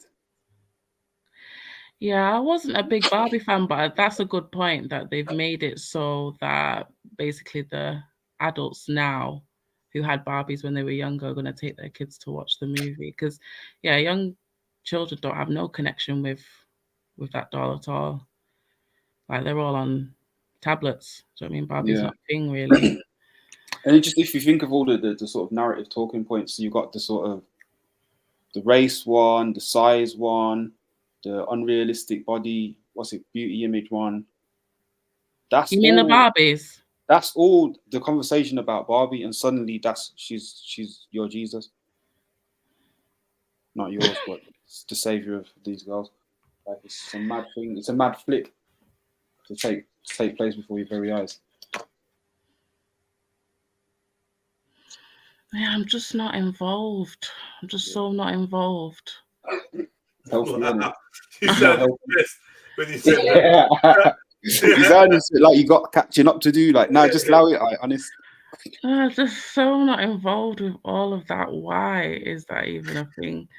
But yeah, cool. Because I see it online. Everyone's wearing pink now and doing these photo shoots. Pink everything. It's just so quick and it's beautiful. System is beautiful to watch. Nah, it's so like. You're talking like an artist now. Well, it is like if you was gonna design it, it is just so symbiotic. Everything just flows so seamlessly and just gets translated out into everybody, and people absorb it and then reflect it back immediately. It's back into each other. Yeah. Should I block someone that says off to watch Barbie with my princess and got a picture of their you on WhatsApp? Should I just block you? Because we're never gonna have anything in common. Don't do that. It's like, you know what though? What about Wakanda though? Why are you on my thing though? Why are you on my thing? What about when it was Wakanda? That's a good point. Wakanda made a little bit more sense to me. I didn't rate it, I didn't respect it, but it made more sense. And I took 100 people to see it. The level of sense it makes is purely based on ego, bro. No. Let me tell you what it is. With Wakanda, it can appeal to you as a black thing. That's what I said. Ego. No, but it's not ego. No, not just. Okay, yeah, they used ego, but in a sense of cultural appreciation. Yeah, you know, it's African. Then on top of it, decent actors in there. On top of it, yeah, right? Yeah, good accents, yeah. And I get it. It makes sense. Then there's a first. It's a first. Well, kind of the first after Blade, but black Marvel character getting its. Do you know what I mean? It's the first time that they put Black Panther as a character on the screen. It's just it made a bit more sense, cuz Barbie is just like, are you not taking a piss? So you're not all gonna go crazy for the next Transformers or the next I don't know. Oh, they're making a Teddy Ruxpin film. Oh my god. Everyone, let's all run and dress like Teddy Ruxpin and let the latest rapper be rapping Teddy Ruxpin bars and just what? It's like, did you not go and watch the Rugrat film? I did. Yeah, I just had the feeling one of you lot would let us down. Yeah, back in the that was time ago though, right? Yeah, of course it was. 20 years ago or something, innit? The fact is, there was a rapper. They came out with a Rugrat song, and the Rugrat movie came in, and it never made me want to see that because obviously, who's watching a Rugrat film apart from I? Didn't Blackstreet have a song in the Rugrat movie? I don't know about Blackstreet, but I do know about. Yeah, no, it was Maya. Do you remember Maya? Maya. Binky Blinky Blink. I think his name was. Get me. They wanted to get. Yeah, no, that was Maya. That song that you're singing. Take me. Yeah, there. I wanna go there. Take and Binky Blink or Blinky Blink or something was the name of the rappers. I never forget. Yeah, but that was like 20 years ago. Like that was like I went to go see that movie when I was. Yeah, well, fix up, innit? If they wanted to revamp. I got I took 100 people to see what's it called? Wakanda, Black Panther. Waste. And then I got is that what you did? Waste. I didn't pay for everybody to go. I had like a movie. But either way, man, you did. I got cinema watch. you know, I got bare backlash because people were saying that people were saying that obviously 100 people turned up, but still they were saying that I'm promoting Marvel and big corporations. Yeah, you were. We You should. were guilty. Yeah, but everybody went to go see that movie. Didn't you watch it? Like everybody see that movie. No, I What didn't go difference to did it the make? cinema. No, I didn't. No. What they could have done if they revamped. You should have done a mass pirate, man. Yeah, that's what everyone was saying. I should have done a mass pirate. Coming through. Can you hear me? You see, them man are far Yeah, from yeah. wanting to see it if they're anti, you know. I was just saying that if they wanted to revamp Barbie, right, they should have maybe looked at make it like more diverse, like have a No. Made her seek. different. No, a brown Barbie, a darker Barbie. No. No. But Listen, actually, not. I said a brown Barbie, Nah, a darker surely, nah. Barbie. With this Yeah, film, but listen, Sorry, listen to me. What I'm trying to say, a range I Using of said the a film. brown Barbie, Using the a film. darker No, I Barbie. hear what you're saying, but do you know Have you how seen the much I film, want to maybe, bang though? my No, head what- against a what wall every happened? time they change What- the characters to a happened? black version?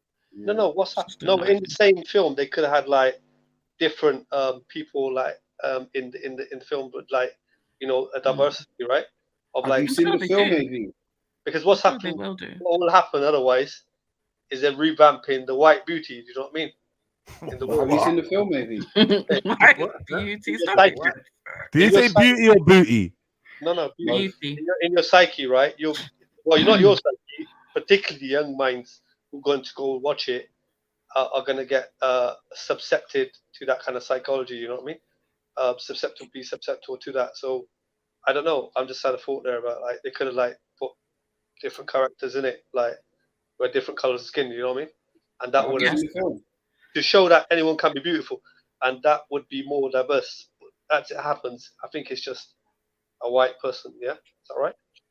A white Barbie. Yeah, sorry, AV, for like shooting you down as soon as you start to speak. I don't know. I had a visual reaction to having a black Barbie being a main character. I said some Whatever. more characters in that. Like, Yeah. say, it's a movie, right? So Yeah. But I think there will be. There'll probably be a fat Barbie. There'll probably be a different races of Barbies I'm in the checking movie. it now. Oh shit! Nah. Hold on a minute. It's Are they all deep white? still. It's deep still. So 1, 2, 3, 4, 5, 6, 7, 8, 9. Yeah, 8 people before a Mexican-looking person, American Ferrari. Yeah, and then second row, we've got 1, 2, 3, 4, 5 POCs. Let's call them. So yeah, it's quite a white film still. Oh shit! I'm scrolling down more. Yeah, it's white. It's white. Yeah, Barbie is. I would have thought the way people are moving nowadays, she would have had a bunch of friends that are all a bit different, but it's seeming to be quite a blonde film. But the toy was blonde, didn't have to remix it. Just make something else. Oh, Issa Rae's in it. Yeah, okay. Yeah, there are some black people in it. Doing what though? This is what I'm saying. Like, I don't care. you don't care as long as they're in the film, even the sweeping floor and that. No, I don't care that anyone's in this movie. Oh, Yeah, Will 'cause the- Ferrell's in this movie. I might watch it now. Still. Yeah, So I've seen many him. I've seen people him in as this well. I was movie. like, This hold on. is a massive cast. Why is there's like 12, like 30 people in this movie? Maybe I'm the wrong female to talk about it because I didn't play with Barbies when I was younger, so I'm just not hyped about it at all.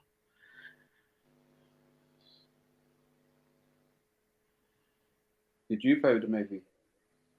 Sorry, Did you play with That- Barbies? did I play with Barbies? Is that what you just said? Yeah. No, didn't. No, it's okay. No, I didn't. Thanks. Put your concerns down, man. Hey, sometimes I leave the stream and I come back to the most abstract, like, listen, I didn't hear nothing that was said. That was funny. All I heard was the giggling and the mag bit, and it was just like, that sounded mad.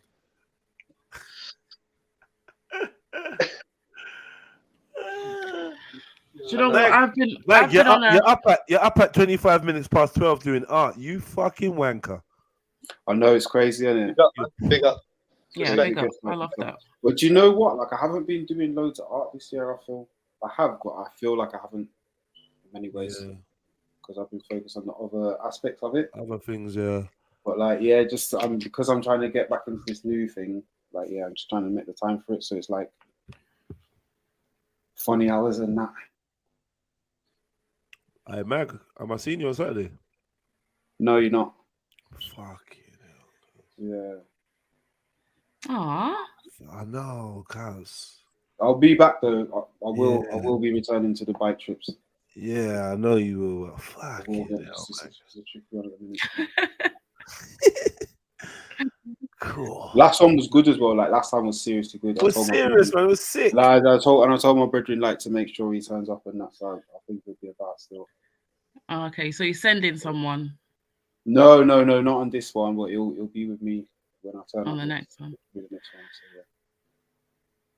Yeah, okay, cool. Yeah, I did catch some of it. I can't ride a bike, so I can't come.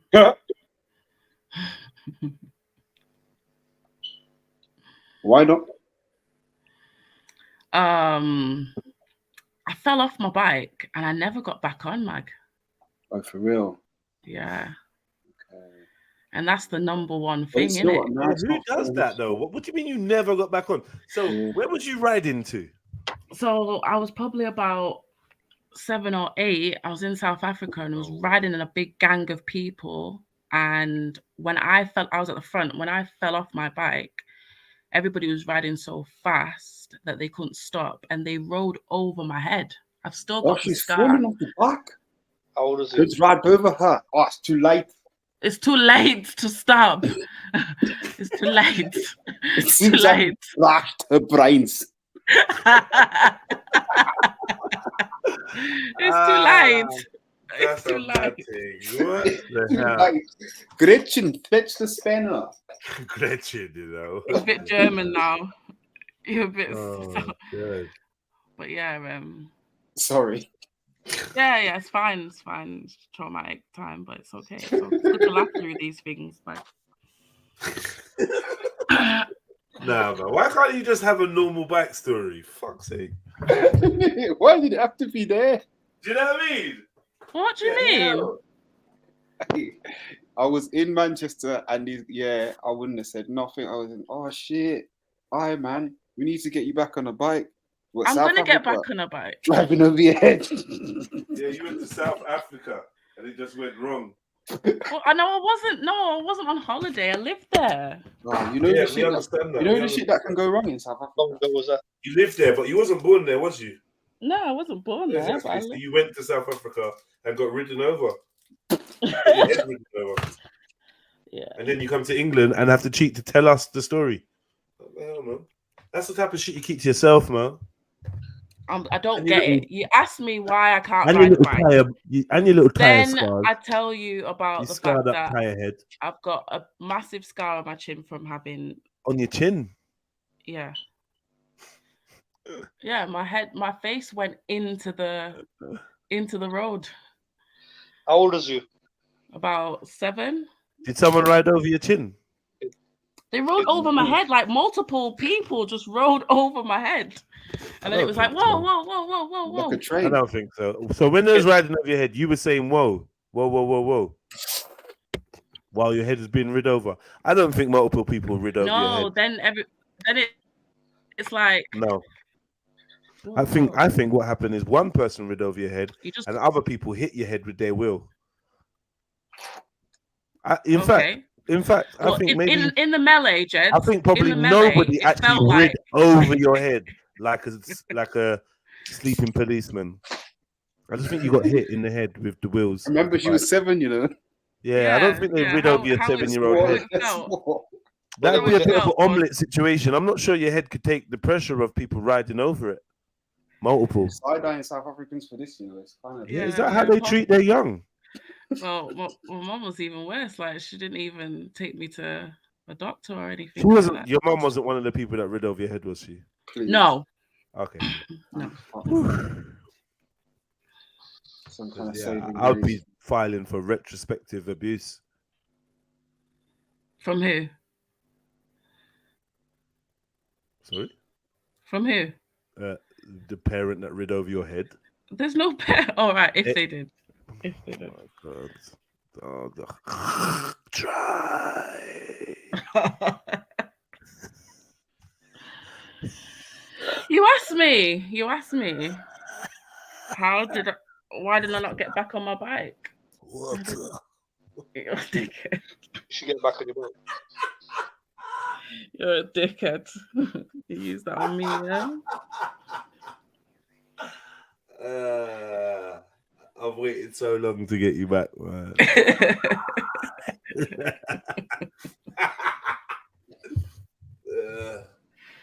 Saw her laying there, ran in to get her bike just to ride over her head. Nah, Lippy.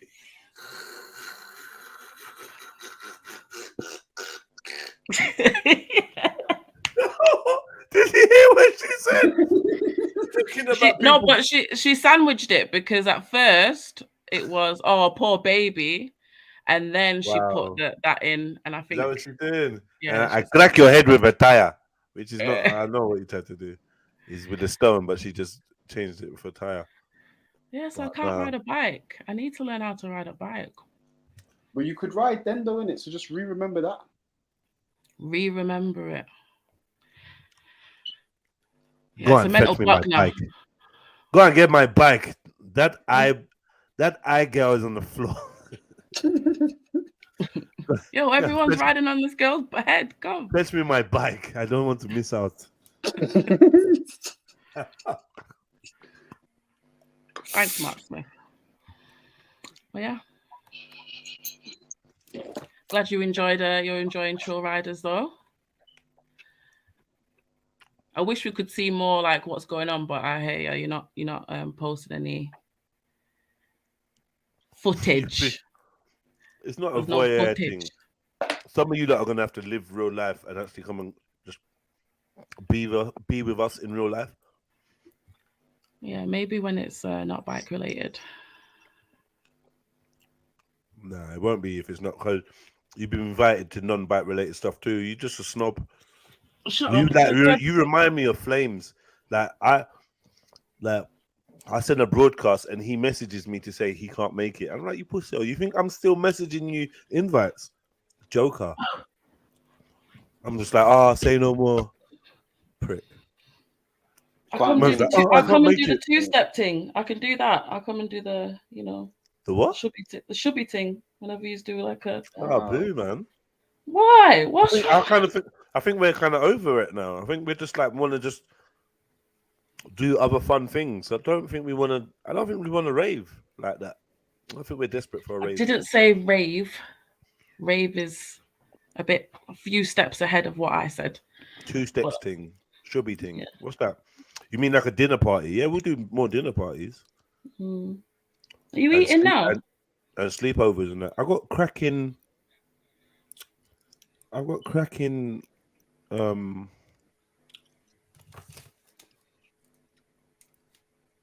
You've got crack. No, man. What is this called again? You know, like the popping chocolate shit. Oh, the crack thing. Oh, okay, yeah. You got the Willy Wonka popping candy. No, it's a Cadbury's Dairy Milk Marvelous Creations. Yeah, that's the Willy Wonka one. Jelly popping candy.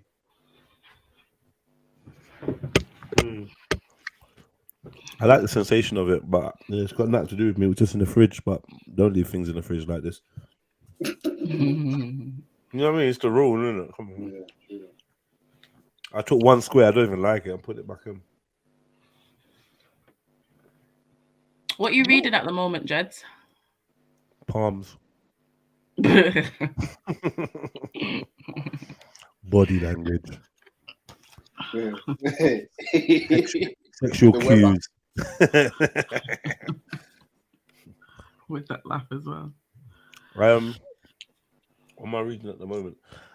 If I tell you, like you lot would be like, what? Yeah, I'm not gonna say. But I'm reading a book that I've been reading. I'm reading a book that I've been. No, boo. That's how desperate you was for a comeback.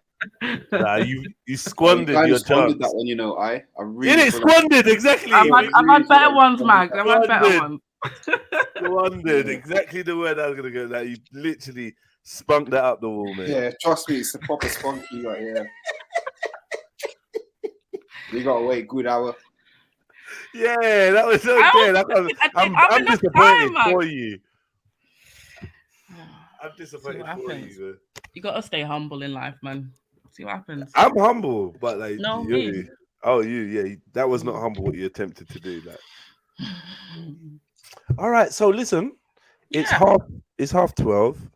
I'd like to go to the gymnasium tomorrow and work out, and then join you guys for a riveting live stream for the Friday, and then humbly go about my business for the weekend. So I've got a lot to get on with, and like this morning, I just don't know, man.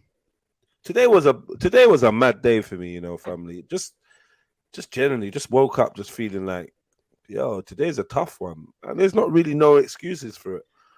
You know what I mean? But yeah, I'm glad that I jumped on the stream. I was very reluctant. I even not started a stream, but loaded one up, then deleted it because I was like, fuck this. But the bike ride was quite therapeutic, and I don't even know. I ain't really got no excuses. Life is cool, man. Life is good. I've got a lot to be grateful for, and whatever. But physically, 100. waking up feeling tired is just not the shit. It's not the way to start the day, especially when you've gone to sleep at a decent time. It's like, what the fuck is this? So I resent that, man. Waking up, man. I hate that. You need one of them 2 grand beds, man. Huh? You need one of them 2 grand beds. Do you really think a 2 grand bed is even worth it? Do you really think you're like, when you get in a 2 grand bed, you know it's a 2 grand bed? No, you're gonna be asleep, man. Yeah, you know what I mean. No, but that's what I'm saying. You're not gonna notice because you're going to be fucking asleep. I don't think you're gonna. As long as your mattress is decent, like sleep is sleep, innit? When was you last sleeping on a bed that the mattress was so bad it was fucking with your sleep? When I slept on the floor. Exactly. Listen, man. Yeah. I think the temperature dropped this morning. That's what it was, isn't it? Sorry? Temperature dropped. I think it's colder this morning. Yeah, I'm never definitely. happy It was waking really Yeah, not- also that's another thing. Like, so I think it's a mixture of things that affect the quality of your sleep, not just mattresses, And that was like, and stress levels, and all these things. Noise. But you ever wake up like, yay? Do you? Most days, to be fair, I try to. Yeah, I do. That's my Yeah. default setting. No. Once I'm out of bed, I can find that. But there's like a little gap in between opening my eyes and having to put my feet on the floor where I do despair a little bit. What's so shit about being alive? It's not the alive bit. It's the get stuff to do. I don't want to do things.